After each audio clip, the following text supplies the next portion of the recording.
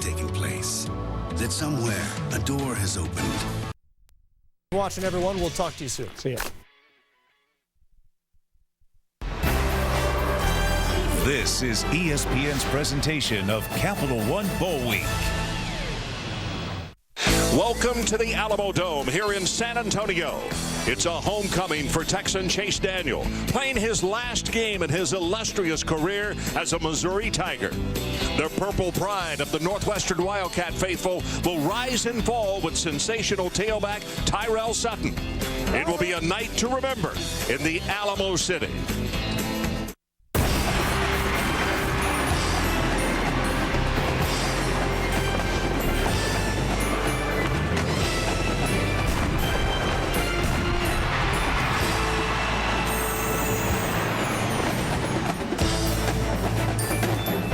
Welcome to ESPN College Football, the Valero Alamo City Bowl. Tonight, number 21 Missouri out of the Big 12 Conference takes on number 23 Northwestern from the Big 10.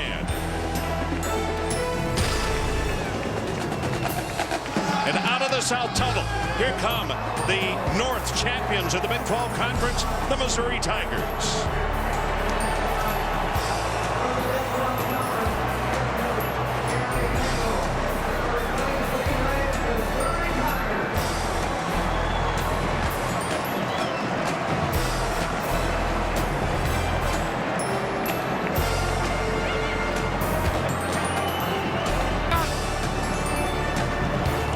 Let's go down to Jack Arute with the head coach of the Northwestern Wildcats. Jack? Well, in just 3 short years, head coach Pat Fitzgerald brings his team to the bowl game, the Alamo Bowl. Coach, you had a couple of minutes with the team in the locker room. What were your final words? Well, we're talking about those that are defending our country, and to Brian Cunningham and task group trying and out there in Afghanistan. We're playing this one for you. Thanks, Jack. Coach. Thanks, Jack. Ron, what he's talking about, he's dedicating it to a fellow that has been a pen pal of the team for over a year. They received a note from him and a flag that was displayed above Afghanistan's final outpost of freedom just 10 short days ago. Okay, Jack, and say welcome to the Wildcats of Northwestern from the Big 10 Conference.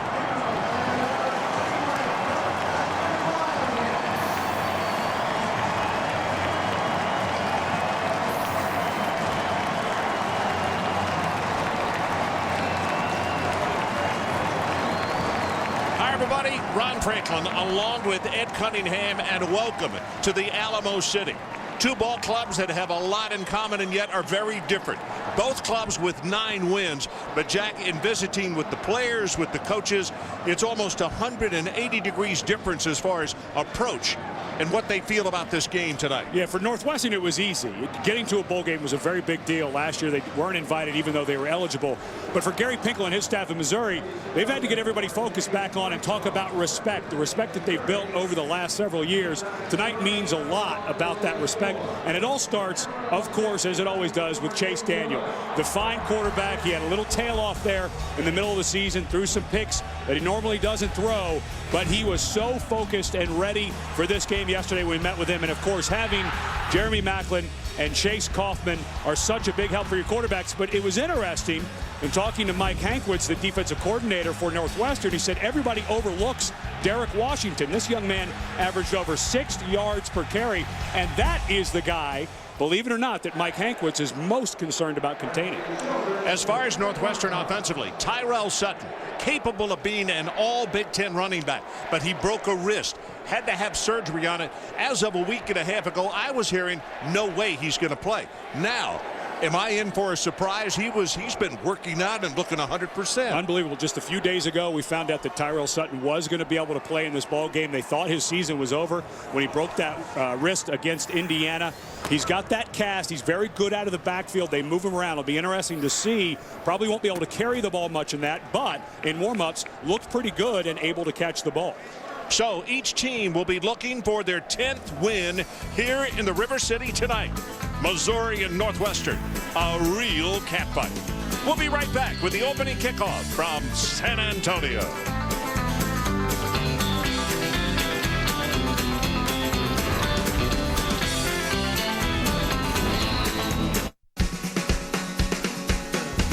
Ragweed's rocking on the radio.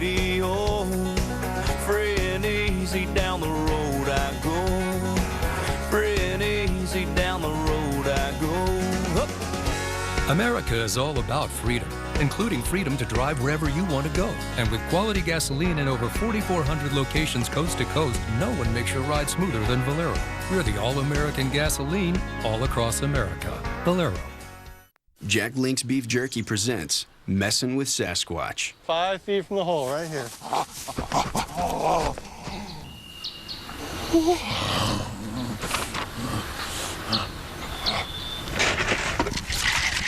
Hey, big fella, want a cold one? Yeah, that's it. Come on, you can do it.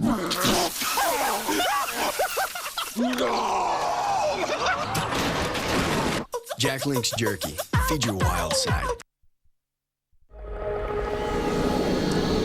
Tonight's ESPN College Football is presented in high definition, live and in color. And we go from a live shot of the Alamo here in San Antonio inside the dome. And Jack, down to you with head coach Pinkel. Let's check with Gary Pinkel. Coach, when you talked to your team, what did you tell them was going to be the key to victory tonight for the Tigers? Well, we just got to play high energy and very focused. I think in bowl games, to get focused and get rid of all the stuff is critically important, and hopefully we can do that. Ron, good luck, Coach. All right, Jack. Missouri has won the toss, and rather than deferring, Missouri says, we want the football because of this guy right here. The question I ask you, though, just nobody kicks to him anymore. Would he see a kickoff tonight? Not from what we saw during warm-ups for Northwestern. All of their kickers were working on pooch kicks, and you'd be very smart not to kick it to Jeremy Macklin.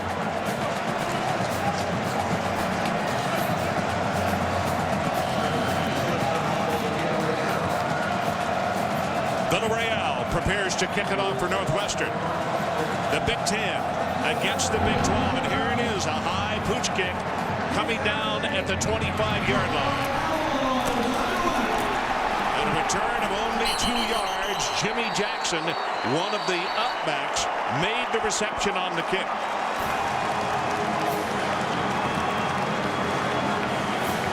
Chase Daniel playing his final game as a Missouri Tiger in what has been a very illustrious career.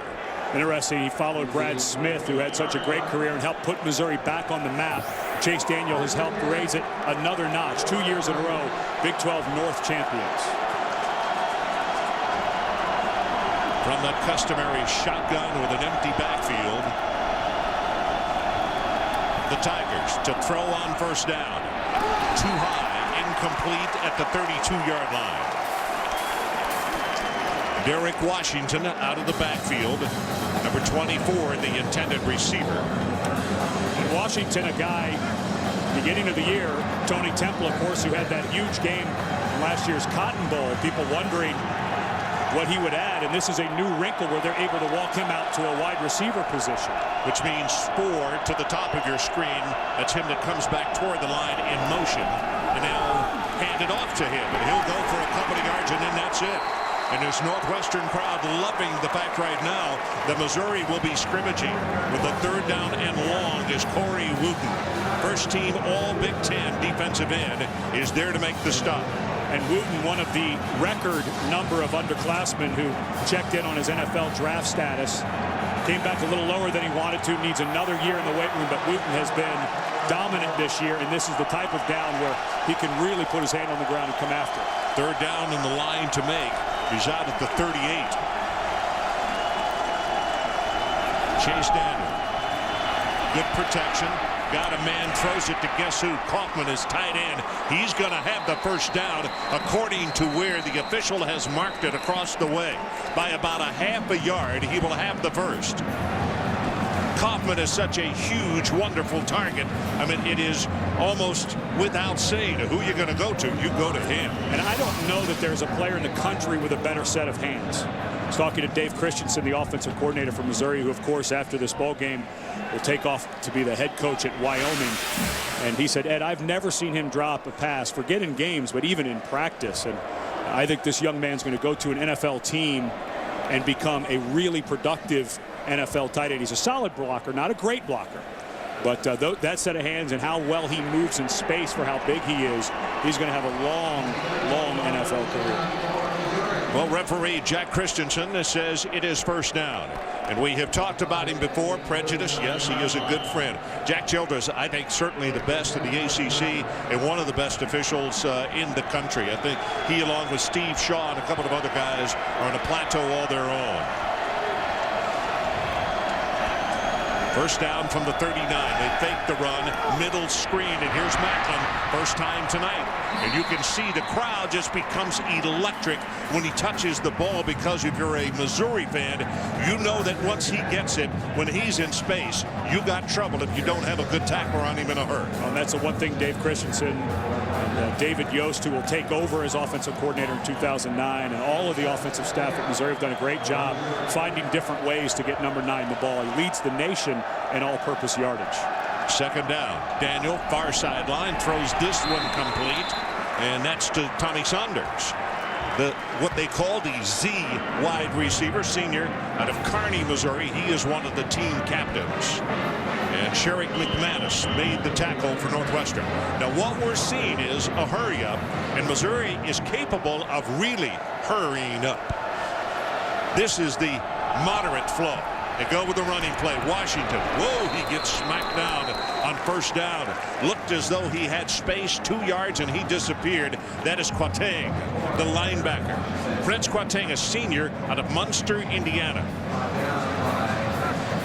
Some injuries for Northwestern throughout the year. They lost Malcolm Arrington, their starting middle linebacker. Nate Williams had to step up, and Prince Quatang did a really nice job of stepping his game up when they lost his linebacker mate. Daniel, here comes pressure. Rolls to his right, going to run it. Now he pumped it, and there was nobody even on that side of the field. Defensive end didn't have time to look and see if he was faking or not. Brian Peters forced him out of bounds. You know, it's interesting. This time of year, you have to start talking about seniors and declared underclassmen about their NFL draft status. And, you know, I don't know where Chase Daniel is going to be drafted. Probably a little later than he should, in my opinion, though. His competitiveness, he's a good athlete. He's got plenty of arm. I think he's going to make a fine NFL quarterback. I couldn't agree with you more. This is the 8th play of the drive.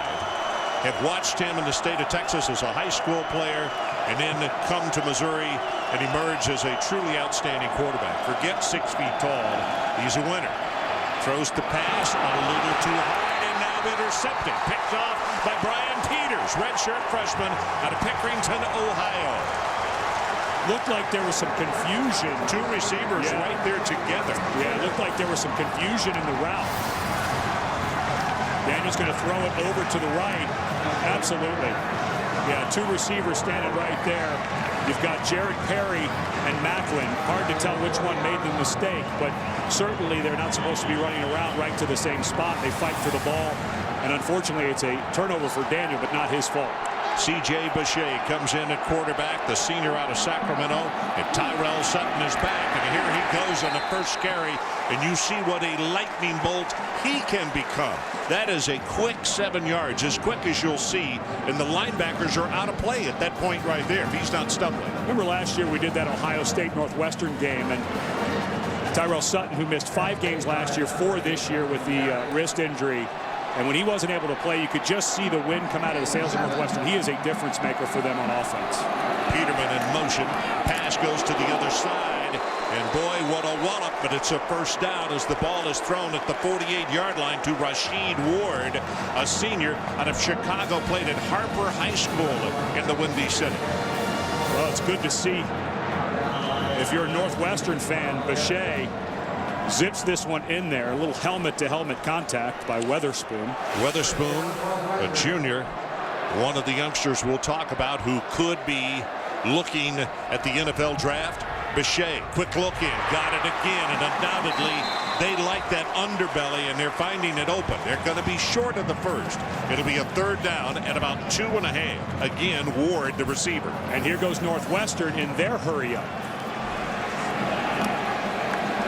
Bechet standing there clapping his hands, then turned around and looked at the bench, and he's got a real signal with 2 dummies to the outside or maybe to the inside, who knows.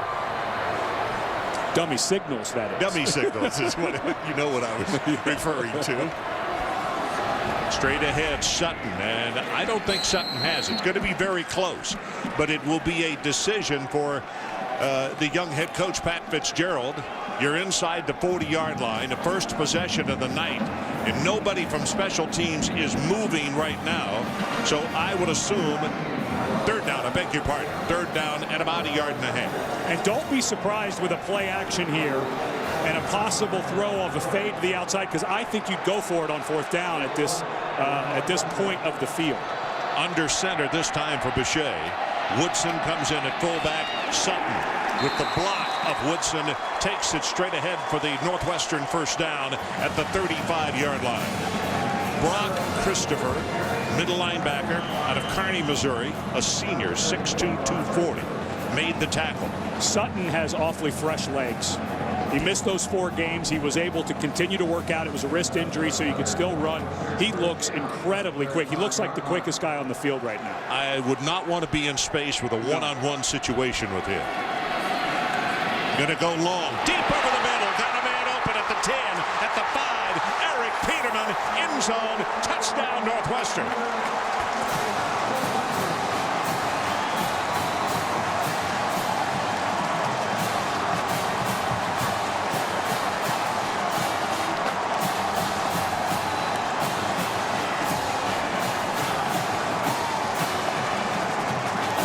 Northwestern got the matchup they wanted on William Moore, the safety.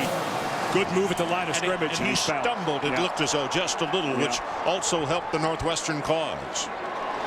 Villarreal with the extra point attempt. Knocks it right down the middle. So let's go to break. And one more look. C.J. Boucher throws a perfect strike. Peterman into the end zone, and it's the Wildcats 7-0.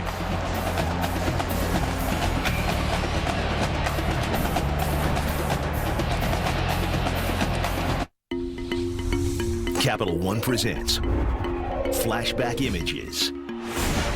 2002. Michigan never found an answer for Tennessee's passing game as Casey Clausen threw for 393 yards in the Vols' 45-17 win. This one's Witten. A 64-yard catch and run from Jason Witten led to 21 unanswered second-half points, sealing the fate of the Wolverines. For more great images, tune into the Capital One Bowl on January 1st on ABC. Okay, so you're driving up to the lake for the weekend when suddenly a big boat pulls up next to you and you notice, hey, it's yours. That's when it occurs to you that while having a lot of towing power is nice, a little control to go with it would be great too. Enter the all-new 09 F-150. It's got the most towing and now an advanced trailer sway control system. And guess what? It's standard. Anchors away, baby.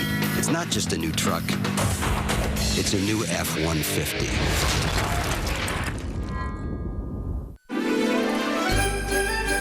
Celebrate the season with a traditional holiday drink. Hint, it ain't eggnog. Have a great holiday. Miller Lite. Great taste, less filling. Why let heartburn stop you when you can stop heartburn? Just one Zantac with a cool mint sensation can knock it out all day or all night for strong, lasting relief. Heartburn? Attack it. Zantac. Sound like defeat? Nope. To me, it sounds like victory. Strong under pressure. Jeter and his Gillette Clinical Strength Antiperspirant with 34% better wetness protection than a prescription product. Jeter's not going for anything less. We're on the Riverwalk in Valero's hometown of San Antonio with thousands of college football fans enjoying the warm Texas hospitality. As title sponsor, Valero is proud to bring the excitement of the Valero Alamo Bowl to fans across the nation. This year's matchup between Northwestern and Missouri promises great excitement and energy. So whether you're a Wildcat or a Tiger or just a fan of great football, we hope you're having fun and enjoying the game. On behalf of the Valero family all across America, be safe as you hit the highways this holiday and have a great new year. Welcome back to San Antonio inside the Alamodome. 7-0 as you look at Eric Peterman visiting with one of his fellow receivers. And after the kickoff here, we'll go to the camera that we call the All-22, which shows both offense and defense and give you a better look, and Ed will explain how and why Peterman got so open. Peterman is one of the captains. It was one of the guys yesterday that I got a chance to visit with at the luncheon. And I asked him about being huge underdogs, and he simply said, if we listen to what Coach Fitz says, he has gotten us so far. Just do what we do, and we'll be fine in this ball game. High spinner. Fair catch is called for and made at the 36-yard line.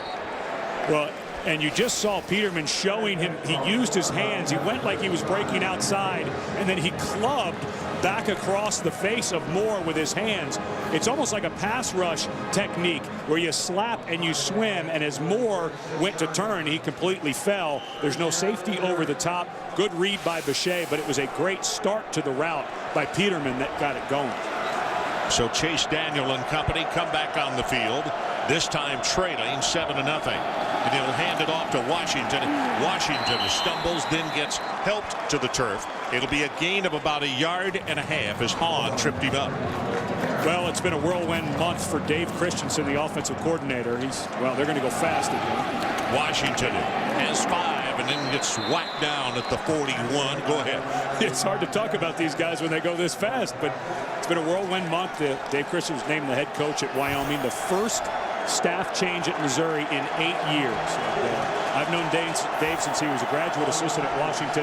Wyoming got a very good coach, and he's going to do extremely well in the Mountain West Conference for the Cowboys. Here. Not only a good fellow, good coach. Third down, line to make the 46. Pass over the middle. That is not going to be enough for the first down. Northwestern looks right now as though they're glancing into the Missouri playbook.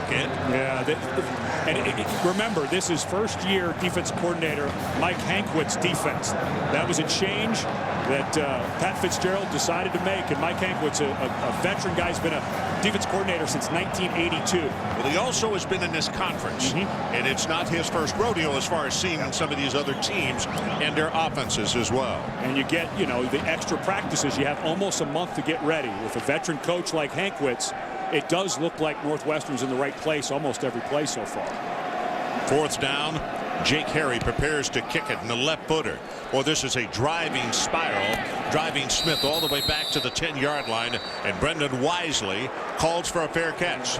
45 yards of the boot, and as we take a timeout, the Wildcats of Northwestern on top.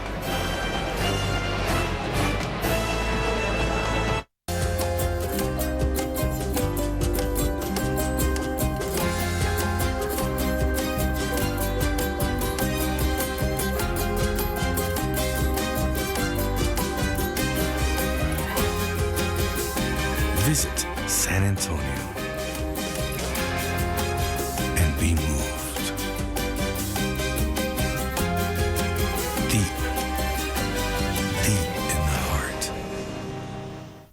I figure the engineers who built the all-new 09 F-150 are probably the same guys we all cheated off of in science class. We're thinking about pizza, they're thinking about aerodynamic wake properties.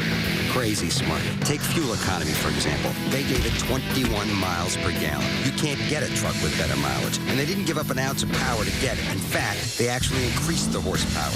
Now that is some A-plus truck thinking. It's not just a new truck. It's a new F-150.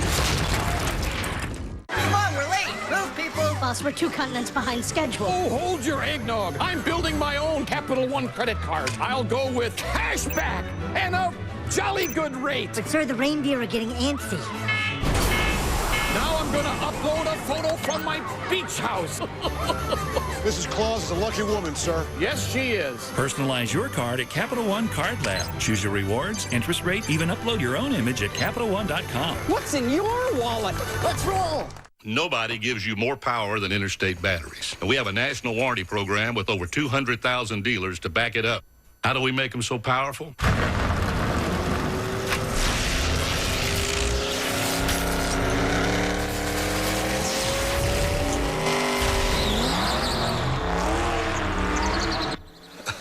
Now that's a secret. Get the battery with more power in it and the most power behind it. Interstate batteries, outrageously dependable.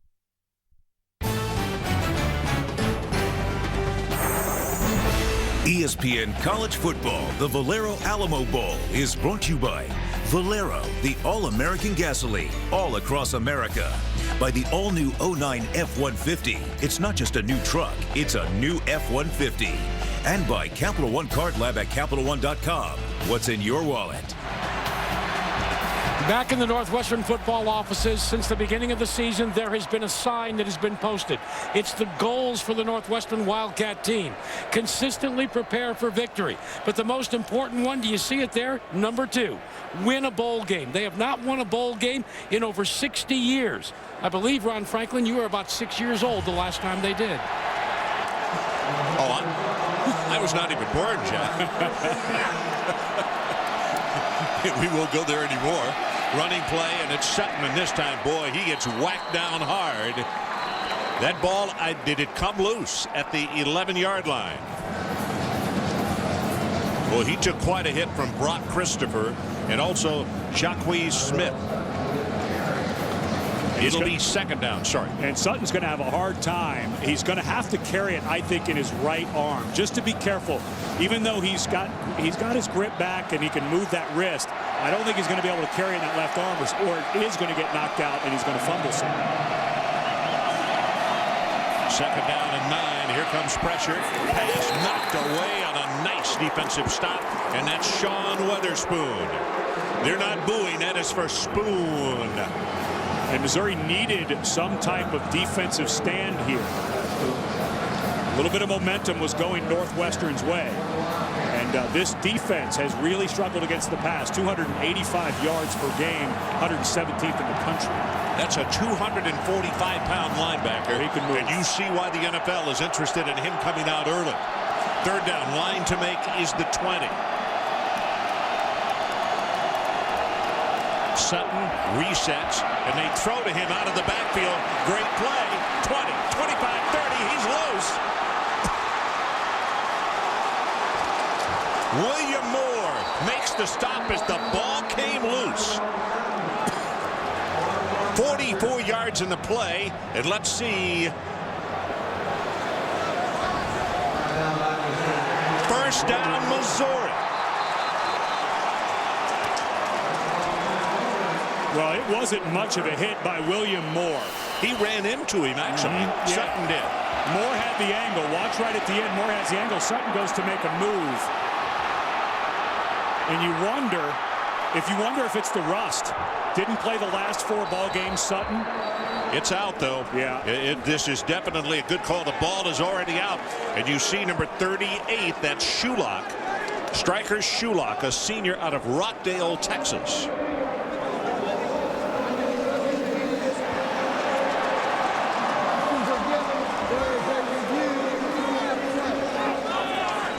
With all this happening so quickly, there is a flag back at the line of scrimmage. We were all looking 44 yards down the field.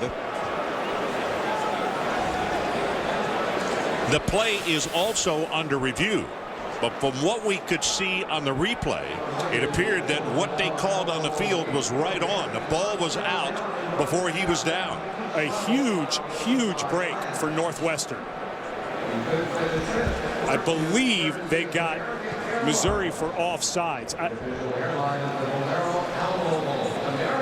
If there was, in fact, a penalty against Missouri, there's no real reason to review this as far as I'm concerned.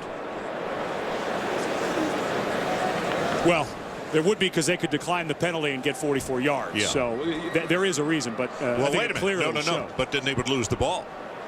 Good point. Yeah. So but what you're going to do is take the 5-yard penalty and make it a third down at about 2.5. Right. So yeah, here's Jack with the call. After review, it was confirmed that there was a fumble and it was recovered by the defense.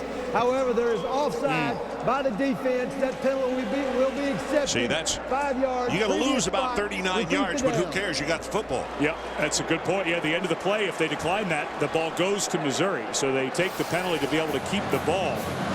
And Missouri, I believe, lined up in the neutral zone. Yep. I think the guy covering the slot Yeah, he is lined up in the neutral zone. That is a humongous mental error. Those are the ones. Yeah, the flag comes out right there as he lined up.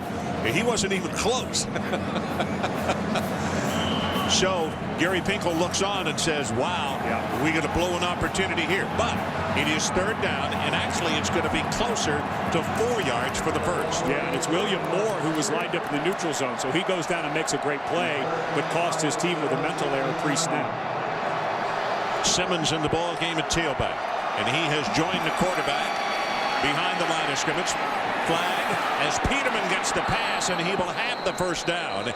And let's see, I'm not so sure if the Tigers weren't offside again.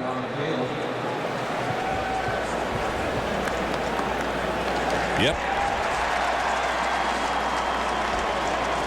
Offside, defense number 2. That penalty is declined. First down. Well, Gary Pinkel, you could see the frustration all over his face. Brian Coulter is the man trying to get a head start, and there he is before the ball is snapped. Well, this is just going to drive Coach Pinkel and his staff crazy. Particularly if they get points on this drive. They had a turnover, great field position, and now they've given Northwestern some space from their own goal line. Now they can run any play they want. This is not going well. You're right. Play calling is a lot different here. They pull the guard for protection. Boucher cuts in front of his blocker, then fights forward for about 5 yards. Reese Davis, how are you tonight, my friend?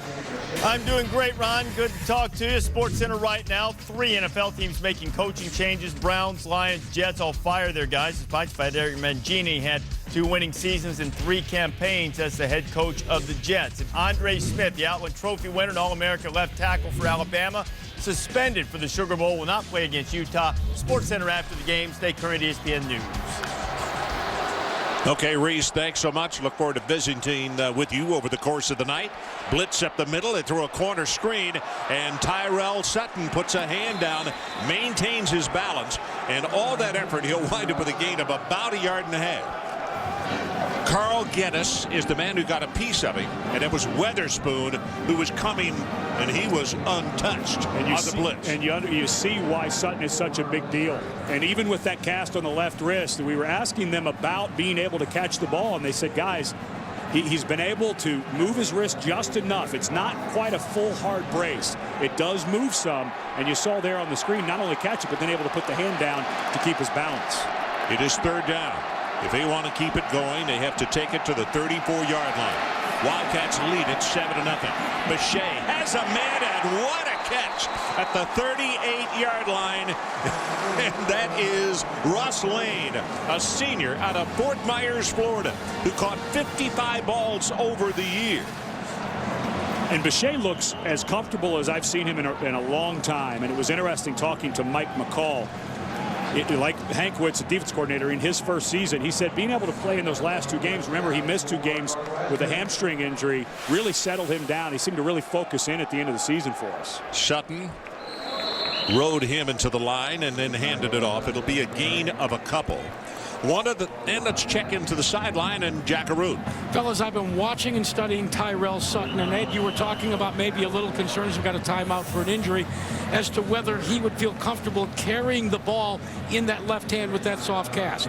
He has done it comfortably, but one thing I did notice, Ed, it's not quite as secure, so we'll have to stay on top of it. But he does take it to the left hand. Yeah, the fumble, he actually had it in his right arm, and I think that might have just been the rust of not having played for the last month of the season.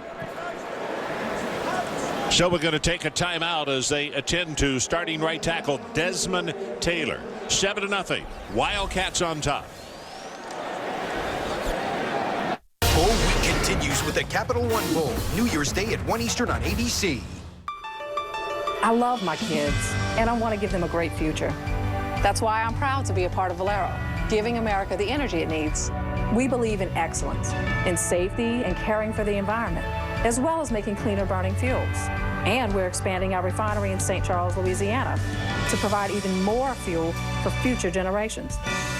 It'll help people get to work and play wherever they need to go. At Valero, we're providing the energy to keep America moving. That's 1 latte. Keep the change. Whoa. You can use that change to get double the beef for only 89 cents. Double the beef? You really just pushed a button. Change the way you see change. Taco Bell's cheesy double beef burrito. A double portion of seasoned ground beef smothered in melty nacho cheese sauce. It's double the beef for only 89 cents. Can I get some change, please? Why pay more? Thank you, Daz. I'll see you next week. If you want to keep your cholesterol down, eat lots of garlic and you're good. No, garlic increases your memory. Man, where you hear that? I forgot. Actually, a study found that garlic doesn't really lower cholesterol. Exercise and cutting down on those fatty foods is your best bet. That may one day benefit from this new type of treatment. Craziest thing I ever heard. I think I'm going with her this week.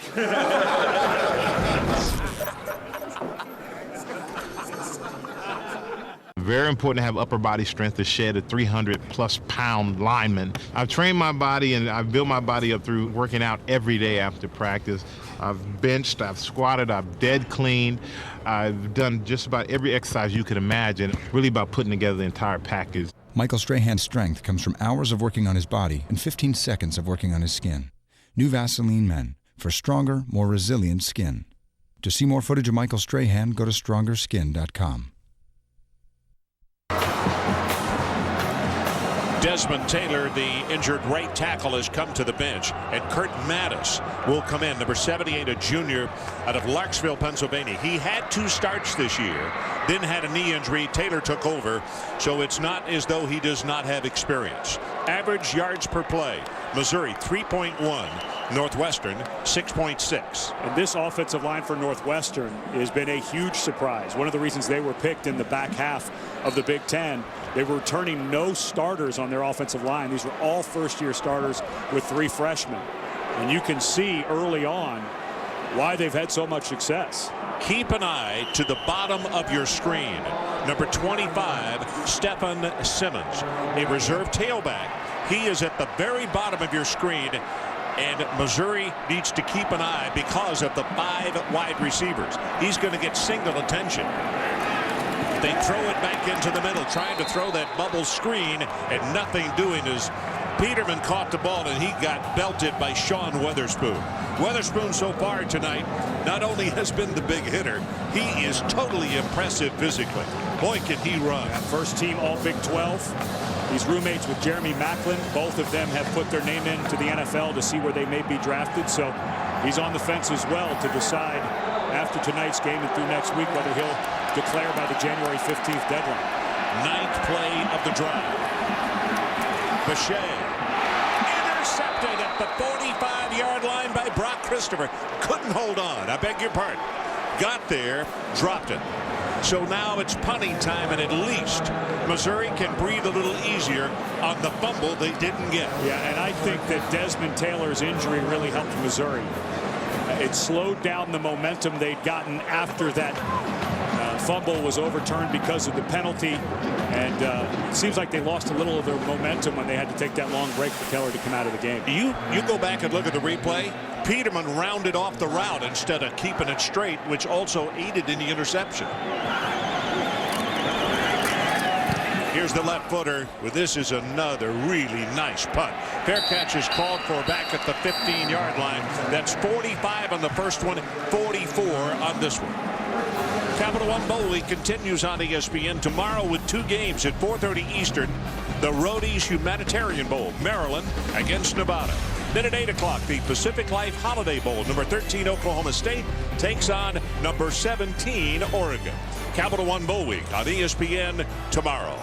I think that Holiday Bowl might be one of the best ones of the season, BCS or not. That's going to be a fun game to watch. Chase Daniel throws the pass complete to Tommy Saunders, and Saunders being pushed back and knocked down at the 18. Let's go back to Jack Arute. Guys, you might think the way Northwestern's defense is playing that Dave Christensen might change things up. That is not the case. Told me he's going to start with 57 scripted plays, except on 3rd down scenarios. He's going down 1 through 57 right now. On 2nd down, throws to a wide open receiver on the sideline, and that is Alexander. Denario Alexander makes the catch and then steps out of bounds. And that is part of the system that Dave Christensen and Gary Pinkel and the entire offensive staff developed over the last several years, and that's David Yost to Christensen's right. He'll take over as offensive coordinator. Those guys have worked hand in glove for the last couple of years. Shouldn't be much of a drop-off except personnel-wise next year. Daniel throws this one complete to Tommy Saunders, and he's going to be hit and knocked back. And the one thing that Missouri has to be careful of, they're down by only 7. But against Texas, they got lulled into a situation they didn't score, Longhorns did, and then all of a sudden they became impatient. Daniel finds a man. He's got Kaufman at the 42. And that is short of the first down. And talking to the coaches this week from Missouri, that was the one thing they did say. Chase Daniel maybe tried to put a little too much on himself. And in games like at Texas and against Oklahoma State and even Kansas at the end of the season, when they got behind, he tried to force it a little bit. Had too many turnovers. He had 8 interceptions in their 4 losses. So they talked about him forcing. He doesn't look like he's forcing it so far tonight. Blitz off the corner. Daniel's going to run it. He'll have enough for the first down and a lot more. And that right there is something that people are surprised at. Chase Daniel is by no means a medium-speed quarterback. He can run well. You know, it's almost like Colt McCoy. You only think of these guys as passers. Of course, McCoy set an NCAA record with 77.6% completion. Daniel was right behind him. Second now at 74%, but both of them can tuck and run really well. Pass too high at the 30-yard line as Missouri really played hurry up there. Chase Daniel's parents, not far. A lot of quarterbacks around the country, not just in the Big 12, but around the country from here in Texas. We talked about it all season, Ron. The 7-on-7 drill in high school has changed football in this state forever. Andrew Jones being pushed back. They'll say forward progress to the 37. And very quickly right back to the line of scrimmage. Chase and I talked about that yesterday at the luncheon. And he is a huge proponent of what it does for everybody, offensive and defensive, the 7-on-7 competition and drills. Throws another one complete to Tommy Saunders and out of bounds at the 25-yard line. Prince Quatang is there to make the stop, and it's a gain of 12. It looks like Kevin Mims, defensive end for Northwestern, down near the sideline. You know, one of the things about the 7-on-7 competition, when you look at the absolute plethora of young Texas quarterbacks that all of a sudden Texas has always had great football players coming out of high school, but they've never had as many super quarterbacks, and it's all appearing to be coming off just what you said. Yeah, and that 7-on-7 drill, it's the defensive backs and linebackers versus the wide receivers, running backs, and quarterback. And at the high school level, they've now allowed that to be a competitive venture in the spring and summer. And they actually have camps and competitions where all of the high schools can come together. There's no linemen. It's all just the specialists, the wide receivers, and defensive backs. And because of that, these quarterbacks that are coming into college now understand spacing. They understand the passing game. A little different when you get a pass rush in front of you, of course, when you're playing teams like Oklahoma and Texas.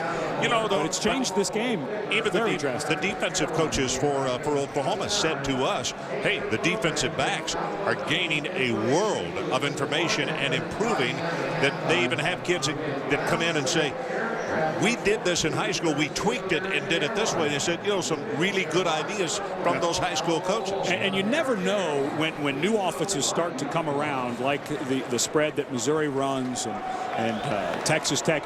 Where did it really come from? Did it come from the high school up, the college down? And of course, now you're seeing it in the NFL with the Wildcat formation the Dolphins are running. That obviously came up from Arkansas and what they were doing for a couple of years there. But the one thing that is for sure, this offense is here to stay for a while, and I believe it's because of what they're doing at the high school level.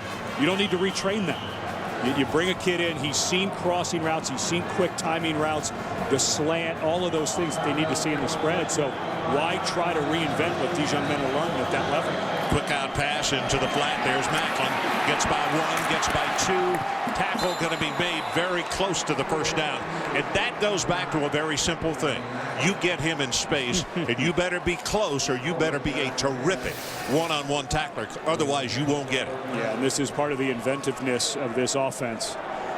Talking to Mike Hankwitz, the defense coordinator, said, I have never seen this much offense a team can run formations in place. Derek Washington takes the ball for the first down inside the 15. One of the things that even Chase Daniel would tell you, he is from South Lake Carroll High School, South Lake, Texas, just outside of Dallas. And when he comes to this state, he wants to fare well. Well, this is his farewell, and he wants to look good tonight, not just for his family, but for everybody in the state of Texas who has enjoyed his talents for so many years. That running play will go for nothing. Washington stuffed, maybe even a loss of a half yard on the play. Well, Mike Hankwitz, the first-year defensive coordinator, was let go at Wisconsin, and the connection was through Gary Barnett. Of course, Gary Barnett was the head coach during that great run in the mid-'90s, and Coach Pat Fitzgerald. And when Mike Hankwitz became available, the first person that Gary Barnett called, he knew Hankwitz when he coached with him at Colorado, said, you need to hire this guy. 12th play of the drive. It started at the 15-yard line, and there's Macklin, and he slides down after the reception.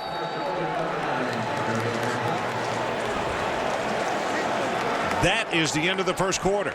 And as we take a timeout, the Wildcats of Northwestern, huge underdogs in this ball game, leading 7-0. But the Cats of Missouri threatening.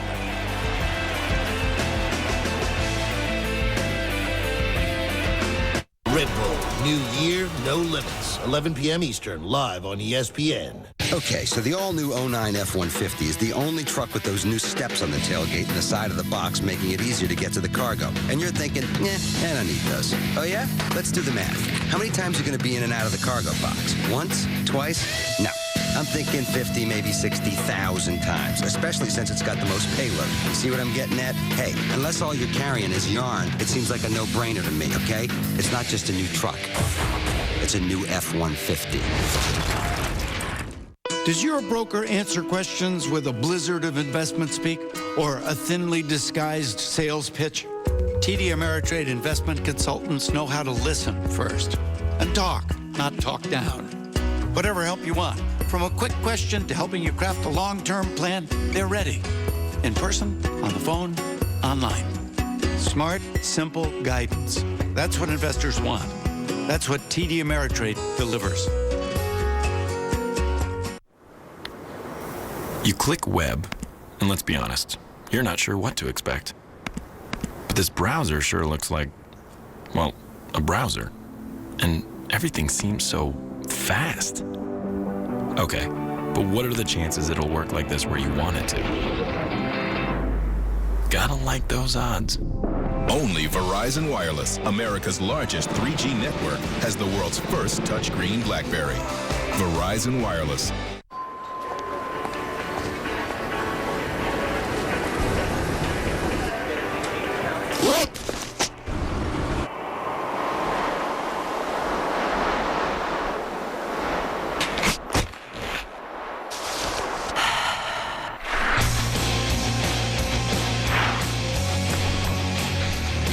Those who never stop exploring always stop at Dick's Sporting Goods.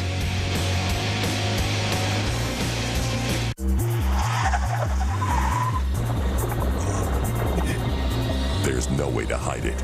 If you drive drunk, we will find you. Cops everywhere are stepping up enforcement and cracking down like never before.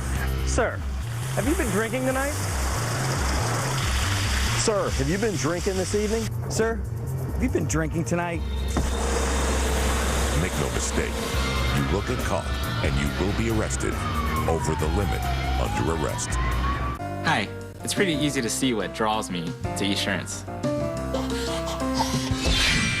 With my family, a job, and a pretty long commute, it's hard to find time to take care of things like auto insurance. Let alone how much it can cost.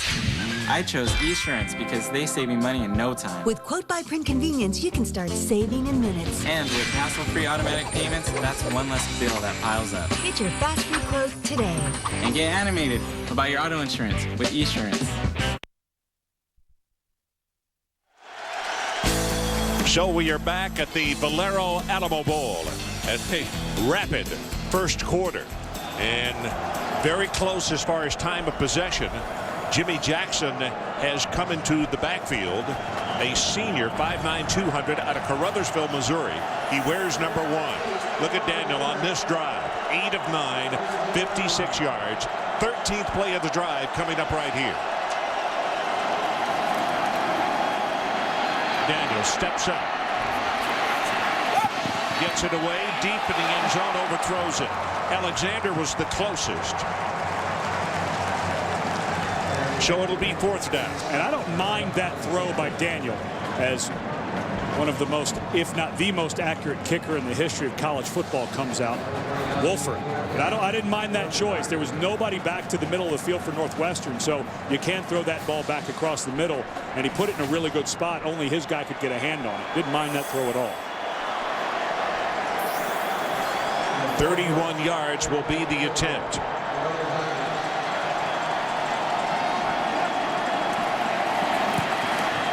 Plenty of distance on the kick and plenty of accuracy, and we've got a 7-3 ball game. Well, heavy underdogs. We talked about the Wildcats of Northwestern.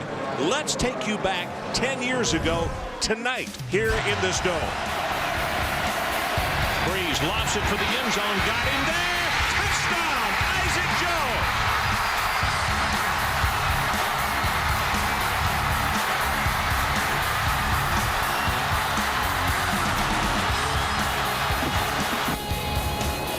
Yesterday at that luncheon, I kiddingly reminded all the players that no matter who was favored or who was the underdog, that the underdog has walked out of here with some big victories. That K-State team was thought to be headed for the BCS, upset by A&M. They come in here, and Purdue was a huge underdog, and you saw what happened. They won it.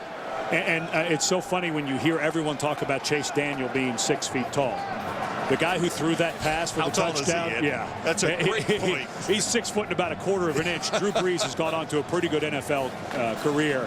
I'm telling you, I've seen Chase Daniel from the first day he walked on campus. This guy is an NFL quarterback. I know he's going to go later than people in Missouri want him, but he's got great quickness on his throws. He's accurate, and we've seen how good of an athlete he is here tonight.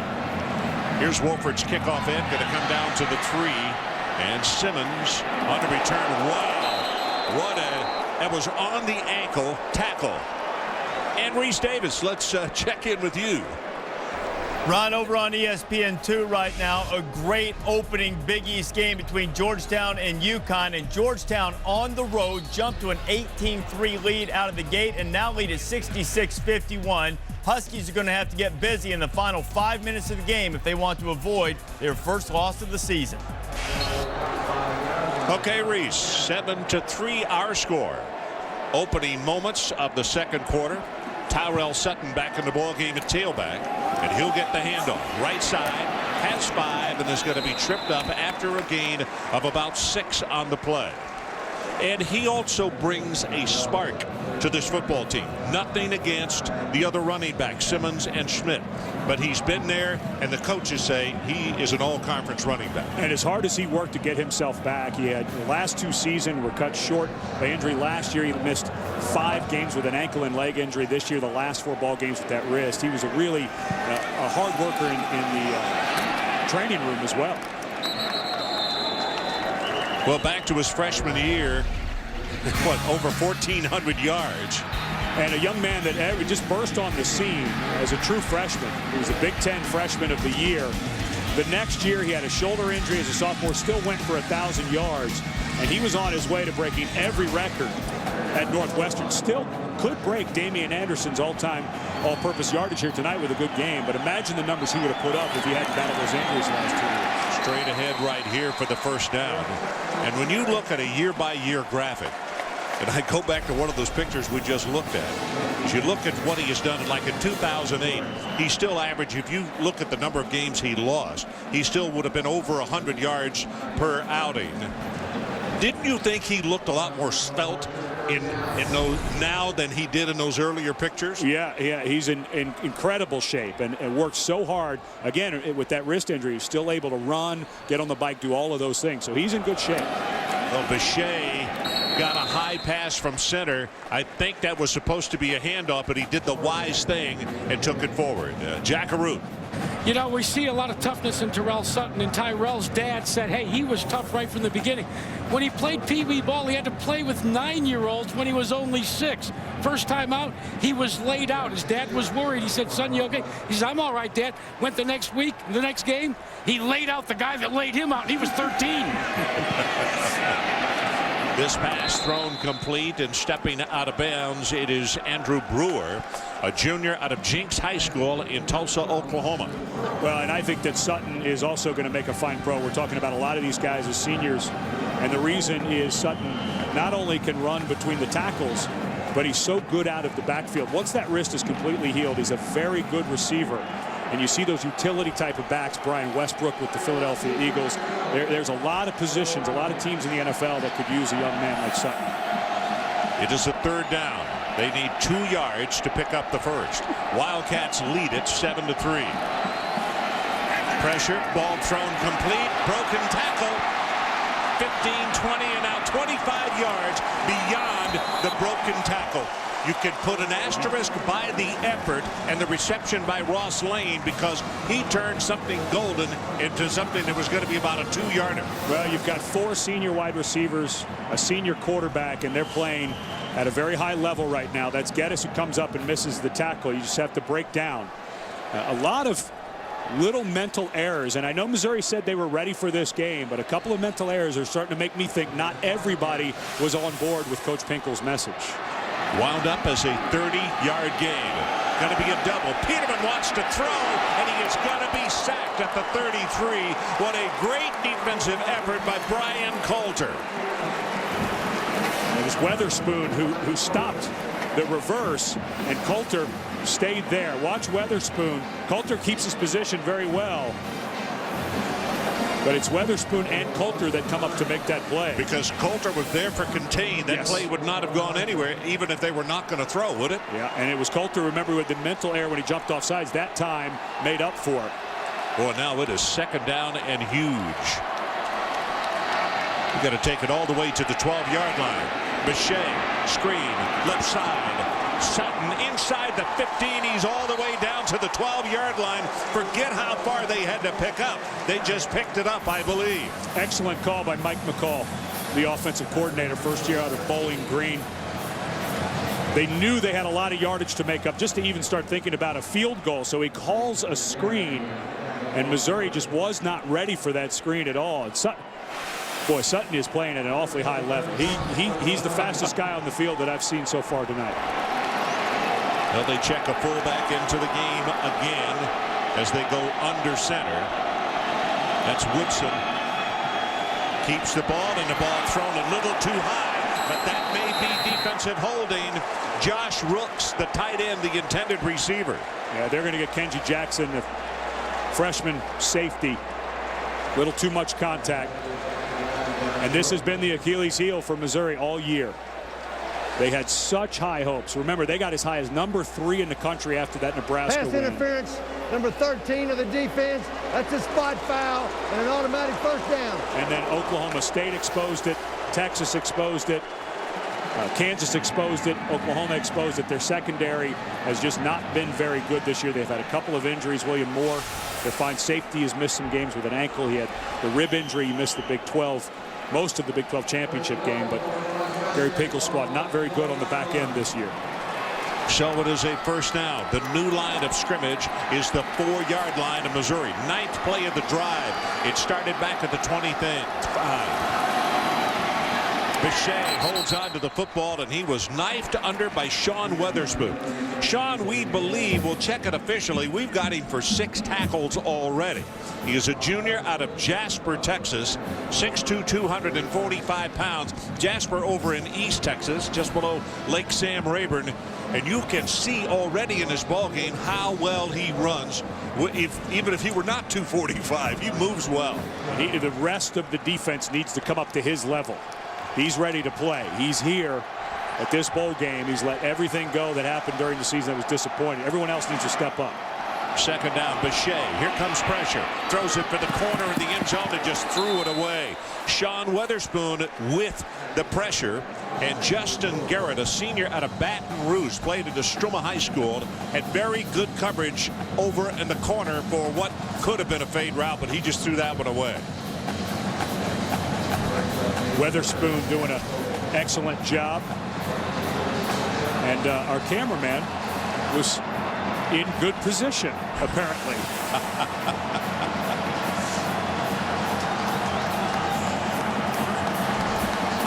Gus Sims. Nice catch, Gus. Third down and goal, Northwestern. Boucher gonna run at the 5-yard line, is shoved out of bounds, and there was a flag across the way down at the 5. Are you going to tell me Missouri was not offsides again, were they? Good heavens, 3 times in this first half. And defenders offside on huge play. The first one. Offside, number 2 of the defense, half the distance to the goal line. Repeat, third down. Unbelievable. The first one was a turnover. Of course, Northwestern did not score after that was overturned. But now, on a third down, wow. And this is the second time someone's been lined up in the neutral zone. Somebody's got to talk to each other because he is so obviously offside. That is just a no-brainer for the official. Nobody's trying to gang up on Missouri. Yeah. And I would think Tyrell Sutton has got to be in play here. Maybe a shovel pass. Well, let's see. It is third down again, and the ball about 2.5 yards away. Boucher looks, throws for the end zone. Nobody there, incomplete. Brandon Mitchell was the closest man to it, and I'm surprised they didn't go your way and try to run the football. Get them upfield. Sutton's been your best offensive player so far tonight. Get him upfield, maybe run a draw or a shovel or something like that. But Missouri, again, Gary Pinkel, a couple mental errors have not hurt them that bad. Villarreal, 19 of 23 this year. In his career, 32 of 42, and this one's going to be placed down from 21 yards away.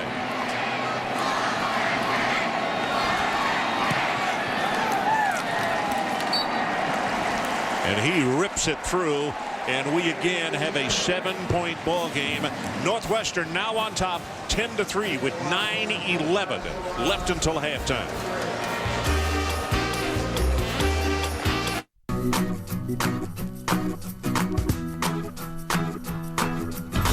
The Suzuki SX4 crossover gets 30 miles per gallon highway, has a pop-up Navi, available all-wheel drive, and starts under $16,000.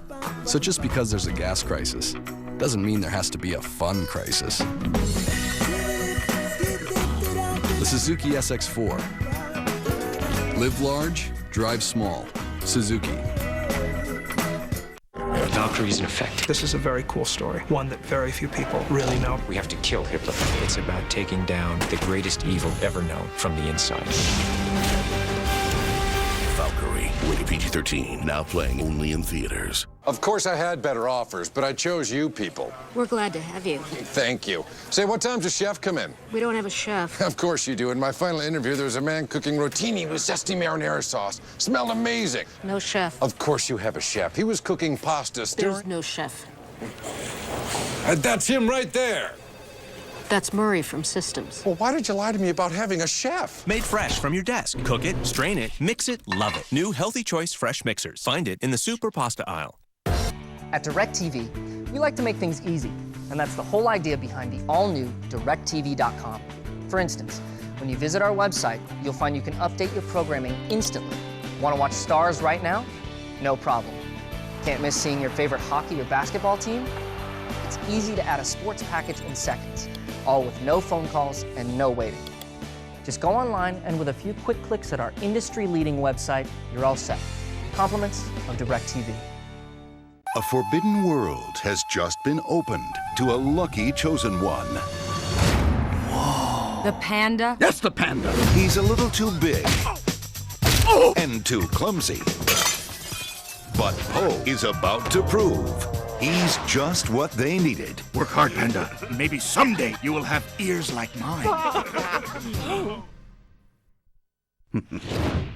DreamWorks Kung Fu Panda.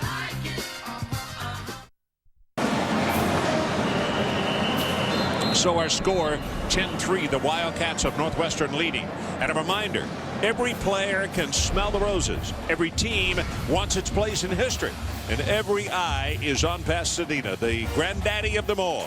Number 8 Penn State against number 5 USC in the 2009 Rose Bowl presented by Citi. Coverage begins New Year's Day at 4:30 Eastern on ABC and ABC HD. And for Pat Fitzgerald, he was a member of the last Northwestern team that went to the Rose Bowl. Unfortunately, he didn't get to play. He broke his leg, so you would assume he'd love to get back as a head coach and compete in that game. Villarreal, by the way, has just tied the Wildcats single-season field goal record of 20. Brian Gow, back in 1997, is the man who set it.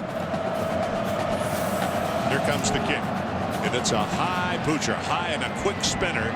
Ball is caught at the 34 by Jackson, and he will bring it to the 43-yard line. Shell will take a timeout.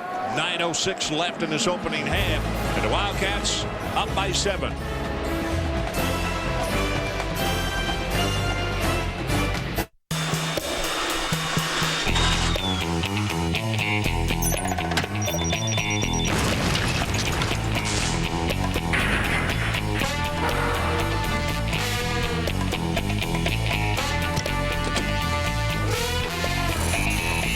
Chase card has a unique built-in fraud monitoring system. So online or off, you're protected. Protection matters. Chase what matters.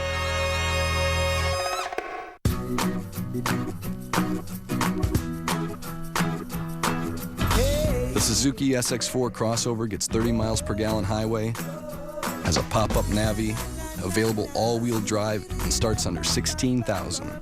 So just because there's a gas crisis doesn't mean there has to be a fun crisis. The Suzuki SX4. Live large, drive small. Suzuki. The principles of Threeconomics. Supply. Can I make double stack? Demand. Wendy's Threeconomics, featuring the double stack, one of 3 way better sandwiches for 99 cents each. It's way better than fast food. It's Wendy's. Why let heartburn stop you when you can stop heartburn? Just one Zantac with a cool mint sensation can knock it out all day or all night for strong, lasting relief. Heartburn? Attack it. Zantac.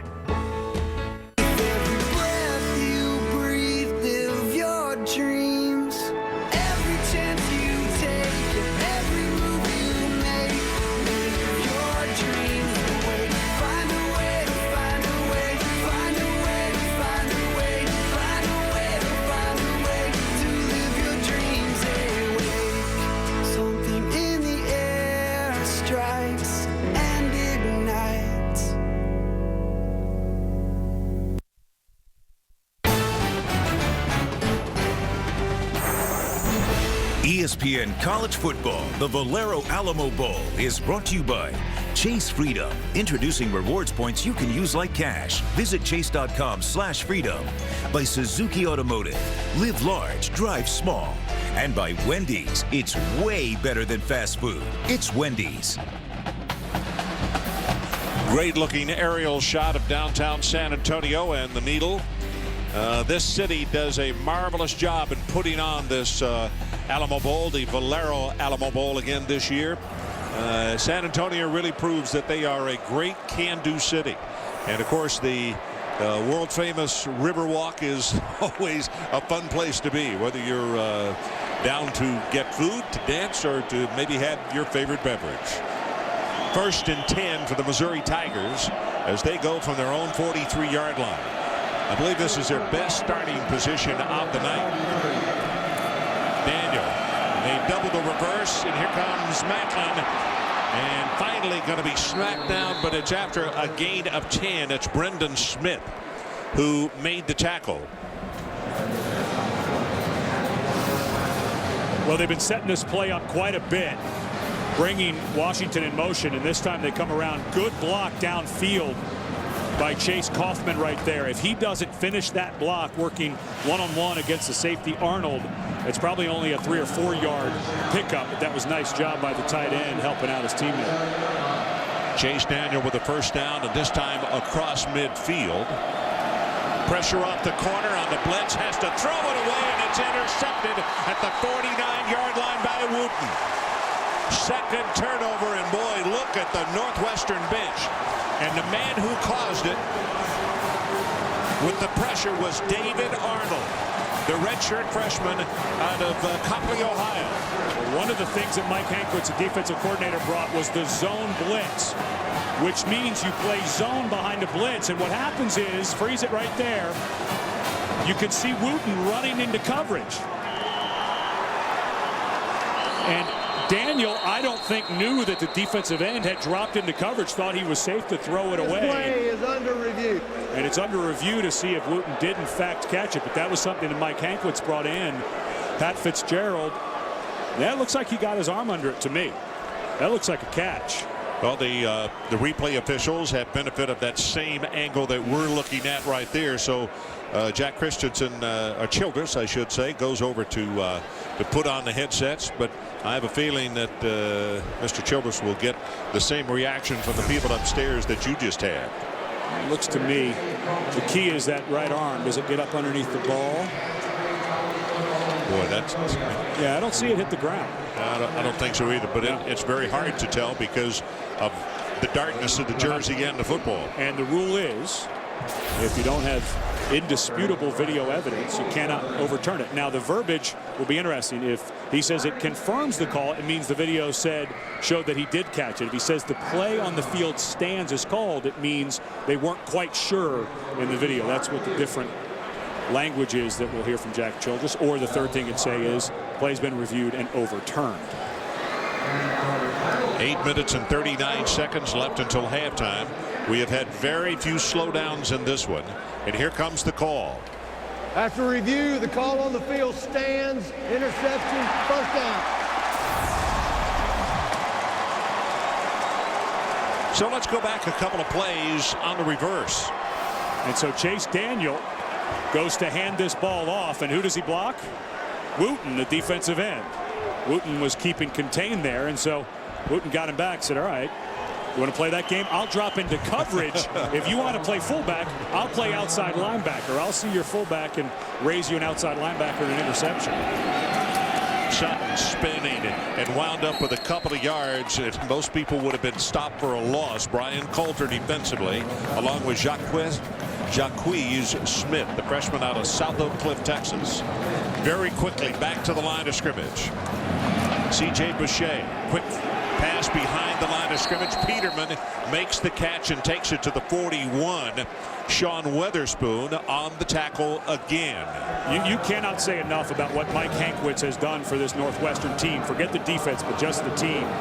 When you get your defense to play at this level, everyone starts to feed off it. And give Pat Fitzgerald in his third year, he had to make a change. He had to, go and find Mike Hankwitz and get him. But the improvement that they have made on this side of the ball, they've improved by over 11 points per game given up over last year. Here comes the blitz, and they go straight ahead with the run, and they'll have the first down. And Missouri was fortunate. They covered the blitz well.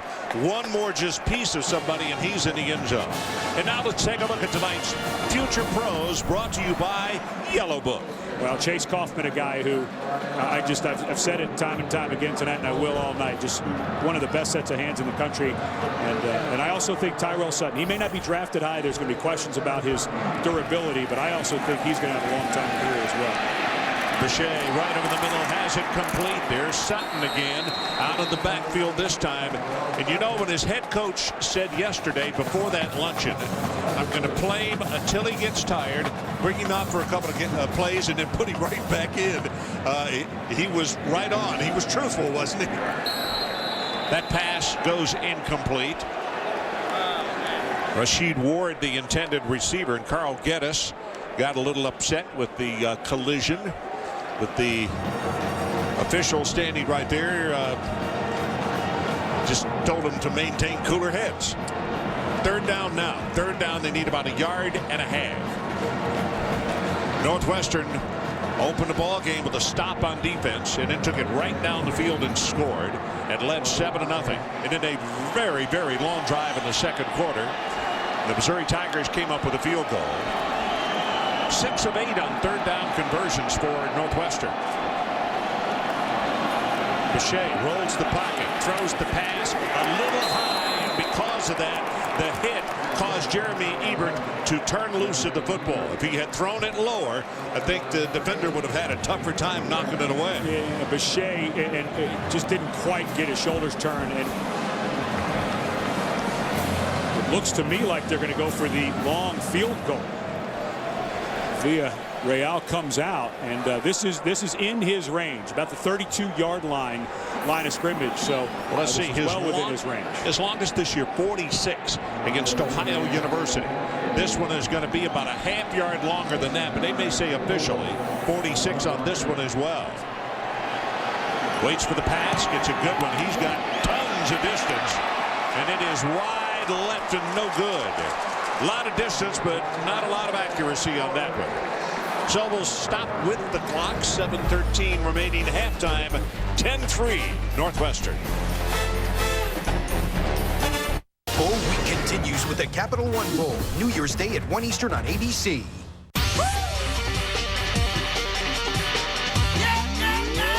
Come on, let's go for a ride.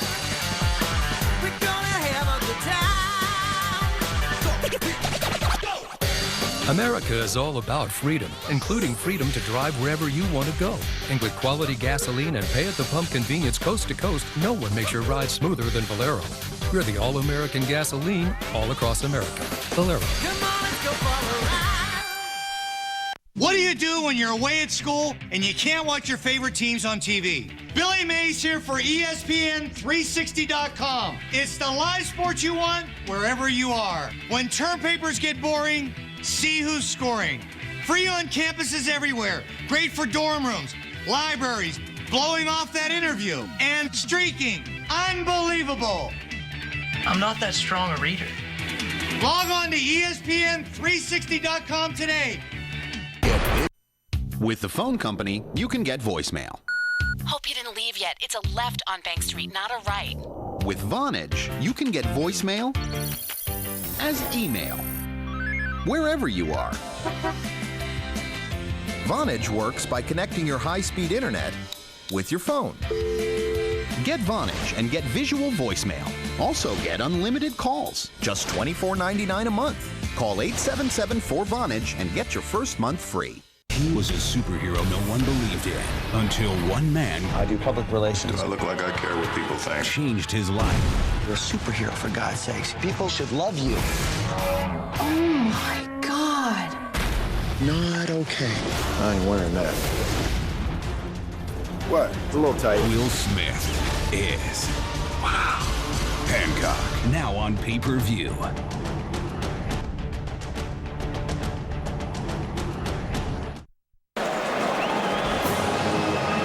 And we are back as you look at the kicker for Northwestern. Rushed it just a little. Northwestern leads it 10-3. And how about Macklin? They have been pooch kicking the ball, and he has not been able to see much as far as kickoffs, but they have been able to get him the ball by way of the pass and also with reverses. Maybe see something unleashed a little deeper, though. Try to stretch this defense a bit. In other words, go vertical now. Daniel, quick out. Throws it a little high, but they got it to Macklin, and there he goes, but he steps out of bounds because of the angle. He is out of bounds at the 36-yard line. Brendan Smith was there to take a look at him. Brendan, also one of the captains and one of the young men that we visited with yesterday, and he talked in terms of also if we do what we can do. He said he was not intimidated by Jeremy Macklin. And now a direct snap comes to Macklin. Turns the corner, and Macklin will go down. He'll have the first down, but look at the 3 jerseys on top of him. You don't think Coach Hankwitz has not gotten this Wildcat team totally prepared defensively? Wow. And one of the things that Missouri gets you ready with is an unbalanced line. They've run that a couple of times, and even though they pick up the first down, there's a lot of purple shirts that it feels like that extra couple of weeks of preparation has really helped Northwestern. Wooten looks really good. Pass near sideline, has this one complete. And Northwestern trying to rip the ball away from Jared Perry. Unsuccessfully, he'll have forward progress to the 47. And let's not forget how good this Missouri offense is. Number 6 in the nation in scoring, averaging what, 43.2 points. And tonight they have put a field goal at the 6:15 mark.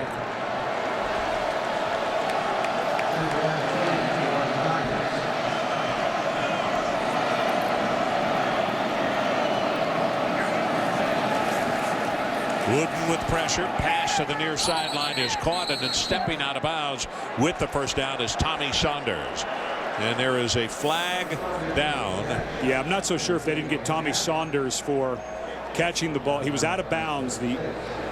On the side, you see the official with his hat off. That's right. He threw that. The field judge threw that because Saunders stepped out. In college football, if you're pushed out, you can come back in and be the first to make a play on the ball. If you go out on your own accord. We have illegal touching. Number 84 of the offense went out of bounds voluntarily, was first to touch the pass.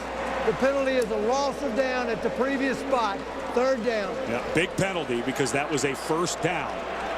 But Saunders, if you in college football, if you go out, if the defender pushes you out, then you can come back in and make the play. But if you go out of your own accord and you make the play on the ball, it's illegal touching. And a nice job of explanation there, as Jack Childress says, you know, there's no penalty. The penalty is you don't get the forward progress of the play, but it is a loss of down. So it's 3rd down, and they need to take it just across midfield to the 49.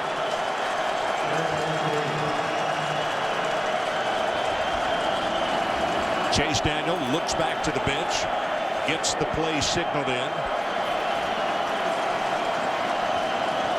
10-3, Wildcats lead it. Missouri got it incomplete. It was thrown behind Saunders. And here comes the punt team from Missouri. Well, you're at 4th and 3, but if I'm Northwestern and they are leaving their safe lookout, their defensive line and linebackers are still on the field, because I would not trust Missouri here is certainly going to pump this away. It's a point in the game where you feel like Missouri may give it a shot. Well, Jay Carey is the man who is back in punt formation. Now there is no short up back, which lends itself to a fake. And he can run with the ball and then kick, and it's the Australian rules kick. And here's what happens. Oh, it is picked up. Most of the time, Peterman picked it up, which is very dangerous. Actually, Brendan Smith. And on the Australian kind of kick, normally the deep man has to run away with it. And how many times this year have we seen the ball be touched in inside the 5? This is a good heads-up play by Smith. Of course, he had that humongous play against Minnesota, the 48-yard interception return with 12 seconds left for the winning touchdown. But that was a good heads-up play, because I think that would have gone down well inside the 5 had he not grabbed it. Boucher looks up, throws the pass, incomplete at the 15-yard line. As a nice job defensively. Rasheed Wallace couldn't hold on. And Missouri's defense needs a stop here. You feel like Northwestern is ready to take control of this game because their defense is playing so well. You can see Boucher begging for the play to be sent into it. There's plenty of time on the play clock. Now he pauses again. They still have 14 seconds. And Sutton straight ahead, winding, spinning out over the 15-yard line. It'll be 3rd and 4. Jack Arup. Guys, it is very interesting to look at the sidelines here on both sides. When you go to the Missouri sidelines, you can see that they are a bit shell-shocked. They can't believe what they're seeing from the Northwestern Wildcats. From the get-go, from coming out of the tunnel on Pat Fitzgerald's sideline for Northwestern, they have been up and they have been excited. The momentum has shifted, I think, over to the purple. Well, they certainly had it early, and then we thought the Tigers took it away as Boucher throws it complete, and that is enough for the first down just across the 20-yard line as Ross Lane who had 55 receptions this year, makes the catch. Well, and Northwestern was the biggest underdog coming into the bowl season, and they've used that as motivation all year long. They were underdogs in their last game against Illinois, and they thought, wow, we can't gain any respect, even at a home game. So I think Jack is right. Missouri not quite wanting to be here. Northwestern really happy to be here. Sutton hit hard at the line of scrimmage, fights his way for a couple. Reese Davis, let's check back with you. All right, Ron, coming up at halftime, it was firing day in the NFL. We'll give you a complete rundown on the coaches who have lost their jobs. Alabama is now looking for a new left tackle. Big suspension that could hurt the Tide against the Utes in the Sugar Bowl. And we'll also check in and let you know how Scarlet Fever saved Rutgers. It's all coming up. Mark and Lou are here. Makes you wonder if maybe they, rather than suspending the player, maybe they should suspend that agent. There's illegal contact with an agent that caused that. It's just a shame. You don't need that type of contact. Pitchback comes to Sutton, turns the corner. He is close to another first down. Boy, this one may require a measurement as Sean Weatherspoon comes out there to make first contact with him. What a difference number 19 has made. And as we said a week to 2 weeks ago, people were saying no way he's going to participate in this game because of the surgery to his wrist. I had taken him off my depth chart because everything pointed to the fact that the wrist injury, the team doctors said that it was like he had been in a car crash. Ligament damage, a few bones were broken. They had to insert pins. They just removed those a couple of weeks ago. It's astonishing that he's back and able to play. Well, but now we're at 3 minutes and 21 seconds showing on the clock. The last time that Missouri was held without a touchdown in the first half was in Austin against Texas back on October the 18th. That's when they trailed 35-3 at halftime. Biggest thing in this one is, boy, 3 offsides by the defense, which has allowed life for the Northwestern offense, and that really has been hurtful to Gary Pinkel's ball club. First down from the 32.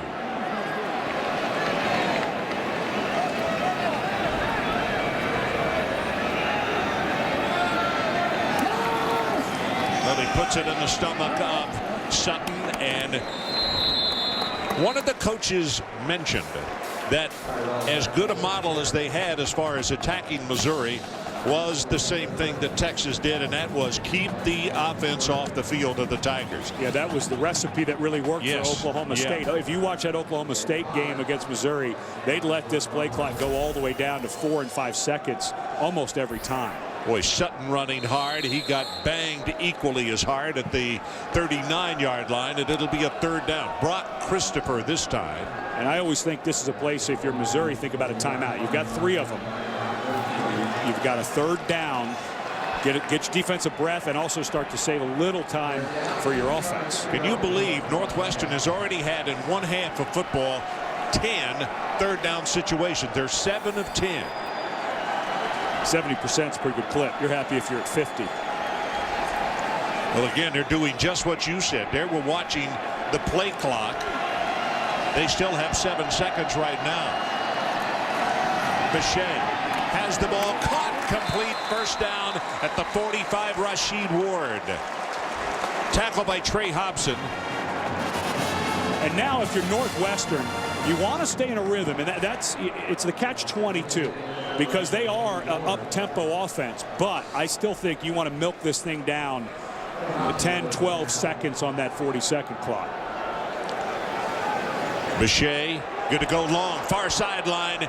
Well, maybe a half step. The safety was coming over to help, but he just overthrew that one. Ward, the intended receiver. And Christopher with great pressure on the play. And this is really the first time that we've seen Bechet take a good hit tonight. Couple of pressures where he had to throw it away. But I think that right as he let that ball go was when Christopher hit him. And Missouri, look how winded these guys are on defense. Those hands on the hips as an offensive lineman, you love to see that, especially in a passing down. Defensive lineman huffing and puffing. That's a good sign. Stephen Simmons, number 25, a 5'8" sophomore, comes in at tailback. Pressure again, and he's going to be sacked at the 35-yard line. It's Shula. Now, Bechet gets up very deliberately on this one. So they are calling a timeout. The Missouri Tigers. 1:21 showing on the clock. We'll be right back.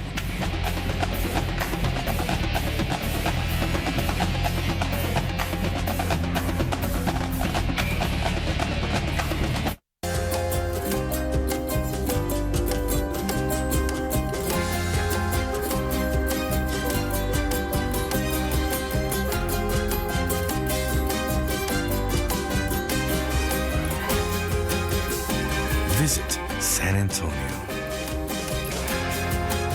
and be moved. Deep, deep in the heart.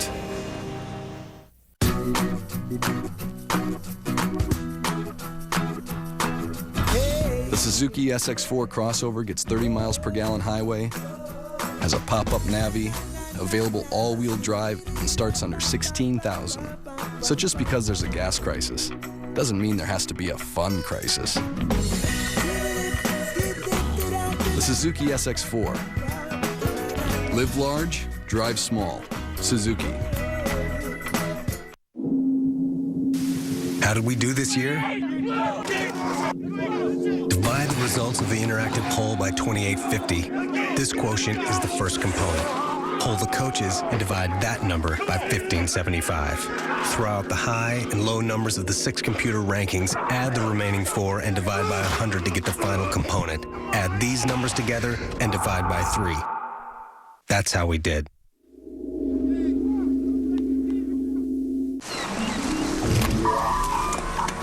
He's online! Oh no, we can call for help! What are you doing? Billing my own Capital One credit card. I'll go with airline miles and a low interest rate. We have internet access? I'll upload a photo. There we go. I was full for 3 days. Cheeseburger! Cheeseburger. Personalize your card at Capital One Card Lab. Choose your rewards, interest rate, even upload your own image at CapitalOne.com. What's in your wallet? And we are back. It is going to be a 3rd down and very long as we look over the shoulder of Jeremy Macklin. Now what he's looking at is possibly we're going to have the punt team is lined up on the sideline for Northwestern. This guy rarely gets to touch the ball anymore with all the folks that he's burned early on either punts or on kickoffs. And that's what he is looking at right now. Will he get an opportunity on this next play if the Wildcats cannot come up with a 3rd down and very long? They're going to take it all the way to the 44 of the Tigers. And here's Sutton. Sutton runs hard, but he's not anywhere close. And it will be punting time. And the Tigers are going to call another timeout. They want to stop the clock with 75 seconds until halftime. We'll be back in 30 seconds to the Valero Alamo Bowl. I'm a Mizzou Tiger at the school with the #1 academic progress rate in the public BCS. I'm a Tiger, celebrating the 100th anniversary of the world's first school of journalism. I'm a Tiger, on the prowl for a cure for heart disease.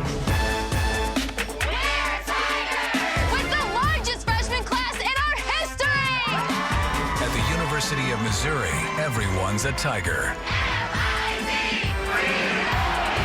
There's only one Mizzou.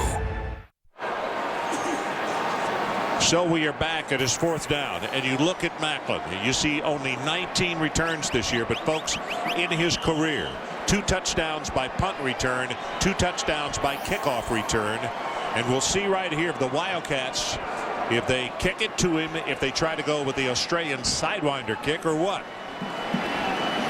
And the left footer delivers, and it is a partial spiral on the run. Macklin, 30, 35. Here he goes. 45. Kiss him goodbye. Count it off. 20, 15, 10, 5. Touchdown. 75 yards. Pat Fitzgerald, you knew better. You just got burned.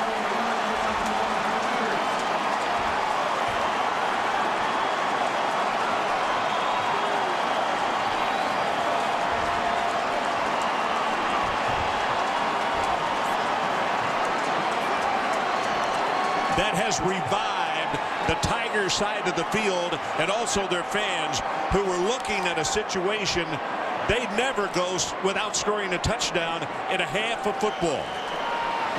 Wolford in to attempt the extra point. He got it. So with 1 minute exactly left in this first half, we got a brand new ball game, and we are tied at 10. Well, Stephen Demos, the punter for Northwestern, he went for that Australian rules kind of kick. The problem was it came out as a spiral, and so it actually hung in the air. You don't expect that kick. You almost want to make it go end over end so it gets on the ground quicker. But I'll tell you, Macklin, because that trajectory was higher, was able to judge it and catch it. But and give the Missouri blockers a lot of credit. He had to make one guy miss. That's what you tell your punt return man.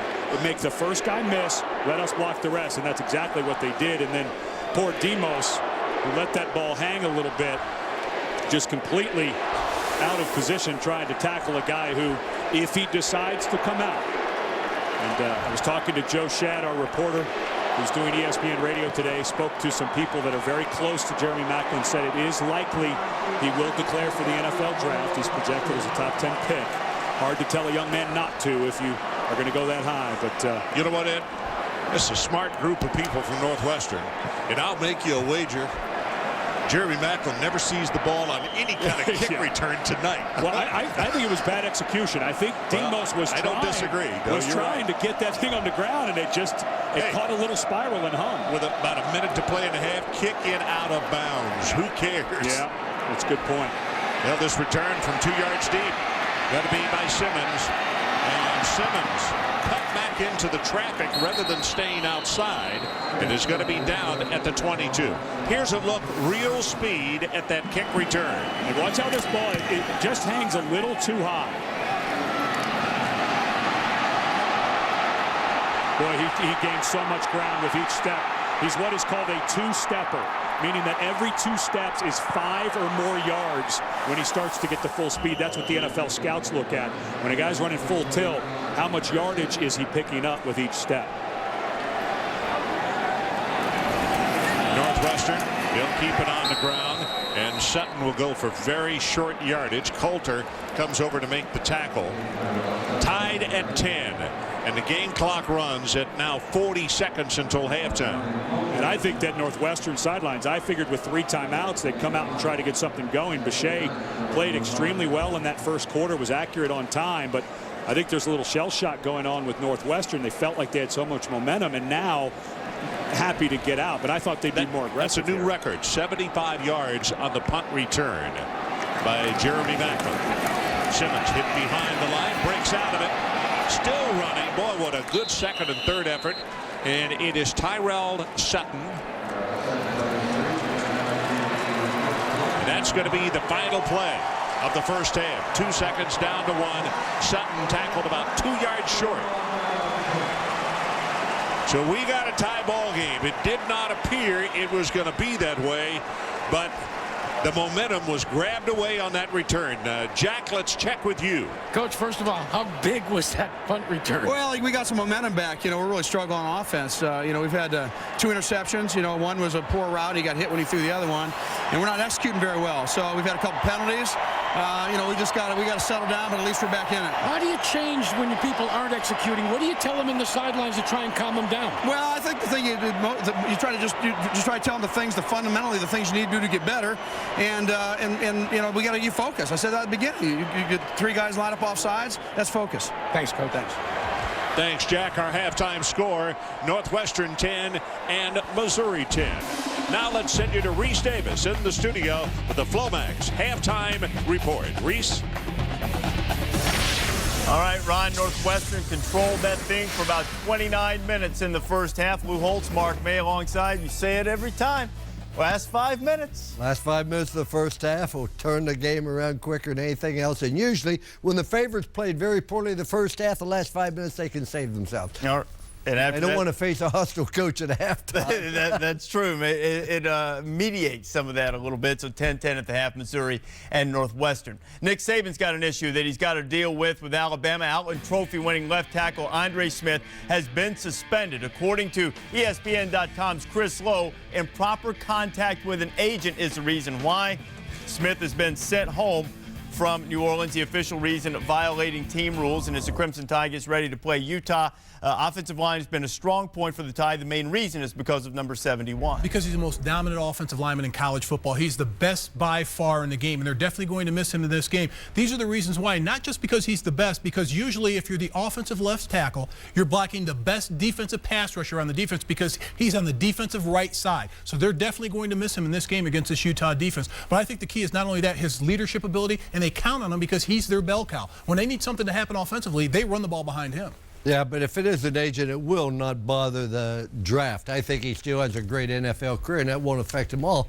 But it will affect the Alabama football team because it's a distraction. Let's remember this. Utah is not a great football team, but they're awfully, awfully good. They have a great quarterback and a young man named Johnson. They are undefeated. They did beat Oregon State. They did beat Michigan and Ann Arbor, and they are capable of beating Alabama if Alabama doesn't go there very, very focused. I disagree with you about the draft because right now the NFL, they look at accountability and character. And if you're not accountable, because now it's me before team, in this instance going to the Sugar Bowl, it's going to move him down in the slotting system, which means if he was a top 5 pick, the materialistic side of me has to look at this. It may move him from a 6 to 10 pick, which just cost him a couple of $1 million. I don't think it will move him at all because I don't think it was about character. I don't think it's about integrity. I don't know enough about it. I just know this. He's been a wonderful young man. He's been a great leader. He's been a model citizen the whole time. That's why I think I'd have to go with him. I just know this. He's been suspended for the Sugar Bowl. That is true, but you're right, Lou. He has been a model citizen during his time in Alabama for sure, but the thing that I find most stunning out of all of this, you have a materialistic side? Oh, this guy right here. I put my hand in my pocket. I shake hands with him. Then maybe he will enjoy this side of the story. Another thing. It's all about the love of business and the sport and ESPN. Well, another part of from the Sugar Bowl, materialistically speaking, Kyle Whittingham, the head coach at Utah, has a new contract, 5 years, $6 million, and his undefeated season certainly aiding his cause there. Whittingham has no such issues as they get ready to go into the Sugar Bowl against Alabama the day after New Year's. Other guys are unemployed in the coaching ranks, most of those coming from the NFL. Day after the regular season means people are put on the firing line. We'll hear from our NFL guys about that. And a terrific game in Birmingham in the Papa John's Bowl. Rutgers and NC State turned their seasons around and won, ended on quite a high note.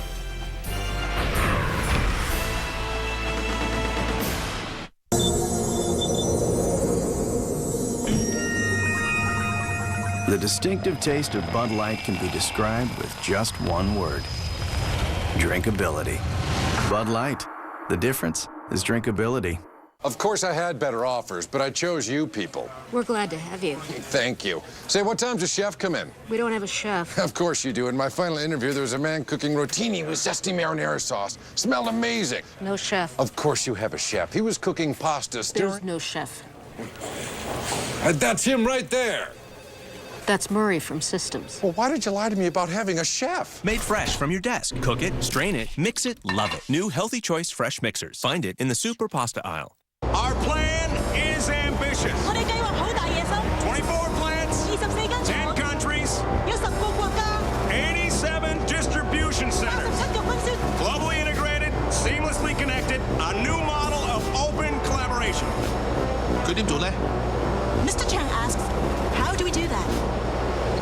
We haven't figured that out yet. Wait.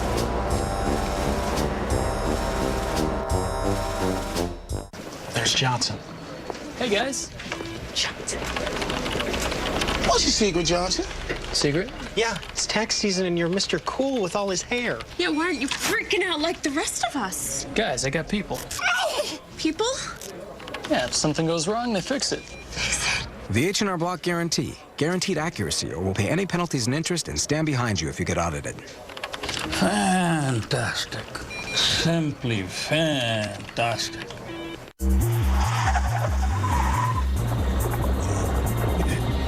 There's no way to hide it. If you drive drunk, we will find you. Cops everywhere are stepping up enforcement and cracking down like never before. Sir, have you been drinking tonight? Sir, have you been drinking this evening? Sir, have you been drinking tonight? Make no mistake, you look caught and you will be arrested. Over the limit, under arrest. Sound like defeat? Nope. To me, it sounds like victory. Strong under pressure. Jeter and his Gillette Clinical Strength Antiperspirant with 34% better wetness protection than a prescription product. Jeter's not going for anything less. This halftime report brought to you by Prescription Flomax. C.J. Bechet throwing it. His feet were moving across the turf, gliding as it were. Destination end zone ahead. Peterman scoring in the Himalayan walking boots. Northwestern and Missouri tied at 10. Earlier today, PapaJohns.com Bowl in Birmingham. North Carolina State and Rutgers. Both of these teams finished strong to become bowl eligible. Rutgers came in having won 6 in a row after starting 1-5. How about Russell Wilson to Owen Spencer? Oh, this is just a tremendous throw here. Russell Wilson, NC State's a different football team when he's in there. Wilson was hurt late in the first half and didn't return. Harrison Beck has done this very often. Ryan D'Imperio with the pick. That would be Beck's last play of the game. They would try another quarterback. Wilson was out with a sprained knee. So Daniel Evans, one-time starter for the Wolfpack, comes in, flipping one off his back foot to a wide-open Anthony Hill. Wolfpack up 23-19. But how about the way Mike Teal finished the season? Kenny Britt here, Mayday. He's been outstanding the second half of the season for Rutgers. Perfect job by the offensive line. And look where he lays this pass right in there where Kenny Britt takes it in for the score. 319 yards, 2 touchdowns for Teal on the day. Here's Evans trying to save his team. Clock winding down, heaving up a desperation throw, and Courtney Green is there. Rutgers wins it 29-23, and Schiano and the Scarlet Knights, when they had an opportunity to quit, just kept chopping. 1-5 after the first 6 games. And look what they did over the last 7, averaging 39 points per game, or right at it, and nearly 500 yards of offense. And Teal, a big reason the way he turned it around, 22-6 touchdown to interception ratio after starting very poorly. Even had an altercation with a teammate after a loss to Navy early in the season. So Rutgers got things turned around. Some NFL teams are hoping to do the same. The day after the regular season, always a difficult day for head coaches. Trey Wingo and the guys break down firing day in the league. NFL Live with this report. Bad day to be Eric Mangini, out after 3 seasons with the Jets. He lost 4 of his last 5 games, even though they had Brett Favre at quarterback. Rod Marinelli predictably fired after the first 0-16 season in the history of the NFL. And it's a clean sweep in Cleveland after 4 seasons. Romeo Crennel out as head coach. GM Phil Savage also let go. There was so much hope in 2008 for the Browns after a 10-win 2007 season. Your NFC and AFC wildcard weekend matchups. Here they are. The Cardinals hosting their first playoff game since 1947 when the Falcons come to town. The Eagles at the Vikings Sunday, 4:30 Eastern. As for the AFC wildcard picture, Colts and Chargers second straight postseason. They meet. The Colts lost at home. This one's at San Diego a year ago. And the Ravens and Dolphins, a rematch of a Week 7 matchup when Baltimore went down to Miami and won that one 27-13. NFL Live report. Trey Wingo, Trent Dilfer, Merrill Hodge. You look at those matchups. What sticks out? Well, the biggest thing for me, I'm excited to see how these rookie head coaches and rookie quarterbacks respond to the 3rd season in the NFL. A different speed in the playoffs. Joe Flacco, Matt Ryan. Let's see how they do, Merrill. Yeah, you know what, and I love that too. You know, one of the things in the playoffs that is truthful, that if you have a weakness, that will be exposed. And if you had a weakness that you didn't strengthen during the course of the season, it's usually the thing that costs you. And the team that I point to is the Arizona Cardinals. I think they have weaknesses on both sides of the ball. I think Atlanta exposes both of those in this playoff game. We'll see if that happens. Stay tuned to NFL Live Daily for everything you need to know about the playoffs, as well as coaching moves that may or may not happen to your team. Well, here's one, Trey. Bill Cowher reportedly willing to talk with the Jets about the head coaching vacancy. That, according to 1050 ESPN New York's Andrew Marchand. Scott Pioli very interested in the vacant general manager's position with the Browns. Pioli, of course, now with the Patriots. And the Pro Bowl in 2010 is going to be played in Miami the week prior to the Super Bowl. What do you think? Well, I think that a lot of guys that are playing in the Super Bowl will not be playing in the Pro Bowl. That'll be the first time that's happened in a long time. Very true, but I imagine they will find a way to collect those Pro Bowl bonuses. Is that the materialistic side of you? I have studied at the feet of the master. 73 materialistic side. big-time payoff, figuratively speaking, for the Rose Bowl, and we'll also look ahead to the Holiday Bowl, which could be an offensive showcase. Some big-time guys that you'll someday see playing on Sundays.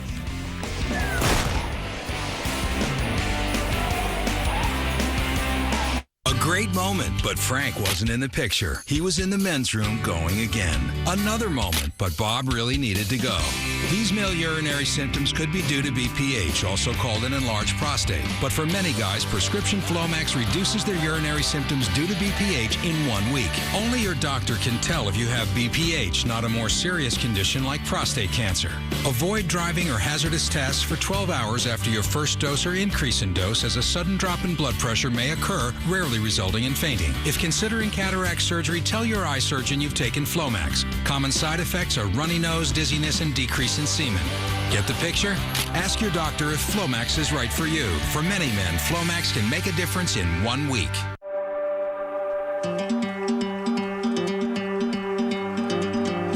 A guarantee used to mean something. It's what freedom is built on. So here's one. The price you pay for a Harley-Davidson Sportster is what you get back when you trade up. So let's ride.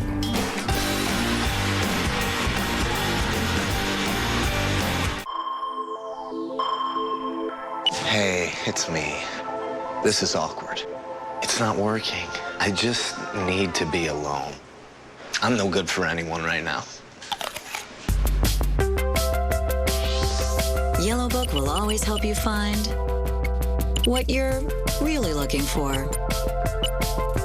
See what she finds at yellowbook.com/TV. Yellow Book.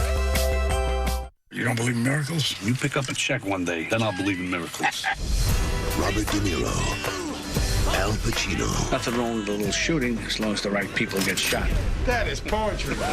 Righteous Kill on DVD and Blu-ray High Def Tuesday.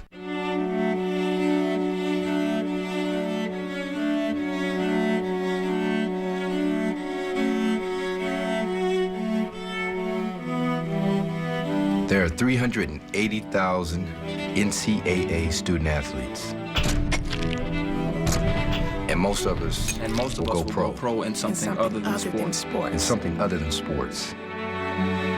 To learn more, go to ncaa.org. Welcome back to the Flomax Halftime Report. The emotions will run high. The memories will last. New Year's Day. Joe Paterno leads the Penn State Nittany Lions against Pete Carroll's powerful USC Trojans in the granddaddy of them all. ABC brings you the 95th Rose Bowl game presented by Citi at 4:30 Eastern Time, January 1st. A little research on that USC defense turned up that college football teams gave up about 27 points per game this year. The Trojan D allowed 8. That 19-point difference is the largest since the NCAA started keeping statistics in 1937. So USC star safety Taylor Mays has great advice for anybody who wants to deal with that SC defense. He said, punt. I don't think Penn State's going to take that advice. They got a great team coming into the Rose Bowl, and we got a great team coming in. So I'm pretty sure, I know for sure this will be a great game, a great matchup. And as far as the high-scoring game, I think it'll be neck to neck, and it'll all come down to the fourth quarter. And both great defenses. I think it's going to be a defensive game. Everyone besides the state of Pennsylvania don't think we have a chance. So that's another thing to put in the back of your mind when you go into this football game to play. And like I said, we've been playing as underdogs, and I feel that we can handle it one more time. A little hard to hear Darryl there, but will he make his voice heard and his presence felt in the Rose Bowl, Luke? Absolutely. I don't think there's any doubt about it. He's had a fantastic year. He's completing 60% of his passes. He's averaging almost 200 yards a game, 17 touchdowns, only 4 interceptions. But in addition to that, he's averaging over 20-some yards a game running the football. and that means that he doesn't get sacked very much. He has an awful lot of talent around him. Evan Royster, etc. He doesn't have to do it by himself, but he'll play within the system, and he'll do exceptionally well. Coach, the defenses that he's going to face are not Big Ten defenses. This is a Pac-10 defense, the best defense in the country by far, led by that guy, Ray Malaluga, right there. The 68 tackles on the season. He'll put a noggin on you. And not only that, they've got Taylor Mays, one of the best safeties in the nation. They run sideline to sideline. They just don't let you score. If you thought that Penn State saw decent defenses in the Big Ten, not even close to this. I'd be surprised if Penn State could muster over 10 points with their offense in this game, because USC only gives up 8 points a game, and I know USC will score more than 10 points on offense. Penn State had better protect Darryl Clark, too, with the backup Pat Devlin transferring out of the program, too. Clark had better make sure they keep him upright. Got a great game to watch for in the Pacific Life Holiday Bowl coming up. Oregon and Oklahoma State, a couple of potent offenses, both teams winning 9 games. Big 12 has done quite well in this game recently. Aaron Andrews, though, telling us that perhaps all won't be offense in San Diego Tuesday. Many believe that Tuesday night's Holiday Bowl showdown between Oklahoma State and Oregon will be a shootout. In fact, Oregon head coach Mike Bellotti mentioned he didn't know if there would be enough lights in the Qualcomm Stadium scoreboard. But both coaches did mention this game will come down to defense. For the Ducks, Mike Bellotti mentioned his defense needs to worry about tackling and stopping the Cowboys in the red zone. Now for Oklahoma State, they will be without their defensive coordinator Tim Beckman, who was named Toledo's head coach. Beckman and his family are in town here in San Diego, but head coach Mike Gundy said he will have no role in Tuesday night's game. The Cowboys believe Beckman's absence will not impact the team, mainly because the assistants kept the same routine during bowl preparation. All right, Aaron, also a great matchup between notable boosters, big-time bank. Phil Knight supports Oregon and many others with his role at Nike. T. Boone Pickens, or $3.1 billion. I think that's even after all of these stock market issues. He gave $165 million to the Pokes in 2006. He's your hero, isn't he? No, Phil Knight is. He's worth $10.5 billion. Oh, that's right. I switched sides there. You like him better? You know, either way, there are no losers there, but there was in the Big East tonight, and it might surprise you who it was.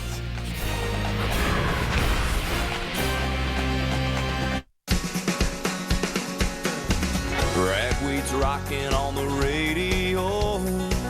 Free and easy down the road I go.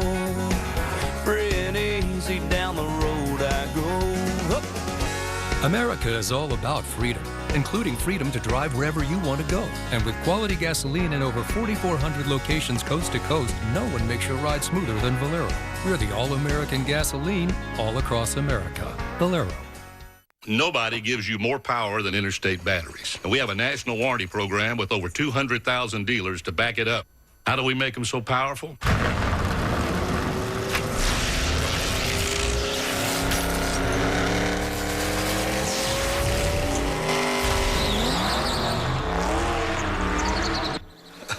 Now that's a secret.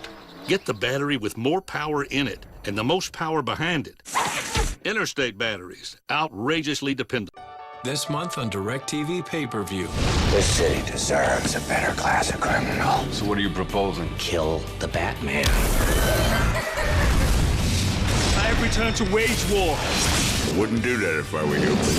Oh, crap. I am dealing with a bunch of prima donnas.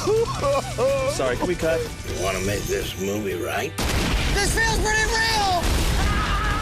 DirecTV pay-per-view. Just press a button and you're watching your movie.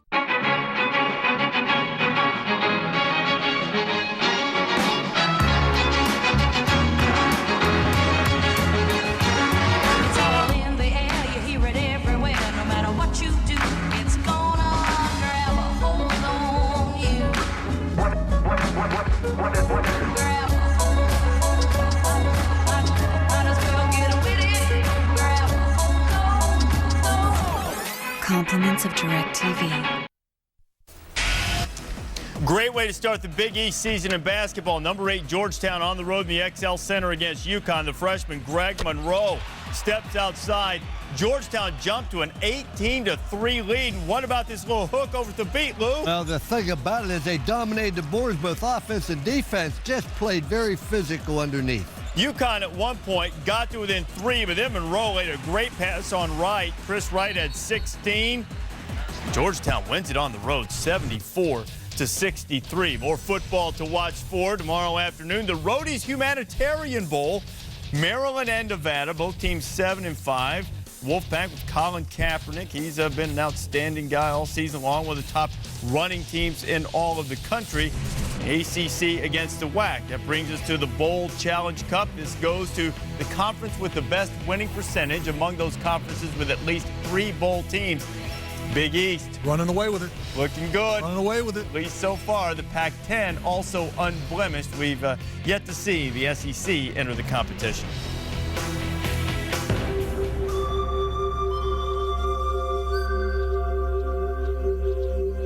What moves you?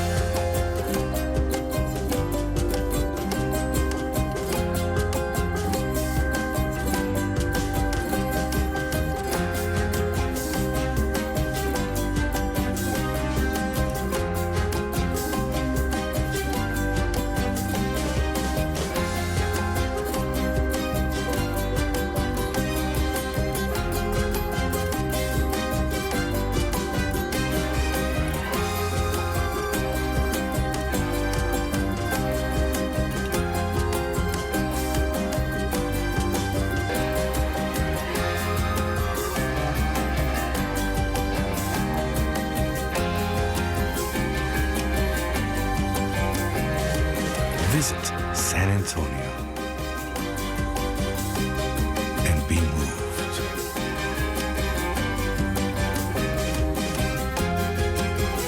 Deep, deep in the heart.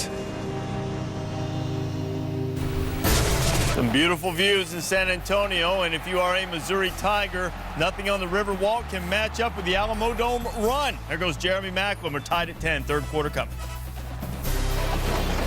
This halftime report brought to you by Prescription Flomax. A great moment, but Frank wasn't in the picture. He was in the men's room going again. Another moment, but Bob really needed to go. These male urinary symptoms could be due to BPH, also called an enlarged prostate. But for many guys, Prescription Flomax reduces their urinary symptoms due to BPH in 1 week. Only your doctor can tell if you have BPH, not a more serious condition like prostate cancer. Avoid driving or hazardous tests for 12 hours after your first dose or increase in dose, as a sudden drop in blood pressure may occur, rarely resulting in fainting. If considering cataract surgery, tell your eye surgeon you've taken Flomax. Common side effects are runny nose, dizziness, and decrease in semen. Get the picture? Ask your doctor if Flomax is right for you. For many men, Flomax can make a difference in 1 week. You click web, and let's be honest, you're not sure what to expect. But this browser sure looks like, well, a browser. And everything seems so fast. Okay, but what are the chances it'll work like this where you want it to? Gotta like those odds. Only Verizon Wireless, America's largest 3G network, has the world's first touchscreen BlackBerry. Verizon Wireless.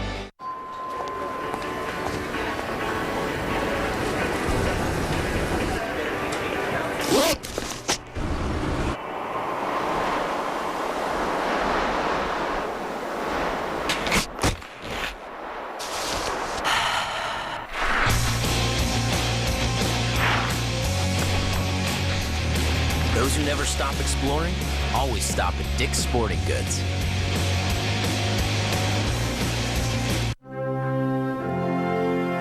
Should old acquaintance be forgot? But whatever you do, don't forget the Miller Lite. Have a great holiday. Miller Lite. Great taste, less filling. Northwestern University. Exceptional academic opportunities. 2 beautiful lakefront campuses. A collaborative community.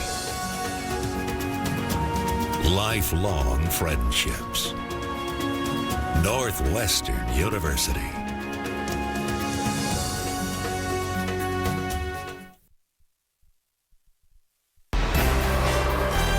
This is ESPN's presentation of Capital One Bowl Week.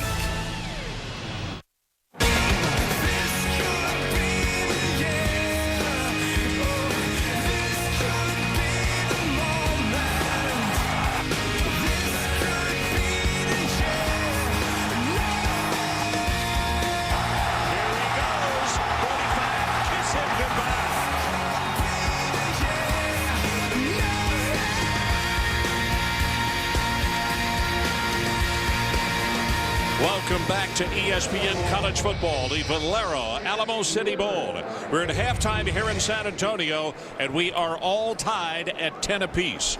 Ron Franklin along with Ed Cunningham. And Ed, I guess my question to you is, with that huge 75-yard return by Jeremy Macklin, does that take some of the starch out of Northwestern? What could you tell when they came back out on the field? Yeah, I felt it at the end of the half when they had a minute left with 3 timeouts and they decided to run out the clock. Not that I blame them, but that's not how they were playing up to that point before the punt return. So we'll take a look at the Valero game track and see how we got to this point. Early on, everything was going Northwestern's way. A bad route by someone from Missouri on an interception, another interception later, but this was a fall down by the safety. Moore, Peterman gets the touchdown, and then really what you have to think is a mental error by the punter from Northwestern. Let this ball hang a little bit, probably should have kicked it out of bounds. And it was interesting what Gary Pinkel said to Jack Arute. It was all about focus. That's one way to get your focus back. Well, that's what we talked about at the beginning of the ball game. As we take a look at the stats, and you just commented to me, when you hold Missouri to 136.5, you've done a masterful job. It's one of the best offenses in the country, and you can't say enough for what Mike Hankwitz, the defensive coordinator for Northwestern, has done. But it's interesting what a guy like Jeremy Macklin does to a game like this. And I would think that Pat Fitzgerald is no longer going to be kicking to number 9. Well, Pat Fitzgerald, and you look on the far side of the field as Gary Pinkel won the toss, and Missouri off the top decided that they were going to put their offense on the field. So that's the reason we're going to see the Wildcats on offense to begin the third quarter.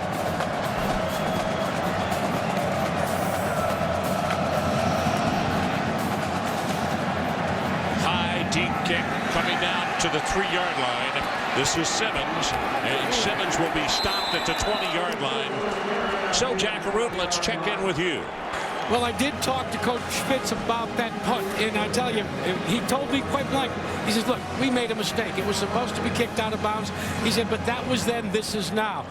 They were fired up, Ed, so fired up now back in the locker room that the Missouri team had to come out first. Northwestern was trying to come out. There was a little bit of a scrum. The doors were banging. I kind of disagree with you. I think Northwestern right now is really pumped up. Somehow Coach Fitzgerald got them to forget about that punt. Bechet with the first down at the 20. Gives it to Sutton. It's going to be a gain of 5, now 6 yards on the first play of the second half. And when you saw the time of possession on the statistics that we just put up on the screen, it is interesting to note that in that area, Northwestern accomplished what they were looking for. 18-21 on offense and 10-47 for the Missouri Tigers. If they can maintain that in the second half, I think they got a real shot at winning this football game. That was the recipe for the 4 losses for Missouri this year. It looked as though Al Netter, the left tackle, somebody on that side of the line moved prematurely. 75 offense. Yep, it's going to be Al Netter, the redshirt freshman out of Rohnert Park, California. That is the first penalty against Northwestern tonight. Well, it was interesting, Jack, talking about Pat Fitzgerald getting his team back focused and ready. Let's not forget, this guy won the Bronco Nagurski Award 2 years in a row.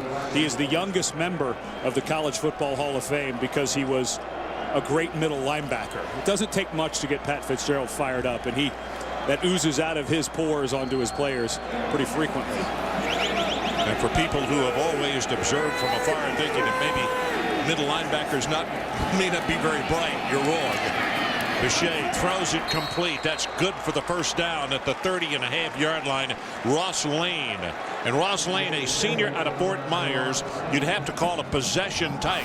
But boy, he has hurt Missouri tonight. And this is exactly what they used possession type receiver for. You roll the pocket, Lane runs his route, just turns around and squats and sits down. You see the safety Moore was up in coverage, and Moore not very comfortable so far when he has to walk up and play that slot. He's more of a safety type guy. Good pass on first down, and he's got it again. Peterman, and this is going to be another first down. It'll be to around the 40.5-yard line. Justin Garrett making the stop for Missouri.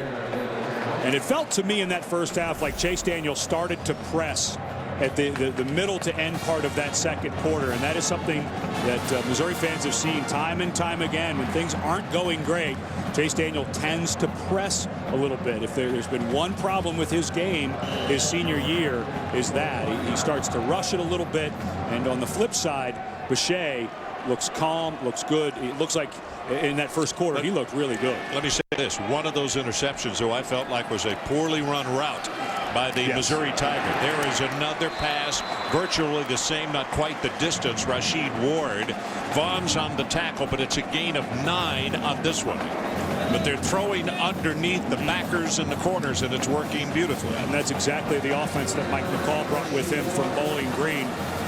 Of course, he replaced Garrick McGee, who left to take the quarterback's job at Arkansas to get closer to home. His father had passed away. He's from down that way, and so they went out and got Mike McCall. And it's more of the controlled short passing game that Missouri run. They'll tweak it a little more next year when it looks like Mike Kafka will take over at quarterback full time. Second down and very short, and now Boucher says, I want a timeout. So we'll take it with him. 12:36 left, third quarter. Tied at 10, the Wildcats and the Tigers. You put your foot down and it just goes. It's kind of saying, "Rah." The Hemi did it. I love it. It's awesome. Yeah! That Hemi hits hard. Bam! Boom! Truck just kicked into gear. I completely forgot I was pulling a trailer. Man, it was amazing. It was a smooth ride. Fantastic. That's how we roll. Come on, we're late. Move, people. Boss, we're 2 continents behind schedule. Oh, hold your eggnog. I'm building my own Capital One credit card. I'll go with cash back and a jolly good rate. But, sir, the reindeer are getting antsy. Now I'm gonna upload a photo from my beach house. Mrs. Claus is a lucky woman, sir. Yes, she is. Personalize your card at Capital One Card Lab. Choose your rewards, interest rate, even upload your own image at CapitalOne.com. What's in your wallet? Let's roll. Of course I had better offers, but I chose you people. We're glad to have you. Thank you. Say, what time does Chef come in? We don't have a chef. Of course you do. In my final interview, there was a man cooking rotini with zesty marinara sauce. Smelled amazing. No chef. Of course you have a chef. He was cooking pasta stirring. There's no chef. That's him right there. That's Murray from Systems. Well, why did you lie to me about having a chef? Made fresh from your desk. Cook it, strain it, mix it, love it. New Healthy Choice Fresh Mixers. Find it in the Super Pasta aisle. Rod,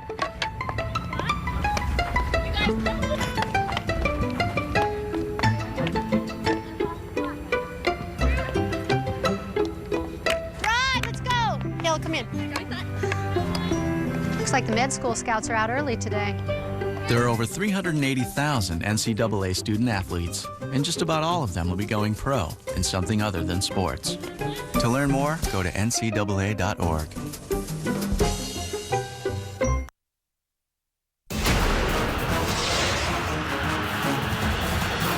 Georgia's high-octane offense takes on Michigan State. Bowl week continues with the Capital One Bowl. New Year's Day at 1 Eastern on ABC. College football lives here. So welcome back as you look at Mike Kafka, the backup quarterback for the Wildcats of Northwestern. C.J. Boucher, the starting quarterback. Right now they look at a second down and 2, maybe a down to play with here. And Kafka more the running type, but Boucher, might see a little time for him today. Had a great game against Minnesota, but this second and short, they don't have many vertical threats, but this is a down to play with for sure. Kafka in that Minnesota game had 217 yards rushing. Gives it to Sutton straight ahead. And, you know, Sutton breaks the tackle even at the line of scrimmage. from time to time, and he has the first down. It's interesting you talked about those rushing yards for Mike Kafka against Minnesota. That was a Big Ten record, 217 yards. And that record had been held for a long time, and it was a former colleague of ours. Yeah. Gary Danielson set the record in 1972, 213 yards. And as if Washington didn't have a bad enough season, let's trash them once more. Oh, God. Gonna go on top. Has a man. Touchdown, Rasheed Ward.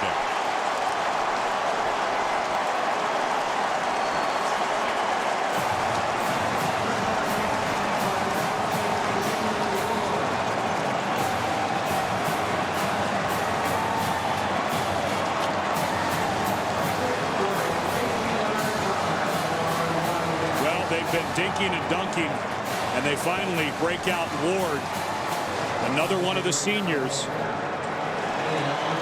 And that just did not look like very good coverage by Carl Geddes. This team was not ready for a vertical route. One of the worst coverage teams in all of college football, showing their cracks.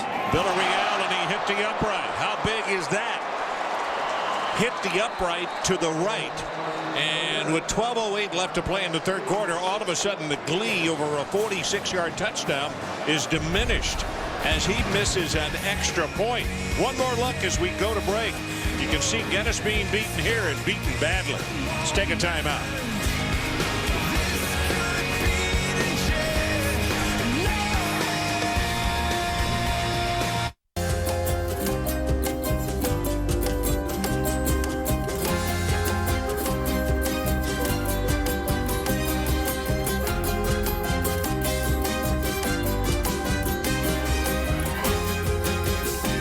Visit San Antonio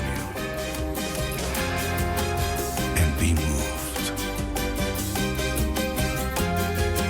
Deep, deep in the heart.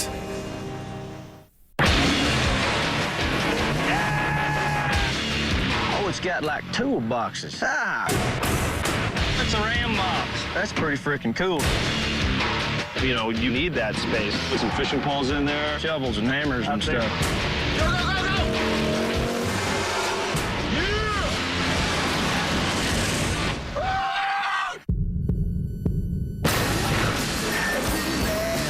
I can't believe they let us do that.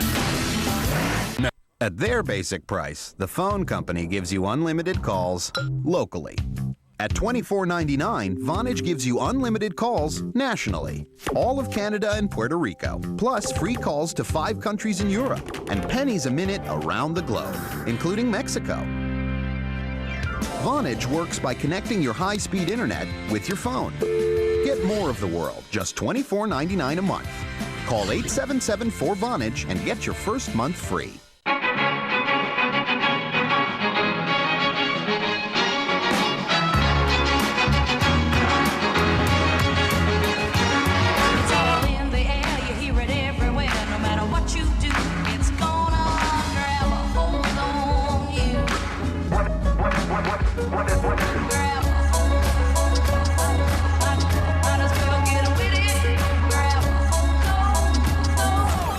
Compliments of DirecTV.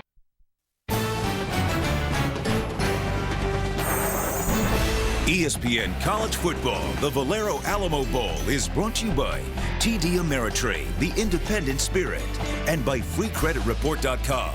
Stay on top of your credit score and credit report at FreeCreditReport.com.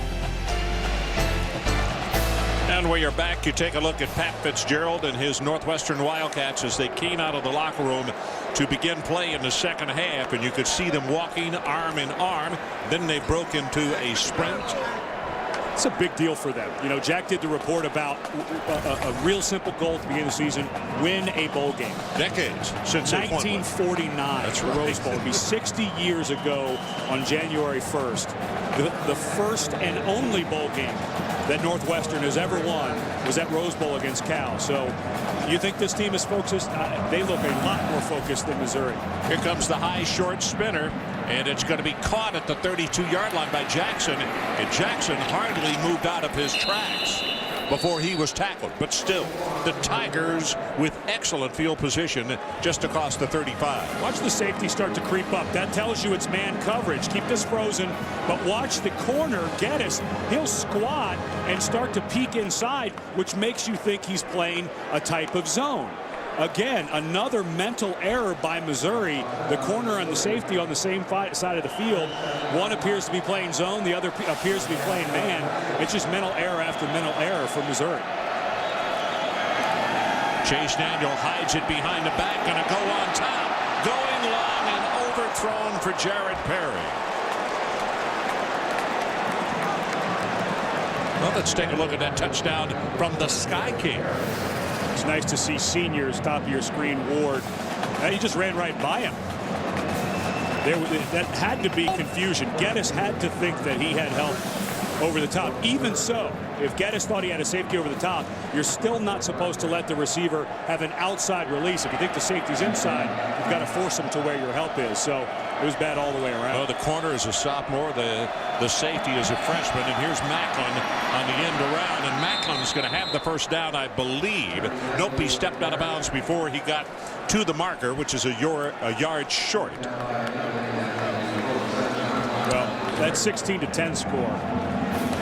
Villarreal, the place kicker, is going to keep that one stuck in his craw, because you get a sense in this game with a guy like Macklin, this is going to go back and forth, and that extra point might be a big deal before it's over.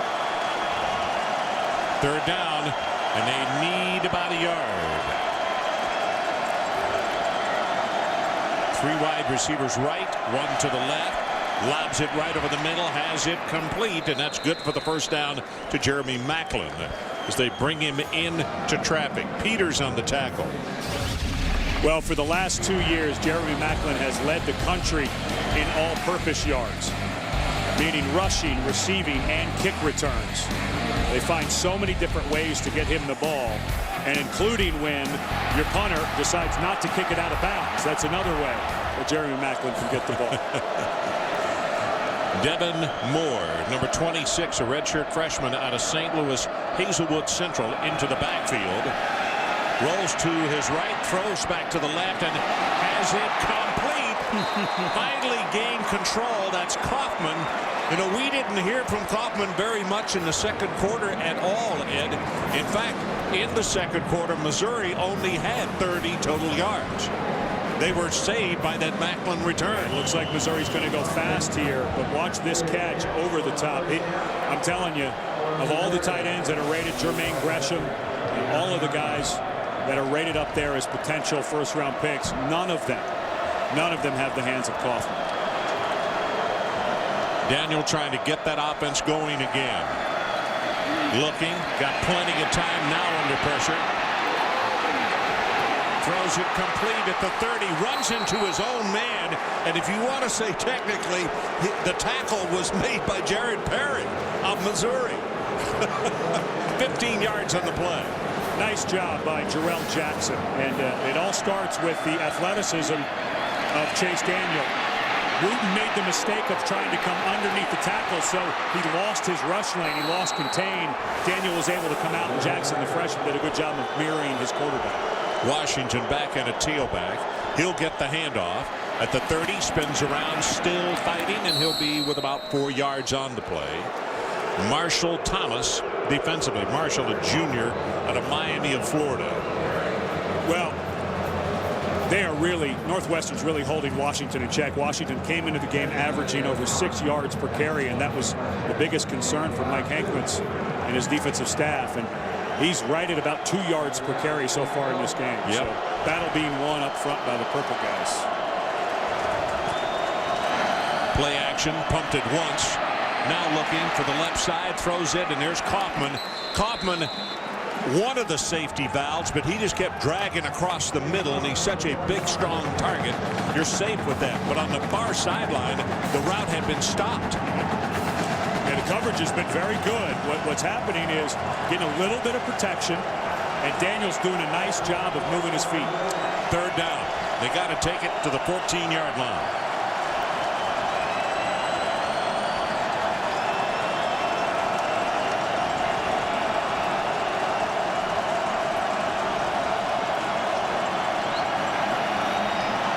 Daniel steps up, throws it complete, and the tackle is made. He's short of the first down. Boy, it's about a half a yard, Ed, where they are. Do you go for it? I think you do. It's a bowl game. Your team has not been focused. Quatang is the man who made the tackle. Your secondary is starting to show some cracks. I think this is the right decision by Gary Pinkel to go for it here. Fourth down. They got to take it to, what, the 14-yard line. Maybe a quarterback draw.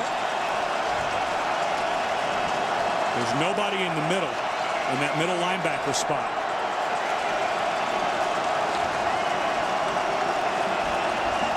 And he takes it up the middle, and Daniel belted down hard at the 11, but he has the first down, +4. Brendan Smith is the man who came up and made the hit. This is why a guy like Chase Daniel is so difficult to defend. You have to walk people out because you're spread sideline to sideline. You had nobody standing in that middle linebacker spot. So you've got 5 to block 4. 5 offensive linemen to block 4 defensive linemen, and then the secondary has to close, and he's got plenty of speed. Everything tonight for the most part. There was a 3-and-out back early, but has been long drives. Here's Washington. He's hit behind the line of scrimmage, and he may fight his way back to the line, but it's going to be a 2nd and 10. Quatang, who had 93 total tackles on the year, 47 unassisted, and 46 assisted tackles. Very quiet young man with an infectious smile, but he also will just get after you defensively on the field. Great temperament. This drive started back at the 37-yard line. This is play number 11.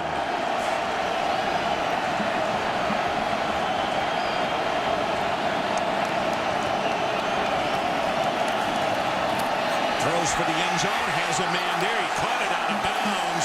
He was there, but the pass was thrown just a smidgen late. That was Jared Perry.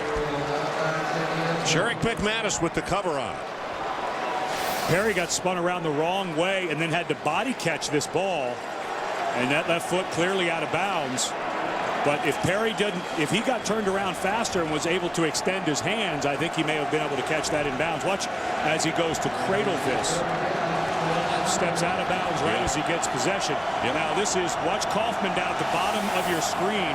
That is a size mismatch for a fake. Fakes it to the left, got a man over the middle, throws for the touchdown, Alexander.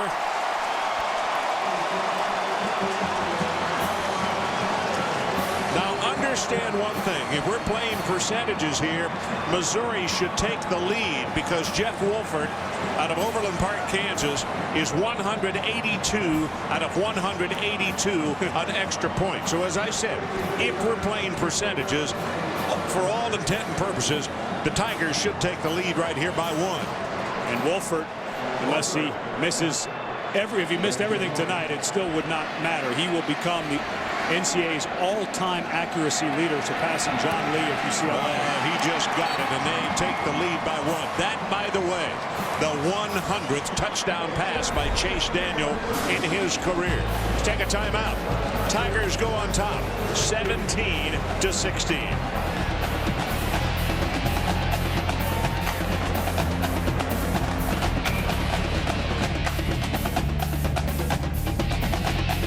The 2009 Rose Bowl game, Penn State USC, New Year's Day on ABC. I love my kids, and I want to give them a great future. That's why I'm proud to be a part of Valero, giving America the energy it needs. We believe in excellence, in safety and caring for the environment, as well as making cleaner burning fuels. And we're expanding our refinery in St. Charles, Louisiana, to provide even more fuel for future generations. It'll help people get to work and play wherever they need to go. At Valero, we're providing the energy to keep America moving. You put your foot down and it just goes. It's kind of saying, "Rrr." The Hemi did it. I love it. It's awesome. Yeah! That Hemi hits hard. Bam! Boom! Truck just kicked into gear. I completely forgot I was pulling a trailer. Handles amazing. It was a smooth ride. Fantastic. That's how we roll. I was getting depressed because of all the stress I was feeling at home. Had a poor credit score and the number would haunt me wherever I go. But I moved to a place where my credit could stink and nobody would care. I I just wish that somebody had told me that place was a Renaissance fair. FreeCreditReport.com. Tell your friends, tell your dad, tell your mom. Never mind them and singing our songs since we first showed up with our pirate hats on. If you're not into fake sword fights, pointy slippers and green wool tights, take a tip from a knight who knows. FreeCreditReport.com. Let's go! Offer applies with enrollment in Triple Advantage.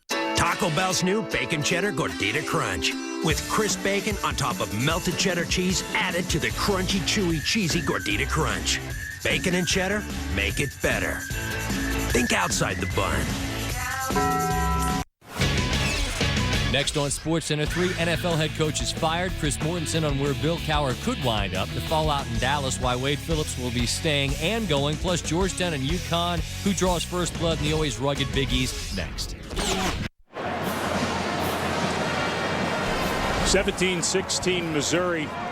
A perfectly read play by Chase Daniel, the quarterback. He's got Kaufman down here, but Northwestern goes with a high-low double team, which leaves the middle of the field open for Alexander to come in on the slant. They had Kaufman over there. I think they were looking for that fade, but because they ran another guy over there for the 6'6 Kaufman, nobody in the middle of the field. Easy throw and catch on the slant. Good read by Daniel. Consider one thing else. In the first half, Missouri only had the ball for 10 minutes and 47 seconds. On that drive alone, they had it 4:48, and they got themselves a touchdown. And didn't Daniel look like a different guy in that drive? He did. Than he did in the end of that first half. Just on rhythm, on time, everything. They wait for the pooch kick. And they kick it away. High spinner going to come down short. Simmons at the 8-yard line. And a deep flag comes down from the near sideline. And now another flag comes in. There's been a couple of guys, you know, Jack gave the report that there was a little hooping and hollering down in the tunnel. A couple of guys been getting in faces. I'm not so sure if this is Jack Childress's crew not trying to get control of this a little bit before it gets out of hand. Holding Wildcats, that's the first call. And then the post-play foul is this. During the return, holding number 87 of the offense, 10-yard penalty, first down. Okay, so there was only one, and that happened during the play. Capital One Bowl Week continues on ESPN New Year's Eve with 3 games. First at noon Eastern, the Bell Helicopter Armed Forces Bowl, Houston against Air Force. Then at 3:30, the Gaylord Hotels Music City Bowl, number 24 Boston College against Vanderbilt. And at 7:30, the Chick-fil-A Bowl, it's LSU against number 14 Georgia Tech. Capital One Bowl Week on ESPN Wednesday.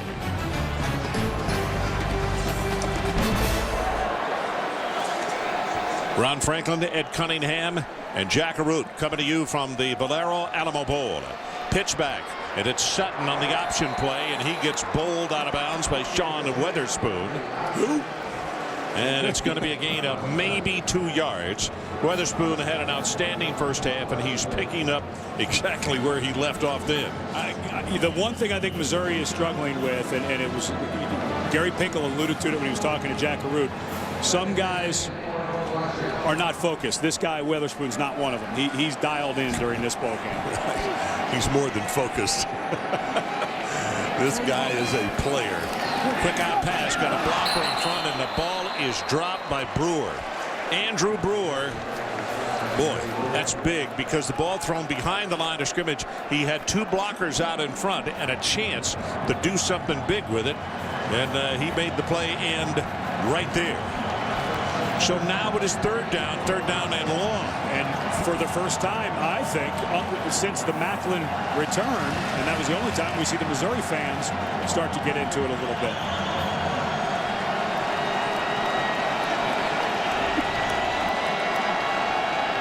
Three wide receivers left, 2 to the right. Third down, they need to take it to the 28. Got a man, and the ball is caught.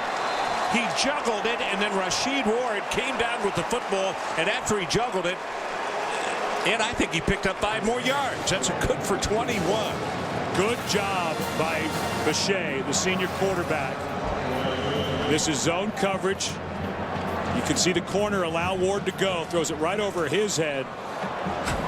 And just before the safety, but boy, it looked to me like Kevin Rutland, the cornerback, who may be over there because Carl Geddes got beat a few plays ago by Ward, but it seemed like he just wasn't comfortable. And that ball in the air, it looked like he should have been able to make a play on it.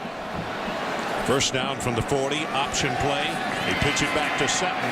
Nowhere to run, nowhere to hide. And it's going to be a loss of about 3 yards on the play. Well, here's a graphic on the Northwestern wide receivers today. Lane with 4 receptions, Peterman with 5, and 6 for Ward. Very similar to that Texas Tech offense, where it's all about the balance is not in the run and the pass. It's how many receivers are making how many catches. We want to balance that out. So then you really do have to defend the whole field.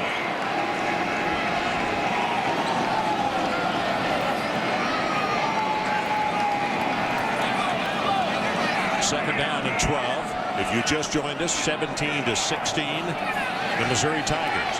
This pass caught at the 42-yard line by Brewer.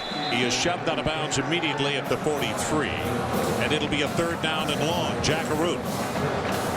One of the first things that Mitch McCall did when he came to Northwestern is he got all of the tapes of C.J. Bechet, and he studied and discovered that C.J. was being lazy with his footwork. They worked on it, and you can see the footwork there on that pass.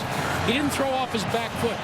Bechet admits that sometimes when he gets fatigued, he starts to let down, and they worked on it every single practice, trying to make it flawless. So far, so good. Okay, Jack, they are 9 of 13 on third down conversions. They got to take this one to midfield. Good protection. Got it. Deep. Intercepted over the middle by Christopher. And Christopher down the sideline against some blockers. Finally going to be tackled at the 30-yard line of Northwestern. Bechet comes up hobbling a little bit.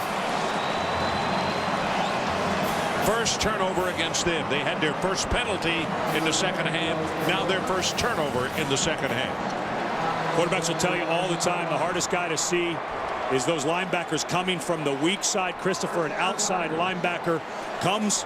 He's lined up. He's usually a middle linebacker, but he's lined up to the left side and does an excellent job of reading the quarterback's eyes. He had the huge interception to seal the Baylor win, and also had an interception return for a touchdown against Nebraska. So Christopher very good at hiding himself. Quarterback can't see him. Running play, and it's going to go inside the 30. That's Tommy Saunders with the ball. And he will have a gain of about 4. Jack DiNardo, a redshirt freshman out of Hinsdale, Illinois. And Bechet does not look good on that left foot. That's the plant foot. So you start to throw off that back foot if you can't plant on it. Ball's a little late. That one there, he just didn't recognize the linebacker coming from the backside. Daniel under pressure. Going to try to run. And now he's going to have to. And boy, he gets whacked out of bounds. Ran into either an equipment guy or one of his fellow players by Brad Phillips. And that might have taken away some of the blow. See, Bechet goes to try to make the tackle. Immediately grabs that left ankle. He's got the extra tape on the outside, but it'll be interesting to see if he's able to come back out. Third down. They need to take it to the 20. Tigers lead by 1. About to go under 4 minutes to play in this third quarter. Jackson blocking, goes for the end zone. Deep, caught out of bounds. Macklin caught the ball and squarely came down out of bounds. And you can see the defensive coaches saying, way to go. Excellent coverage. One of the fastest. We saw what he could do on a punt return, how fast Macklin is. He's just running on the outside, and that's just a really nice job by Jordan Maben, a true freshman who had to step up when they lost Justin Vaughn, running stride for stride. Good recognition by Maben. Field goal attempt is going to be 43 yards. Jeff Wolford, the senior out of Overland Park, plenty of distance. He's got a great leg, and he splits them. And the Tigers add to their lead. Now they move out to 20-16 at the 3:46 mark of the third quarter. And let's check on the sideline again with Jack Arute. Well, you want the update on C.J. Bechet. When he came off, he was limping, guys, and they checked his left ankle. Now, the bad news is the trainer said he slightly sprained the ankle. The good news is it was the lower part of the ankle. They didn't even take his shoe off. What they did is they added support on the outside of the shoe with some extra tape. He's trying to walk it off right now. They expect him to be back under center. Okay, Jack, great hustle there. So now, if you're Missouri, and you've got a quarterback who may not be able to move as well, if I'm Matt Eberflus, the defensive coordinator for Missouri, come after him maybe a little bit. Weatherspoon's been playing very well. Maybe get him in the rush. They brought Moore, the safety, on a couple of blitzes. And if he can't move, maybe you got to get Kafka in there, who, of course, we showed you earlier, has the Big Ten rushing record in a single game for a quarterback against Minnesota. Might have to get your running quarterback in there if Bechet's really gimpy. Well, Wolford prepares to kick it off. Now, the last two they have kicked away. They were not high pooch kicks. And he looked up to see where the receivers are. There's one on the goal line, and that's where he kicks it. Deep to that side. That's Simmons from the 2. Simmons, well, a nice job defensively on the special teams. Making the tackle was number 11, True Bonds. But again, he took it back inside instead of out. Capital One Bowl Week continues on ESPN tomorrow with 2 games, 4:30 Eastern. The Roadies Humanitarian Bowl, Maryland against Nevada. Then at 8 o'clock, the Pacific Life Holiday Bowl, number 13, Oklahoma State against number 17, Oregon. Capital One Bowl Week on ESPN tomorrow. Twice tonight that Simmons had the option of either taking it inside into traffic or trying to break a tackle as he kept it outside.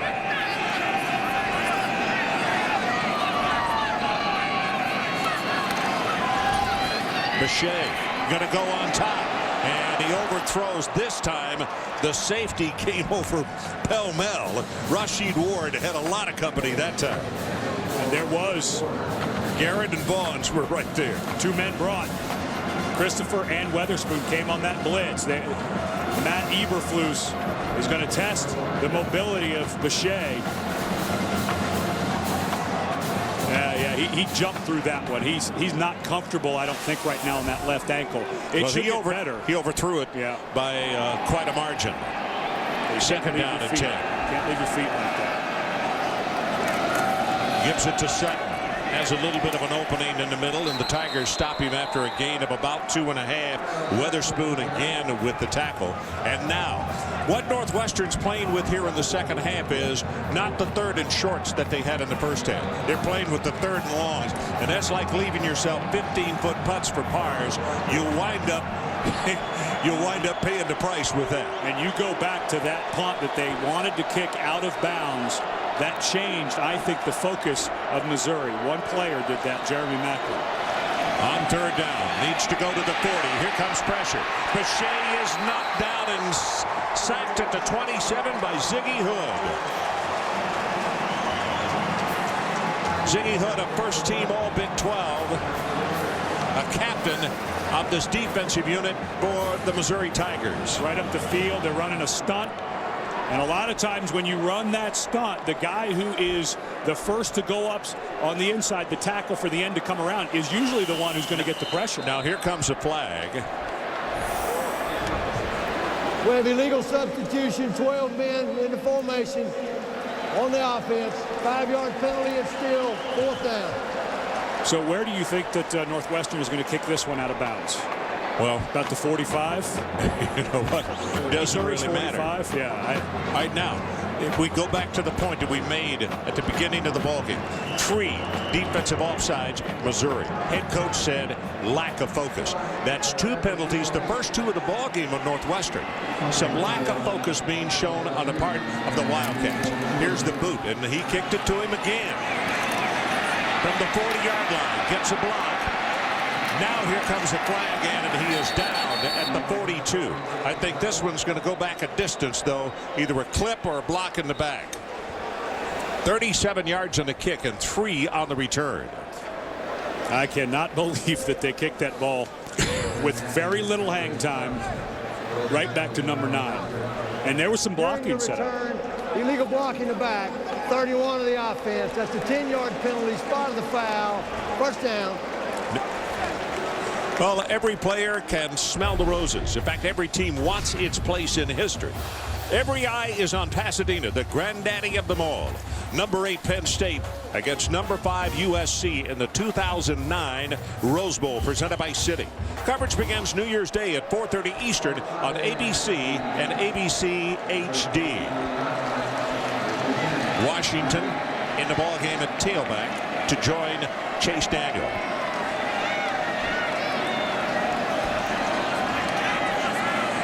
Tigers on top and back on offense. They lead it by 4.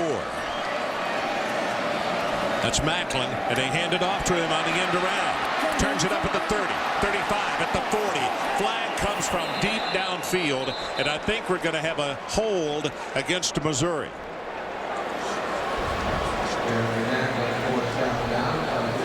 Yeah, I think they may. Yeah, they got Denario Alexander for holding, and they may have gotten Saunders as well. So wipe out a 16-yard gain. Holding, 81 of the offense, 10-yard penalty, spot of the foul, repeat first down.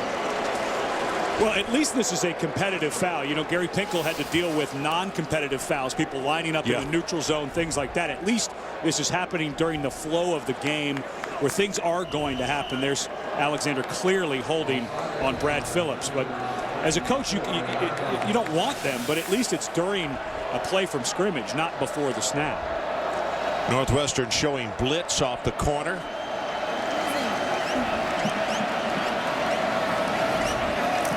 Daniel, good protection. Quick pass, intercepted on the corner. Brad Phillips just stepped right in front.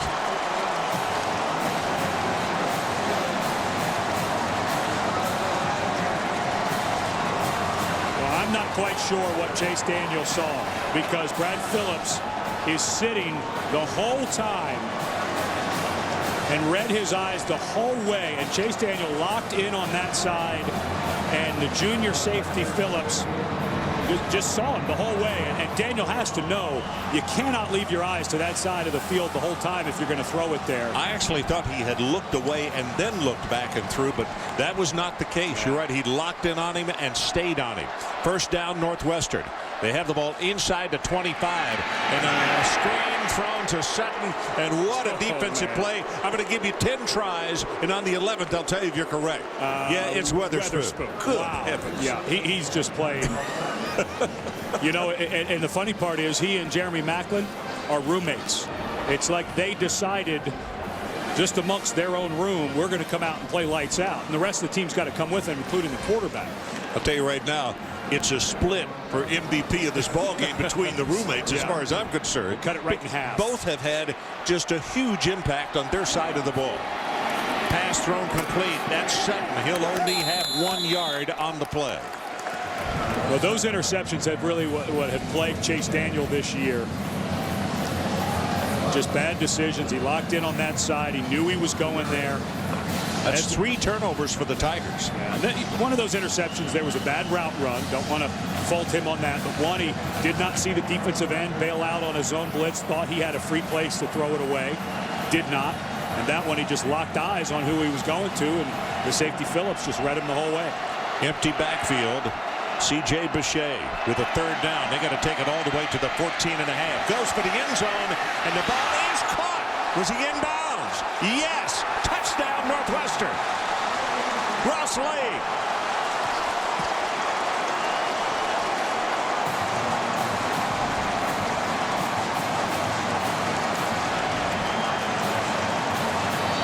And Northwestern quickly runs out, trying to catch Missouri off guard with their extra point. And guess what? We're going to have a review on this one. Yep, they did not want it.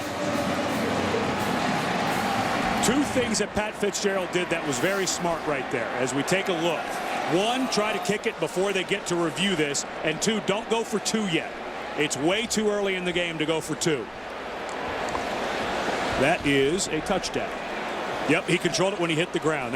Remember, the ground can't cause a fumble, but it can cause an incomplete pass. And that ball was controlled all the way through the land. Great play by Ross Lane.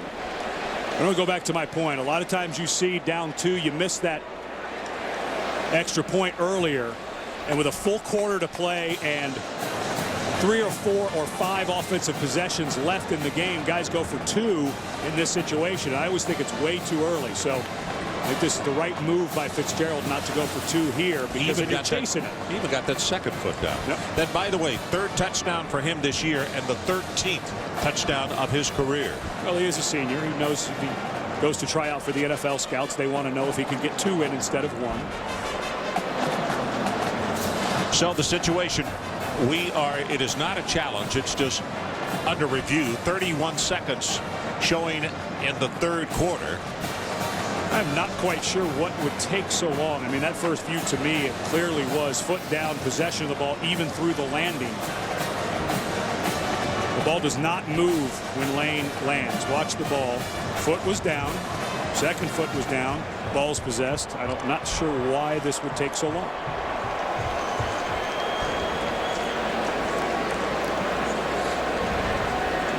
That was a nice throw by Boucher. It really was. The coverage was actually pretty good. It was Kenji Jackson, the freshman safety, in pretty good position there. You know, after review, here we go. The call on the field, stand. Touchdown. Now, Northwestern sprints back out on the field. You can imagine what the head coach said to Villarreal. Make it. Make it. Yes. I'm not going for 2. Yeah, because I think you're going to make it, young man. The last one, he banged off the right upright, missing the extra point. He got this one, right down the heart. So we'll hold it right here with 31 ticks left on the clock.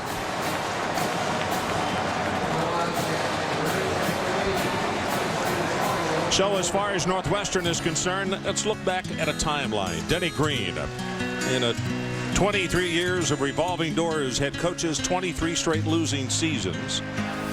Then into the works, Gary Barnett, first Rose Bowl trip in 47 years. Then Randy Walker, Northwestern wins 3rd Big Ten title in 6 years. That was in 2000. And then June 29th, 2006, Randy Walker dies of a heart attack at the age of 52. Enter the youngest coach in NCAA Division I, Pat Fitzgerald, former player at Northwestern, now in his 3rd season. And one of the reasons, once you meet him and visit with him, he not only played there, he understands all the parameters. He knows what Northwestern is about. And that is what administrators yesterday after that luncheon said. It made our decision easy because we knew he was not too good. Played under Gary Barnett, took a lot from him, took a lot from Randy Walker, who he coached under 4-8 his first year, 6-6 last year, 9-4 in his first bowl game this year. It's pretty good improvement season to season. This is Macklin, and Macklin is slowed up at the 20 and tackled at the 24.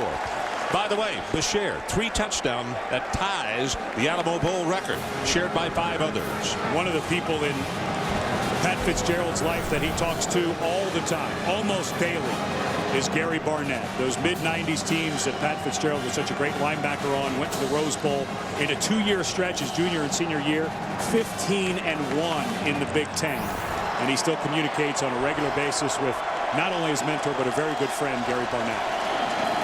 Well, they go with a running play, and it's going to be Derek Washington, who is hit by John Gill. Los Altos Hills, California, senior, 6'3", 300 pounds. And he is one of the winners of the Randy Walker Award, and that is for your hustle, your desire, and your character. This time, big opening running play is going to go for a first down. Brendan Smith will make the tackle on Derek Washington.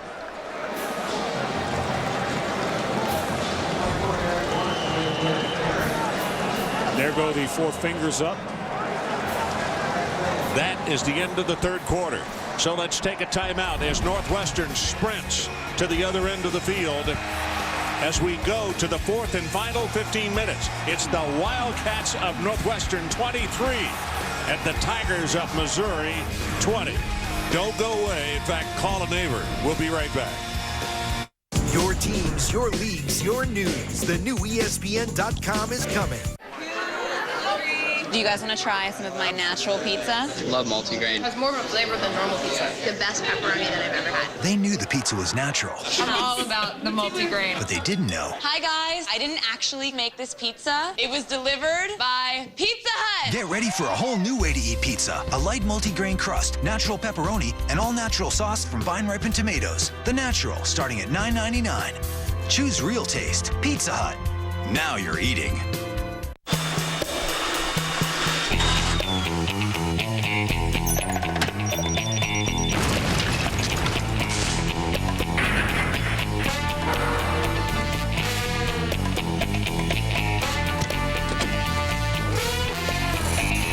Your Chase card has a unique built-in fraud monitoring system. So online or off, you're protected. Protection matters. Chase what matters.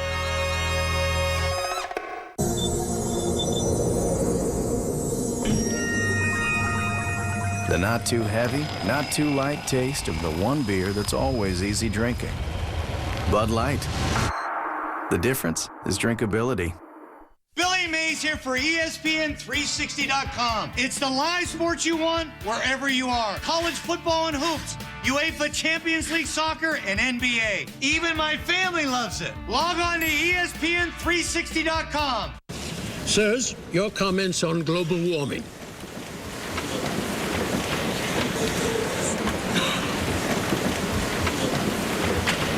Tune into the best team in football. Sunday NFL Countdown presented by IBM, Sundays at 11. Next on SportsCenter 3, NFL head coach is fired. Chris Mortensen on where Bill Cowher could wind up. The fallout in Dallas, why Wade Phillips will be staying and going, plus Georgetown and UConn, who draws first blood in the always rugged Big East, next.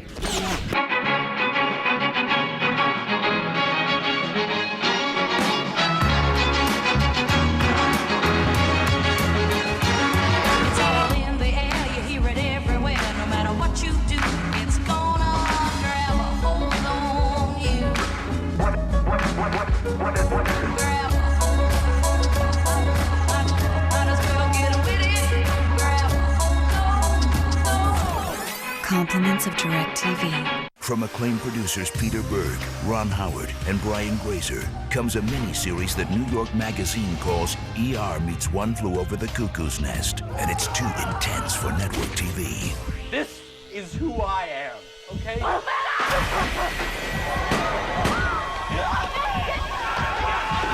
Don't move! Somebody! Here!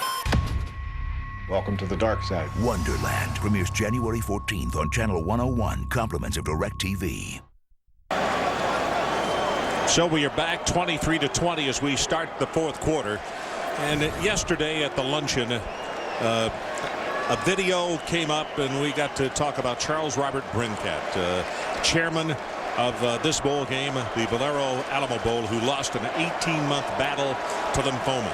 And yesterday at the luncheon, Jennifer, his wife, and Chase, his son, came up, and both head coaches brought an autographed helmet from their respective schools. He was so into this game, and the wife, Jennifer, and the son, Chase, were presented with the helmets. Really touching moment, and a highly, highly thought of young man. Lost too quickly, lost a battle to lymphomas. That ball is overthrown down at the 28 to Perry. And now for Missouri. They're in a place that came in as such heavy favorites, down 3, 14-55. That throw there concerns me that they feel like they kind of need to hurry up. They've got an entire quarter. They don't need to force anything. Get Macklin involved. They'll be fine. Well, to back up your point, on the touchdown drive they had in this half, as you look at Washington, has 5, is going to wind up with about 6 yards. They scored and used up almost 5 minutes. That's over half what they had for the entire first half.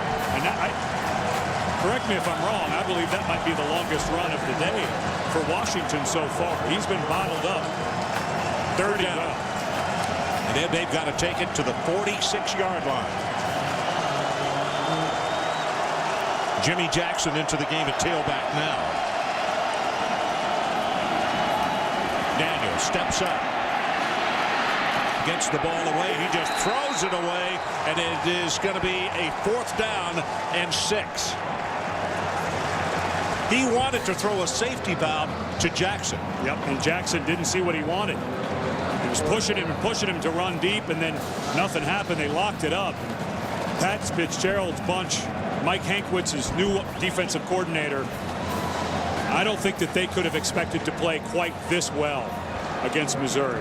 What a great hire by Fitzgerald to bring in Hankwitz with all of that experience and a similar background. Hankwitz spent many years with Gary Barnett as assistants and then worked under him at Colorado. Brendan Smith, the deep man, keep in mind he is capable of taking it a long way, but he has to call a fair catch on this one. An Australian-style kick drove him all the way back to the 10, and great coverage by the Tigers, 51 yards. Well, let's take a look back at tonight's Harley-Davidson clutch moment. 2002 Alamo Bowl. This is Wisconsin against Colorado. Nice game for Brooks Bollinger for Wisco. 2 touchdown passes. One of those, Brandon Williams. Then later in the game, Bollinger to Darren Charles for 30 yards to the Buffalo 1. Next, Bollinger takes it in, sends it into overtime. And after a Colorado missed field goal, Wisconsin walk on Mike Allen as he hits a 37-yard field goal, and the Badgers win it. 31-28 in overtime. Pressure, and Bechet does a miracle by just getting it away. That was Ziggy Hood. Second time in the second half that Ziggy Hood has made a nice move. This time he's lined up on the outside. Watch how quickly he jumps to the inside on the right guard, who goes for a cut block. That wasn't much of a try by Bartles, but that was a nice quick move by Ziggy Hood. And well, a gimpy quarterback, he barely got that off. I'll tell you something. Ziggy Hood sees so many double teams, and they have found something to get him free. Now, that's bad news for Northwestern if he continues this, as Sutton takes it the other way and goes out over the 15 off left tackle, and it'll be 3rd down, and they need to take it about a half yard beyond the 20. Tackled by Lambert and also Smith. And I know Mike McCall, the offensive coordinator, and speaking with him yesterday, talking about the tempo, they want to eat clock. But I think it's dangerous right now to think just chip away with the run, because the one thing that Missouri has not been able to do all year is defend the pass. They're one of the worst in the country. You still need to get that pass game involved. Here comes 3rd down. Pressure off the edges. Throws the ball complete, enough for the 1st down. Rasheed Ward. Bechet has thrown the slant really well today. And that has been their bread and butter. It really has. Not only on 1st down plays, but that time it was 3rd and a little shorter. Their percentage on 3rd down, it is tremendous. But he's good. That's the early slant. It's 11 of 17 Northwestern on 3rd down. And a lot of those pickup have come on that quick slant where he throws it right when he gets the snap. Desmond Taylor, 76, back in the ball game at right tackle. Now that's on the side where Ziggy Hood is.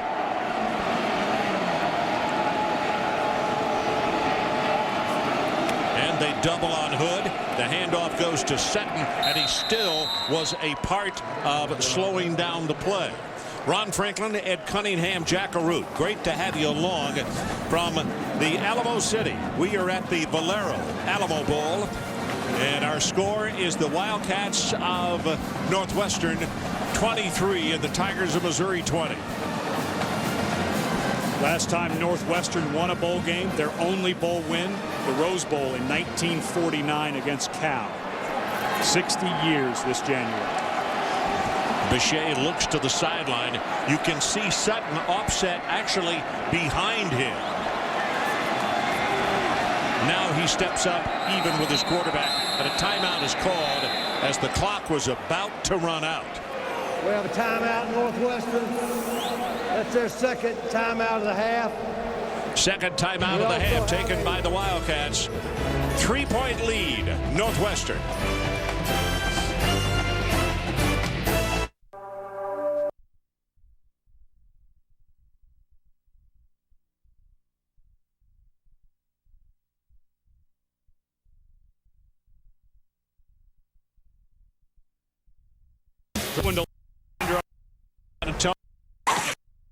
Get the battery with more power in it and the most power behind it.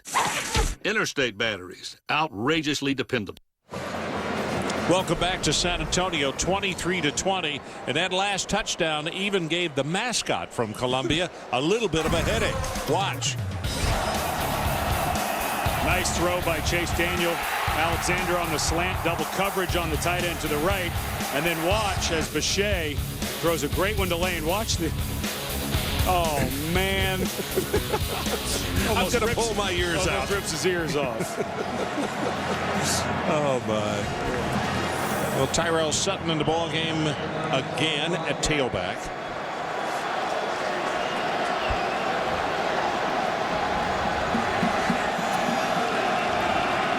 Second down and 9. Sutton gets it. The Tigers are doing a great job of collapsing on him. Baston is the man who got there to make the hit first. And this is a heck of a cat and mouse back and forth right now because Mike McCall, the offensive coordinator for Northwestern, is not going to give up on Sutton. But a couple of nice adjustments by Matt Eberflus, defensive coordinator, leaving another body in there to stop the run. Remember, in the first half, there was some running room. And now they're not going to give up on that run game, but they're starting to get longer and longer third downs because the run game's not working like it was in the first half. Low pass, trouble, hit from behind, and he goes down. Bechet is very fortunate not to have fumbled the football. And Bechet, because he dropped the ball, Christopher, the middle linebacker, was already 15 yards off the ball. Yep. He drifted. He drifted after he dropped it, and it's going to change the angle. Leave it frozen here. As he drifts back, it makes the angle easier for Shulak. The left tackle, Netter, didn't take that bad of a set, but because Bechet had to kind of move back, it made the angle better for Shulak to get to him. Okay. Australian kind of kick, but it's a line drive, and he'll catch it and have some room to run, and got to be tackled as he crosses the 50. So Macklin scaring everybody to death every time he catches one, particularly the coaches on the Northwestern side of the field. We've been talking about the job that Northwestern has done on defense. Give kudos to Matt Eberflus and the defensive staff from Missouri. Good adjustments at halftime. 42 on the kick, 8 on the return. We'll be right back.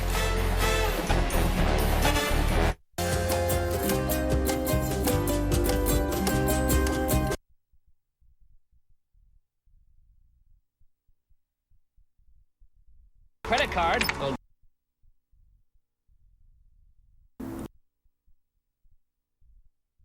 Across America by Pontiac. Vote now for the Pontiac game-changing performance of the year at ESPN.com, keyword Pontiac. And by Capital One Card Lab at CapitalOne.com. What's in your wallet? Sometimes in the world of college football, you've got to play it like Texas Hold'em poker.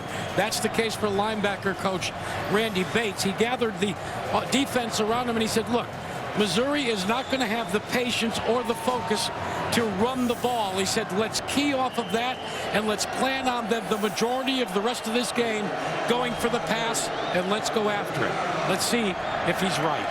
Okay. Daniel. Looking, going to be sacked. Wooten, Corey Wooten, the junior out of Rutherford, New Jersey. That's a really good piece of coaching by Randy Bates. They've studied enough. They had a long enough time to look at Missouri to know that they may not be patient enough. And the first sack of the night comes after Bates tells the front seven, get after it. You know it's going to be a pass. Here comes pressure again. The ball thrown complete to Kaufman, and the big tight end will have the first down.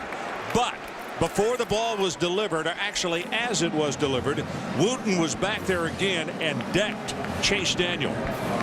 Northwestern, and as Missouri goes fast here, led the Big Ten in sacks this year, so they can't get after the passer.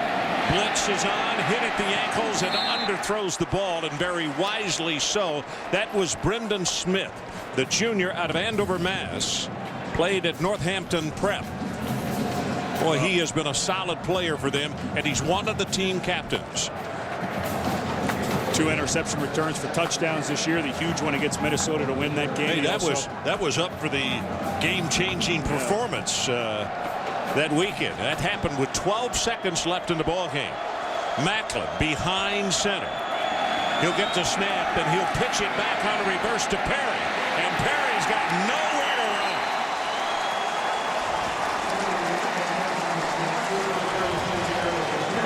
What a sequence by the Wildcats. Well, we saw the reverse earlier to Macklin. Now Macklin looks like he's going to run the sweep, but everybody stayed home. Let's not forget, the guys in purple go to a pretty good school. These are smart fellas. I'll tell you, one of the reasons he's back in the ballgame, one of the reasons Chase was not there to receive that snap, he was down on the sideline. That last hit was considerable just prior to that play. Looking, still looking, throws for the far sideline, just throws it away. Wow. Tommy Saunders was the man it was intended for. Are those boos? Yeah, they're boos.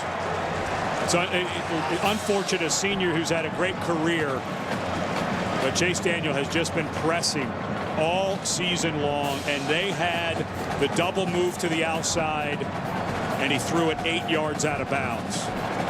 Brendan Smith, the deep man, and to make the point that he is capable of taking it the distance, that return against Minnesota of 48 yards in the last 12 seconds proves that he can. This is a great coverage kick. Very high and is caught by Missouri at the 1-yard line. Tommy Saunders. Now Northwestern gets the football back after a terrific defensive stand.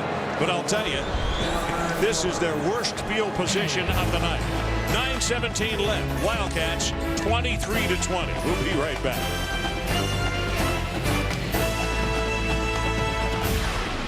The 2009 Rose Bowl game.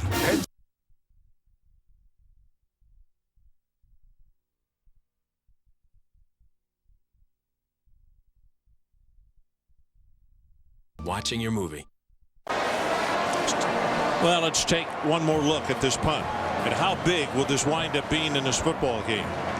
Northwestern's deep man came off of it, and it gave Missouri an opportunity to make the catch. That is Saunders in the field of play, and rather than a touchback, it is 19 yards inside of that in the worst field position Northwestern will have had.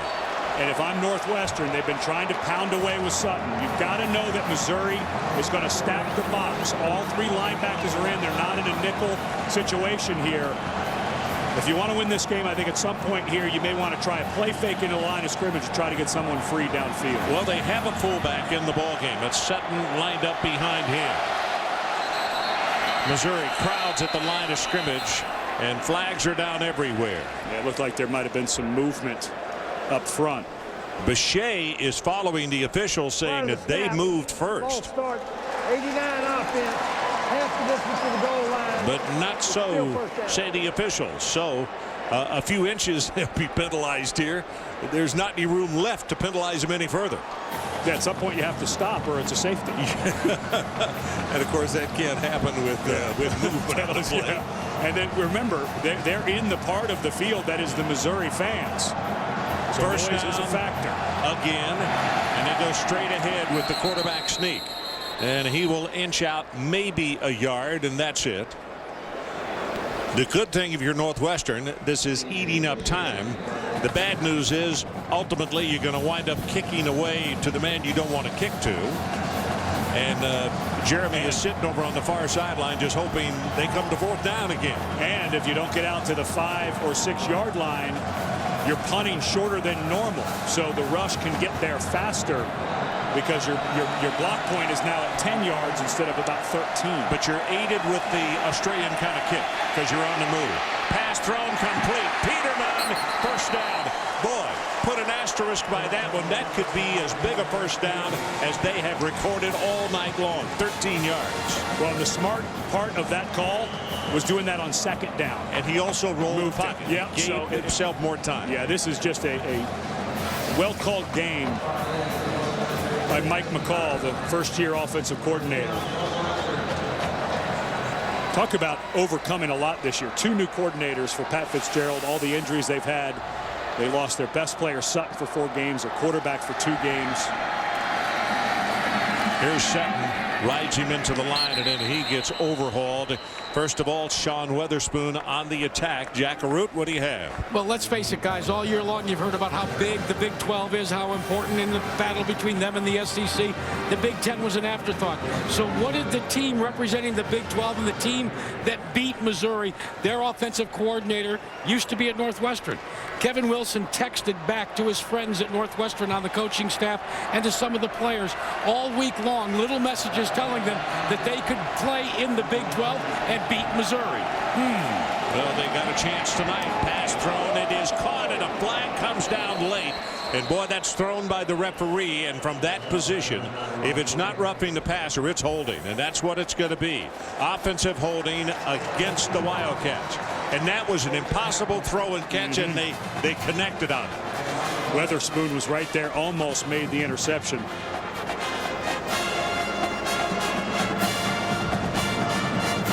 Holding 62 of the offense, half the distance to the goal line. Repeat second down. Keegan Kennedy, the senior out of Jupiter, Florida. Well, Kennedy, the left guard, is called for holding, and that's Ziggy Hood that he's taking down. Good throw, as Weatherspoon makes the play, but all for naught because Ziggy Hood, a senior from Missouri like Weatherspoon, has shown up to play. Second down. They got to take it now out to the 25-yard line to hold on to the football. 7:18 remaining. Pressure, and he is hit. The ball is... Another flag comes down. Tyrell Sutton with the football. I'm not so sure they're not going to get roughing the passer here. Or was this ball thrown in front of the line of scrimmage? Holding offense again. Shulock was the man with the pressure.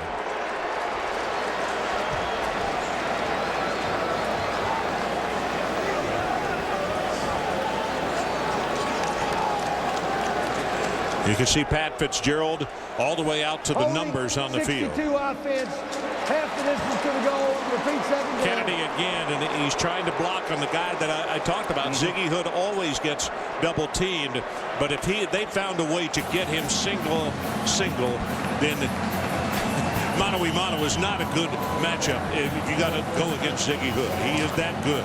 Keegan Kennedy, the left guard, a former defensive lineman, trying to get out on the screen, working in space. Yeah, and as the safety Moore spun around, he just had a grab of him. That's 2 plays in a row he gets nailed. Still second down. They give it to Sutton. Running room, breaks it into the secondary. 15, out to the 20, and it's going to be a third down, and it'll be about 4.5 for what could possibly be the biggest play of this ball game. Our clock is running at 6:35, and if the Wildcats convert here, that 3-point lead looks bigger and bigger as William Moore made the tackle for the Tigers. And as we talked about earlier in the ball game, as Sutton goes over 100 yards rushing with 112, wasn't even expected to play up till a week ago because of that left wrist injury. Sutton now 28 carries, 112 yards. They need the 25. Quick pass. It is dropped. Rashid Ward, and to give him the benefit of the doubt, a defender was in front and got a hand up, and that might have been enough of a distraction to cause him to drop the football. Well, it took a lot more effort than expected, but Missouri getting the ball back with good field possession. And credit Jake Harry, the punter, who dropped one down on the 1, and Tommy Saunders, the bullet, who caught it. Here comes the kick. Now this one is low, and more. That hit the back of a Missouri player, did it not? Yes, it did. And they have gotten on the ball at the 48-yard line. Macklin did an excellent job of noticing that it had hit the back of one of his teammates running down, and he scooted up. Very heads-up play by Jeremy Macklin. 32 yards on the punt, but they cut it away. Let's take a timeout. Just under 6 minutes to play, and the Wildcats hold on. It's time for you, the fans, to decide the Pontiac game-changing performance of the year. Willie rolls to the right. But why not talk to one? Call today to schedule a free investment checkup or visit a TD Ameritrade branch. So we are back. Let's take one more look at the punt. And a very nice, efficient, and smart move by Jeremy Macklin. You can't tell if this ball hits this Missouri player or not. It is so close right here. It appeared to hit him on the foot. And now Macklin comes up and winds up making a recovery. And see, Northwestern, if they had any clue that it might have, would have recovered the ball right there. Good so credit Macklin. Play. Smart play. A scrimmage from the 48-yard line. 5:56 left in our ball game. Missouri trailing by 3. Blitz coming off the corner, and Daniel's going to run it, and he will go down after about a 4-yard gain with Kevin Mims making the tackle. Give Dave Christensen some credit for going back to the run game. You're at a place where this could be the last drive of the career for Chase Daniel and his family, who had an unbelievably successful run here at Missouri. Let's see how it ends.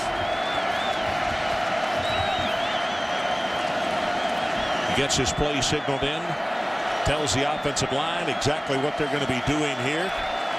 Man in motion again, and he hands it off to Macklin. They come to the near side. 45 at the 40, still inbound. Nope. The official right there said no, he stepped out of bounds just short of the 40-yard line. That's Maben, who was over defensively. It is enough for the first down, though. And remember what Randy Bates, the linebacker coach, when Jack reported for Northwestern on the last drive, he said Missouri's not going to be patient enough to run it, so get ready to drop in coverage and get the pass rush going. Dave Christensen comes back, a quarterback run and a reverse. Want to eat some clock and see if they can't stick it in to go up 4. They got a beneficial spot then, because you could see he actually stepped out of bounds a yard earlier than that. Daniel, far sideline, throws it, and that one is just way too tall for Saunders. So that'll stop the clock. 4:52 remaining. There's really only been about a drive and a half so far for Chase Daniel tonight where he looked like vintage Chase Daniel. That ball got away. Remember the drive before, he had the guy open down the sideline. He threw it 8 yards out of bounds. I think he's just in his head. I think he's thinking too much. He's not reacting and enjoying himself as much as he has in the past. Northwestern has got him playing east and west rather than north and south. They have not hurt them vertically, really. Going to try it this time, though. And the ball overthrown and almost intercepted at the 9-yard line by McManus. Macklin, the intended receiver.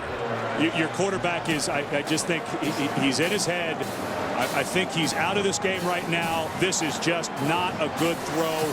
Throw out the playbook. Throw out the passes. There's perfect protection, perfect time. And this ball just floats on Chase Daniel. Wide open Macklin for a big gain. You got to go back to almost exclusively the run game. He has missed his last 4. It is 3rd down and 10. They need to take it to the 31-yard line. That is Chase Kaufman in the slot on the right. Do they look for him? I would think so. Yes, that's who they go to, and he makes the catch. So a wonderfully, wonderfully big target to throw to. He's the guy you got to go to every time, because he is not going to drop the football. And not a very accurate throw by Daniel, but the NCAA's all-time career leader for receptions by a tight end shows you why. He does not, if the ball's in his area, it's his. 3 wide receivers to the right, 2 to the left. New set of downs at the 25. Pressure, and Wooten goes down, and the ball just thrown away. And let's check out Corey Wooten. Boy, that is a non-contact thing. And how many times do you see a big person blow out a knee when nobody is even there blocking him, because he tried to cut so sharply? Boy, that was bad. He burst inside of Colin Brown, the right tackle, and right when he went to plant that leg, it completely collapsed. First team All Big Ten has just been, he was selected an MVP on the defensive side, and is being checked over now by the trainer. Watch as he comes inside. Daniels is going to bounce, and he goes to plant, and his right leg just crumples. You see the change of direction, and it just crumbles underneath him and goes the wrong direction. Well, and Corey Wooten is a guy who has really flourished under new defensive coordinator Mike Hankwitz. Boy, 9 sacks on the season. He's had a good game tonight. He's worked so hard. He's a tall guy at 6'7". He's had to get in the weight room. Let's hope this isn't as bad as it looked. Okay, they may have to get somebody else out there to help get him up. Seriously, I'm not. So we'll take a timeout. 4:20 left in our ball game. 3-point lead, Wildcats. We'll be right back. I love my kids, and I want to give.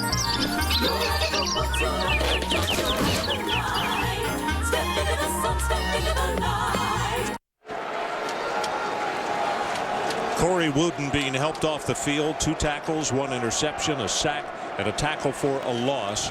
And as Ed said, we are just keeping our fingers crossed that that is not as bad as what it appeared. 2nd down and 10. They scrimmage from the Northwestern 25. Missouri trails it by 3. Hands it off to Washington. Goes to the right side. Is going to squeeze out a couple of yards. Still fighting. Maybe a gain of 3. And that'll be about it. It'll be 3rd down.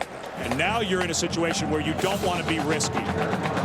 I think you've got to think about your quarterback is not playing well, so you're already in Wolford range to tie this with a field goal. Don't throw this. I think you look for another run or a screen. 3rd down. They need to take it to the 15-yard line.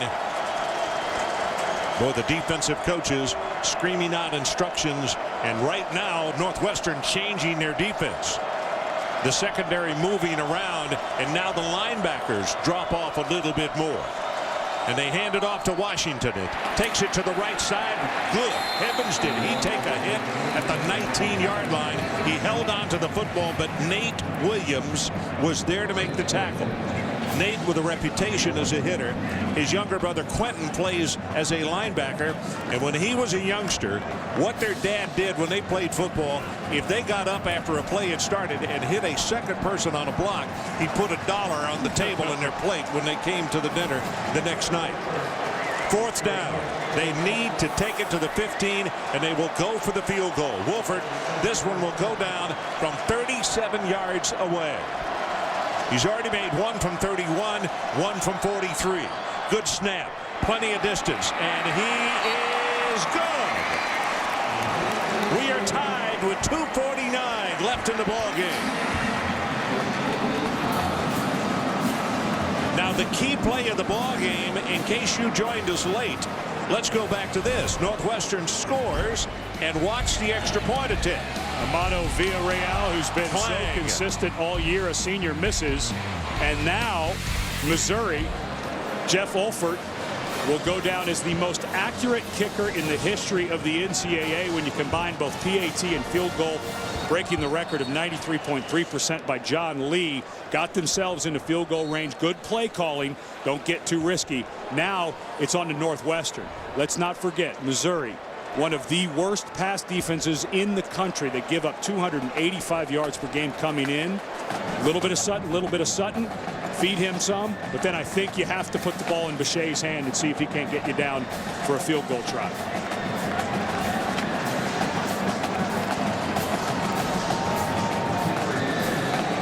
Simmons is the deep man, standing back at the goal line.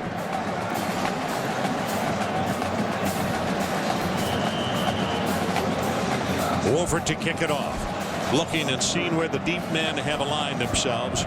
They've been kicking it deep to the left side. Let's see if they go there again. And he does. This is a boomer straight away. And it's going to go 3 yards deep, and very wisely, with only 2:49 left in the ball game, he takes a knee. They'll go from the 20. Now let's take a look at tonight's Pontiac game-changing performance. Bell of the year. Buffalo, 35-yard touchdown pass on the last play against Temple. Texas Tech, the TD pass with 1 second remaining. Arkansas, TD pass, 25 seconds left to beat LSU. And Alabama, interception in overtime against LSU. So be sure to log on to ESPN.com and search Pontiac and vote. And now for Northwestern, who was up for a Pontiac game-changing in that Brendan Smith interception against Minnesota, needs something, and Villarreal standing on the sideline, career long of 49, so you figure they need to get to about the 30, 32-yard line. Boucher hands the ball off to Sutton. Going to go straight forward for a couple. Boucher tonight, 289 yards passing, and that is a season high for him as Weatherspoon will make the tackle. Clock runs at 2:35 and a tie ball game at 23. Well, because Northwestern used a couple of those timeouts, they've only got one, but still plenty of time. You move the change, it stops the clock. Under 2 minutes, you go out of bounds, it stops the clock. Plenty of time. Boucher rolls the pocket, throws it complete, and stepping out of bounds is Brewer. And it is going to be a third down, and they need to take it just across the 30-yard line to pick up the first down. And now, because you picked up a few yards, Tyrell Sutton comes back into play. Maybe a draw, a screen, something like that, because you made it a manageable third down. 18 seconds, 17 seconds on the play clock. Third down, Northwestern. Tie ball game. Huge one right here. Sutton relocates to the left of his quarterback. They roll the pocket that way, and the ball is thrown too high. Peterman, the intended receiver, and it's now fourth down. 1:45 left on the clock, and Missouri with plenty of reaction time here. And the problem is with Jeremy Macklin, you don't want to kick it to him because you don't know what can happen. So, but if you go to kick it out of bounds, you can lose the field position battle. And Missouri now with 1:45 and all 3 timeouts are sitting in the catbird seat. Sixth punt of the night. Will he kick it straight away, or will he move to his left? Takes a step to his left and kicks this one lower, and it's going to hit the ground, and it is surrounded by Northwestern players. So Missouri is going to be 67 yards away following that 40-yard kick, but they've got 1 minute and 32 seconds to work with. And the thing that they need to remember, 3 timeouts. Clock stops with first down. Clock stops with out of bounds. Clock stops with incomplete. Don't abandon Macklin on the screens, on the reverses. You still have time. But also don't forget Jeff Wolford. His longest is 54 yards. Now, it was 2 years ago against Nebraska, but he is very capable. He has enough leg probably for something 5 yards longer than that. Here's Chase Daniel. Under pressure. Gonna run it. Has 5. Has almost 10 yards on the play. In fact, he is very close to a first down. Prince Quatang makes the tackle for Northwestern. Now the problem for Northwestern, who likes to pressure Chase Daniel as his family looks on, he's fast. He can take off and run. So Mike Hankwitz is stuck in a tough spot. Waits to throw, gets this one away, has it to his big tight end Kaufman. Has the first down plus about 9 yards. Under 1 minute to play. 58. And it is about to start again as they reset the change. Missouri is lined up and set to go. Daniel, pressure from the outside, throws it complete, and that is Saunders, and Saunders will be tackled at the 42-yard line, and now a timeout is called by Missouri.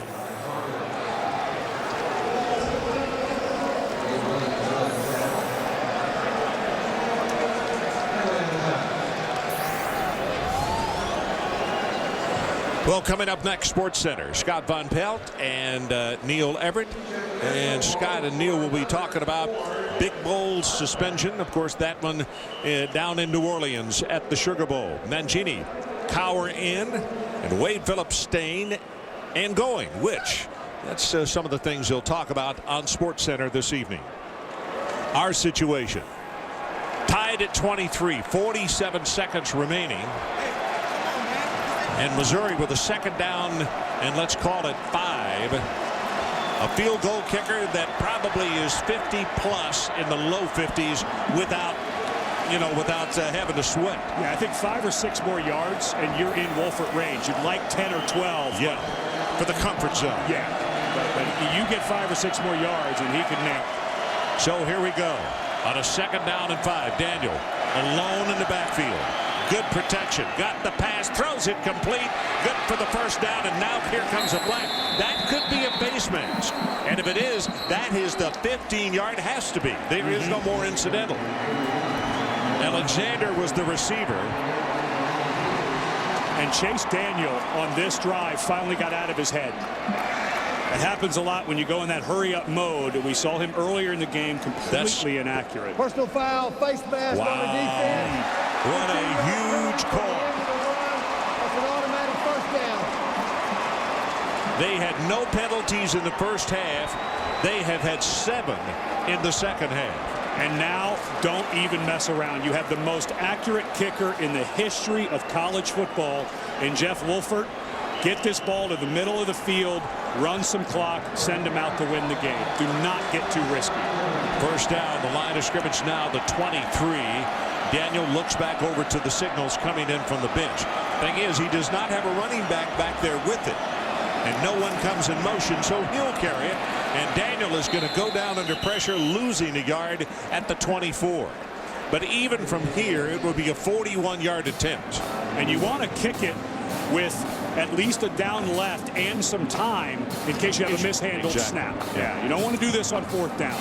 20 seconds down to 19, and it looks as though the Tigers are going to run it all the way down. 15 seconds down to 14. Yeah, this is good timing now. So you send out, and remember, a true freshman snapper for Missouri, Bo Brinkley, a walk-on that they found late in the recruiting process is their snapper. And let's go down to the sideline, Jack Arute. Guys, keep in mind, the guy that's going to go out and try and win this game for Missouri, he was an accidental football player. He played soccer in high school in his first 2 years, was enticed to come and try out for football, but his passion was competitive diving. In fact, that was what he wanted to pursue. And then somebody explained to him that he could probably have a little bit better career and a more impactful career if he became a kicker. We'll find out in just a couple of moments, won't we?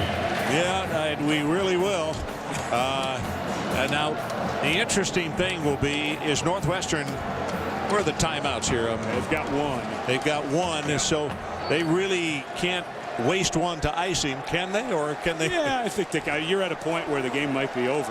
So, but, well, Missouri's out there to try to move, to do it again. I think this. Chase Daniel is actually going to go under center. We'll take it and move it to exactly on the field where they wanted it to be, which was a little bit more to the left. And he knocked down pretty hard as John Gill made the tackle. And now they're going to stop it. It's at 3 seconds. Now the problem is a mishandled snap. You've got a freshman walk-on snapper in Bo Brinkley. A mishandled snap. The holder is Tommy Saunders, a senior wide receiver. If it's mishandled, you go to overtime. I know they wanted to get to the middle. Strategically, I understand that move, but now you're in a position where the snap, the hold have to be perfect to give Wolford a shot, or else you're going to overtime.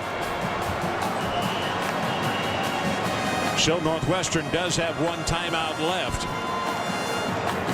By the way, it is not a good sign as far as Wolford on the near sideline. We showed you Big Corey in a non-contact injury. Appeared as though to really have injured his knee badly, and he is already on crutches on the near sideline. Back on the field. This is going to be a 44-yard attempt.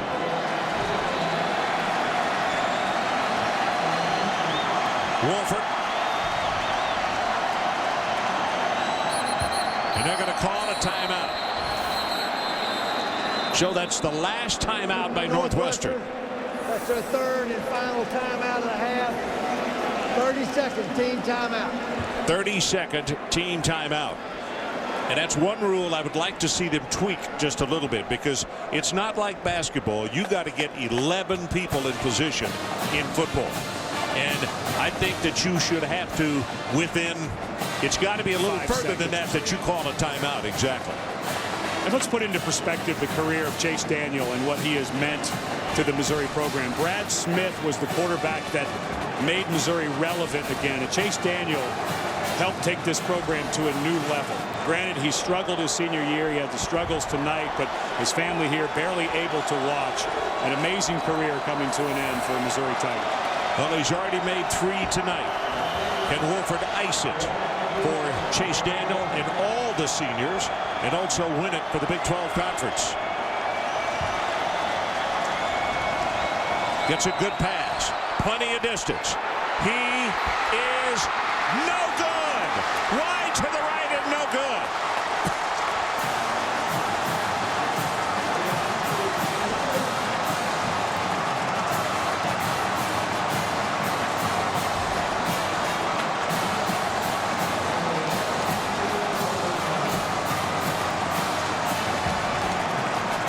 Well, how about overtime? This has been that kind of ball game. I'm glad we're going to play some more, quite frankly. Just pushed it slightly. You expect the right-footed kicker, the ball just like a right-handed golfer, to come a little right to left. That ball never came back around. It just hung out there. You know what that is? Just like golf ball, you hit it too hard, it won't even hook unless you hit it real badly. Boy, that was close. It didn't want to hook, though, did it? Awfully close. Look at the body English on Pat Fitzgerald. Lives to fight another day. And now for Missouri, I always look at this situation. Of course, the coin toss is huge in overtime to see who goes on offense or defense first. But I always feel like the team that misses the field goal to go to overtime almost feels like they just lost the game. You know what? The head coach at Missouri, Gary Pinkel, and I, you know, there's one thing that we have in common. The first overtime game played in NCAA football was in Las Vegas at the Vegas Bowl between Toledo and Nevada. And Gary Pinkel's ball club won it 40-37. Can he repeat that tonight? We'll find out. We're going to take a break. Tied at 23. We are in overtime.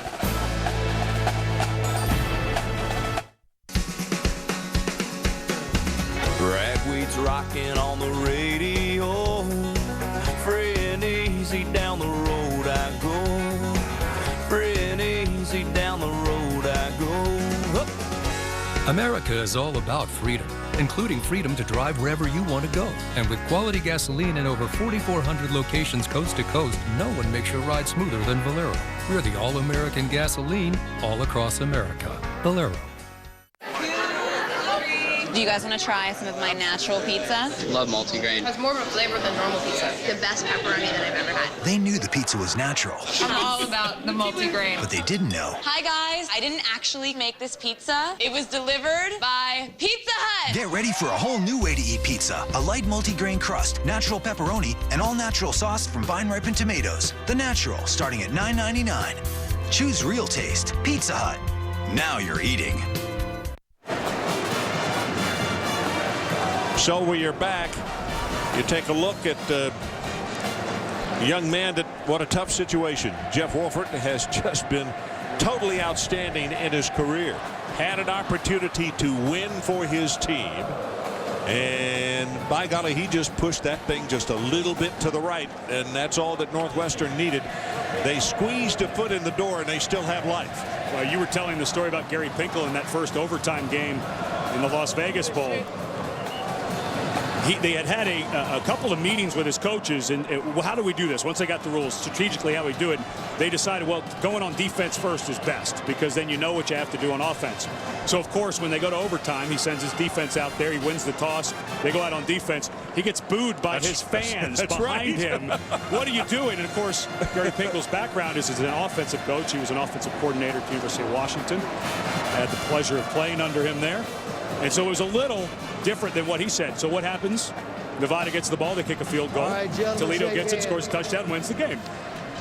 Well, and the reason for that, the philosophy, as we talked this morning. Tied here at the end of let's listen to Jack Childress here. Extra periods. Extra period goes like this. We'll have one coin toss. The visitor will call the toss.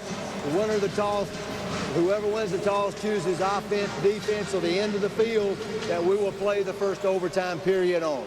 The overtime period consists of one series for each team, an equal number in each period. We'll begin the series on the proper end of the field at the 25-yard line. The team who puts the ball in play by a snap keeps the ball until they either fail to score or they score or fail to make a first down. Any questions? If there's a change of team possession, the ball remains alive. Each team gets one timeout per overtime period. Visiting captain, this is a head with the helmet. The backside of the snapper is a tail. What's it going to be, son? He said. Heads, he said. It is a tail. It is a tail. Northwestern has won the toss. Would you like to go on offense, defense, or choose the end of the field? Which will go on defense, sir. You want to go on defense? That means you're going to play offense. Which end of the field you want to play on? You're going to play on that way, Northwestern. Yeah, Missouri wants to play it to the left. That's where the bulk of their fans are. But just what Ed was talking about, the theory has been proven to be totally accurate. Just 8 or 99% of the time, a team always goes on defense because you want to see exactly what you got left, because the other team's going to get the ball. So you'd rather have them make a statement, either a touchdown, a field goal, or know what you have to do. Yeah. Now the problem with that is then it alternates. So if you're on defense first, offense, then your offense stays on. Well, usually if you have to go defense back to back, your defense is going to be a little more tired. And sometimes if you go into 2 and 3 overtimes, your defense starts to get tired, especially if they have to go back to back series, because now it'll alternate possessions. And also, you know what it takes out of the equation? You don't have to worry about Jeremy Macklin as a return guy anymore.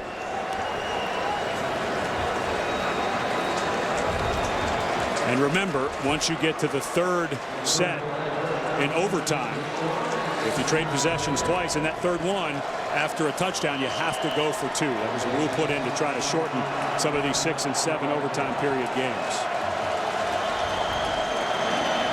Well, first down from the 25. Well, you still have to contend with him as a ball carrier, and he's off and running and shoved out of bounds at the 15-yard line. So it's going to be a first down and 10 for Missouri. Be interesting to see which Chase Daniel we see here. He looked really bad there for a while in the third and fourth quarter. Then at the very end of the game, when he got out of his head, he was accurate and on time. Now let's see if he can stay in that rhythm.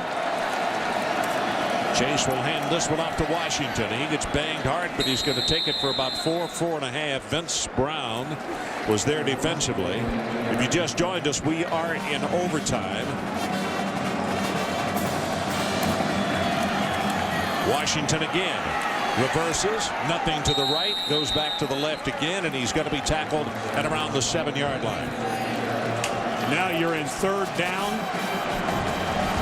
Maybe a Chase Kaufman time. The big tight end at 6'6" will be lined up in the slot to the right.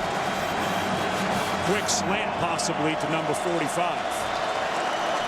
Third down. They got to take it to the 5 or go for a field goal or go for it on 4th. But you got to come away with points. Plenty of time on the play clock. Boy, fumbled it over the middle, throws the touchdown. Wow. Macklin. And Daniel was fumbling the football, still had the presence to maintain and get the pass away. And now, if the extra point attempt is good, then big shoes to fill as far as Northwestern is concerned. It means they kind of come up with a touch. Excellent job by Daniel.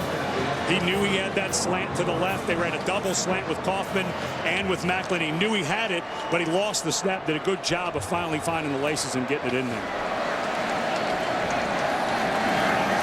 Good pass. Extra point is right down the middle. Ed, look what happens with the quarterback, and he still throws a beauty. And he saw he had it the whole way. The Northwestern defense had rotated over to Kaufman because Kaufman is the guy all season long that Missouri has looked to in the red zone. So they overshifted to that side. Nobody's on the inside for Macklin. But Daniel did an excellent job with that snap. It slipped through his hands, and his family, who's barely been able to watch through the fourth quarter, watching the end of a wonderful career come to an end. Well, I'll tell you, he not over yet. He looked great on that series right there. And as a result, Missouri is up 30-23. Now it is the time of the Wildcats. And remember this, cannot have a turnover or the game's over. Bechet fakes the pitch. He's got to keep it and go down to the 19-yard line. Not bad for a guy who had a tweaked ankle earlier in the game. You're right. Yeah. Christopher and Shulock combining on the stop. Nice fake.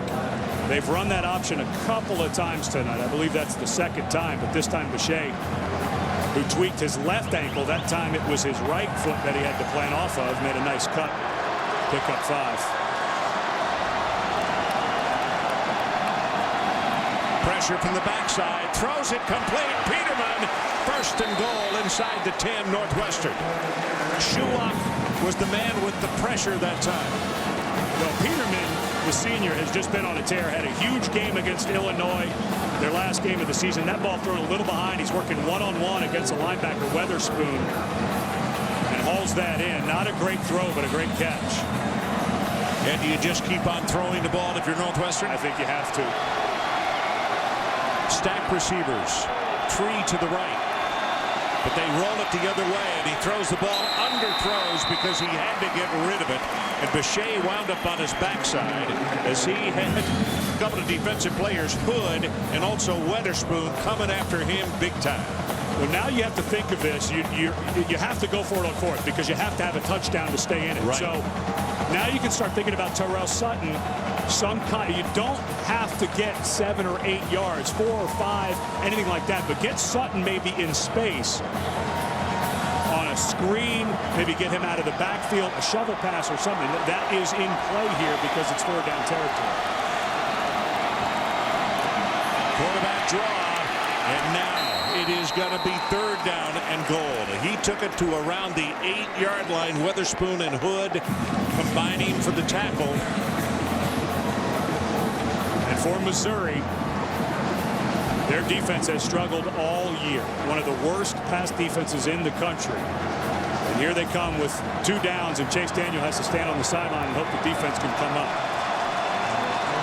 C.J. Bechet, senior out of Sacramento.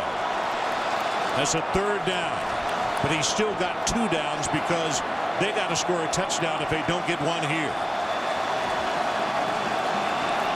Here comes pressure from the outside, and he is hit as the ball is thrown. It's recovered by Northwestern. It is a turnover, and it is 4th down at the 32-yard line. And Sean Weatherspoon is the man who was making the tackle. And this was confusion on the offensive line. The center had pointed out this linebacker, Christopher. They're going to slide this way and leave the outside rusher to come totally free. Sutton, the running back, was over to that side. The center reset his line, and they did not pick up the outside rusher. A mental mistake up front by an offensive line with all first-year starters in their first bowl game. Boy, that's a tough one. So we are having a review on the play. We're wondering if that ball came out of Bechet's hands. You know, if you're Pat Fitzgerald, what a worthwhile challenge, because a world of difference. I think it's a fumble. I do too. It looked as though it came out of his hand before the arm started forward. I agree. Look again, judge for yourself. But again, with Sutton lined up to the left, the running back, you know you have an extra blocker over there. The center slid the line to the left. Perkett, just a freshman, slid his line to the left, and that left Weatherspoon totally open. He's got to know, we've got an extra blocker to our left. I've got to take everybody to the right to pick up Weatherspoon. Weatherspoon comes totally free and helps force the fumble. I'll tell you, Weatherspoon. After review, the call on the field has been confirmed. The arm did not go forward. It is a fumble, 4th down. So you can see and hear from Jack Childress, the referee. How about Weatherspoon? And I'll tell you this, he's my MVP. I know what Jeremy did to put them back in this ball game, but Spoon, 13 tackles and 3 tackles for a loss. And that play right there is as big as any, particularly if they win this football game. And now you're going to get a 4-man rush by Missouri. No blitz. You're going to play way back. And for Northwestern, I know you want guys in the end zone. I think you got to leave at least one guy short running across the middle in case nobody's open around the 10-yard line to see if he can get it in. Now here we go. Pressure from the outside. Going to go for it all at the end zone, which he has to do. And the ball is knocked down. In fact, may have been intercepted by William Moore. And the Missouri Tigers, they called it incomplete, have come from behind and have won over the Northwestern Wildcats.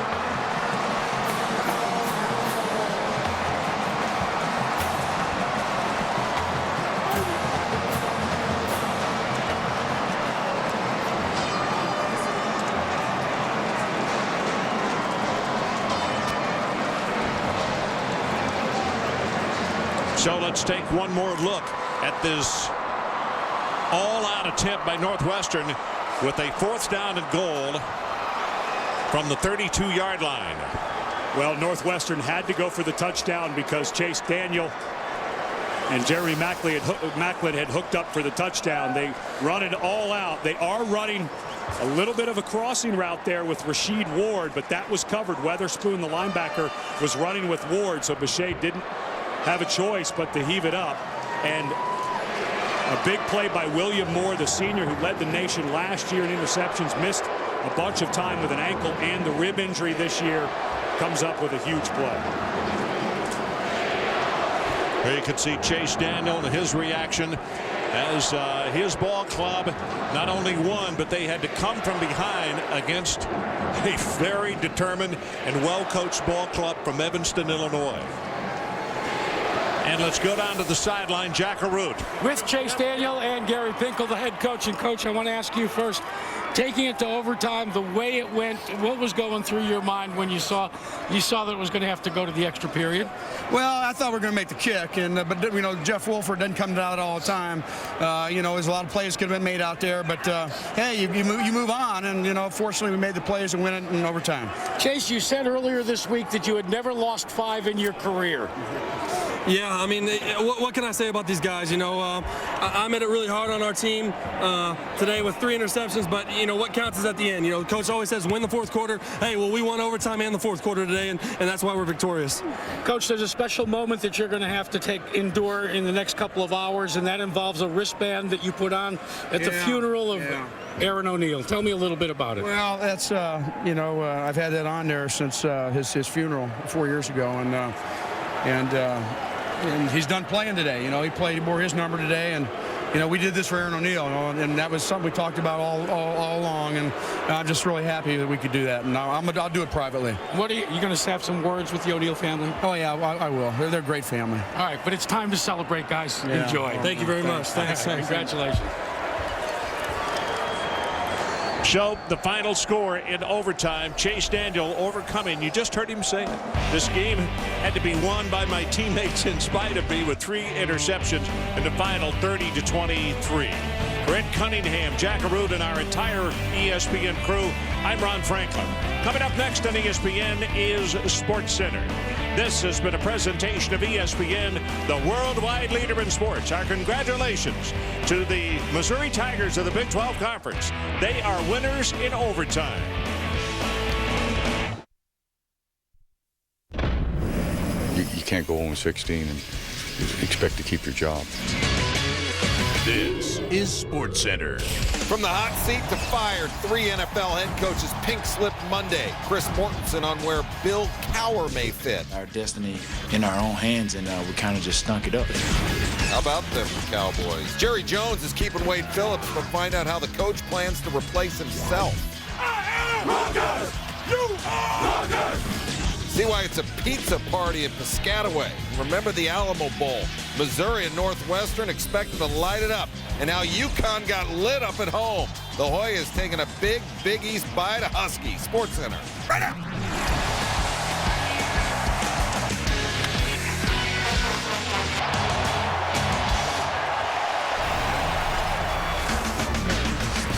It's bowl week. NC State and Rutgers. PapaJohns.com bowl. First quarter, Rutgers lining up for a field goal, but they get sneaky. Rob Cervini takes off. Look like, do we want to run option? No, that's San Santee. We're not pitching to him. Touchdown good. Extra point block. Maybe it was a good thing that Coach Schiano didn't go for the kick. They had some trouble in the kicking game. Russell Wilson, freshman for NC State, looked like he was in over his head, frankly, early this season. He has gotten better and better and better. He is going to be a stud down there in Raleigh. Awkwardly lands on his knee, hurts himself there. Wolfpack would score a touchdown, but at a huge cost. They were up 11. Third quarter, Mike Teal throws back to Anthony Davis. Look at the big tackle. He's throwing into double coverage. You think he cares it's double coverage? He's a tackle. This is his one. I'm chucking the ball. Rutgers settles for a field goal. Meanwhile, Wilson on the sideline with that strained knee does not come back in. Harrison Beck, frankly, had a very difficult go. 0 for 4 with 1 pick here, with a chance for the Pack to extend their lead, and he throws it directly to Mike D'Imperio, right between the 4 and the 4. Rutgers would add a field goal. They had a 2-point lead heading into the fourth quarter. Third-string quarterback Daniel Evans on the field now, but this is a guy who has started in his past down there for the Wolfpack, so he was prepared to do this, lead an 8-play drive, waits patiently for Anthony Hill to come wide open, hits him for a touchdown. NC State misses the 2-point conversion. They're up by 4. Next Rutgers possession lasted 51 seconds and 2 plays. Teal to Kenny Britt, present in the end zone, touchdown. Teal for 319 on the day. Britt 119 yards receiving. Evans this time not a successful, picked by Devin McCourty. Rutgers adds a field goal. It's a 6-point game, and now the Wolfpack need a miracle. They say all prayers are answered. Sometimes the answer is no. Courtney Green with the pick, and Rutgers finishes its season, and a lot of credit to them, by winning 7 consecutive games. Hey, what's good? Welcome to SportsCenter. With Neil Everett, I'm Scott Van Pelt. Unemployment numbers have been ugly across the country, and layoffs, as they typically do the Monday after the season ends in the NFL, layoffs at the NFL. Yeah, one New York newspaper called for the Jets to dump its coach and quarterback. Brett Favre still on the roster.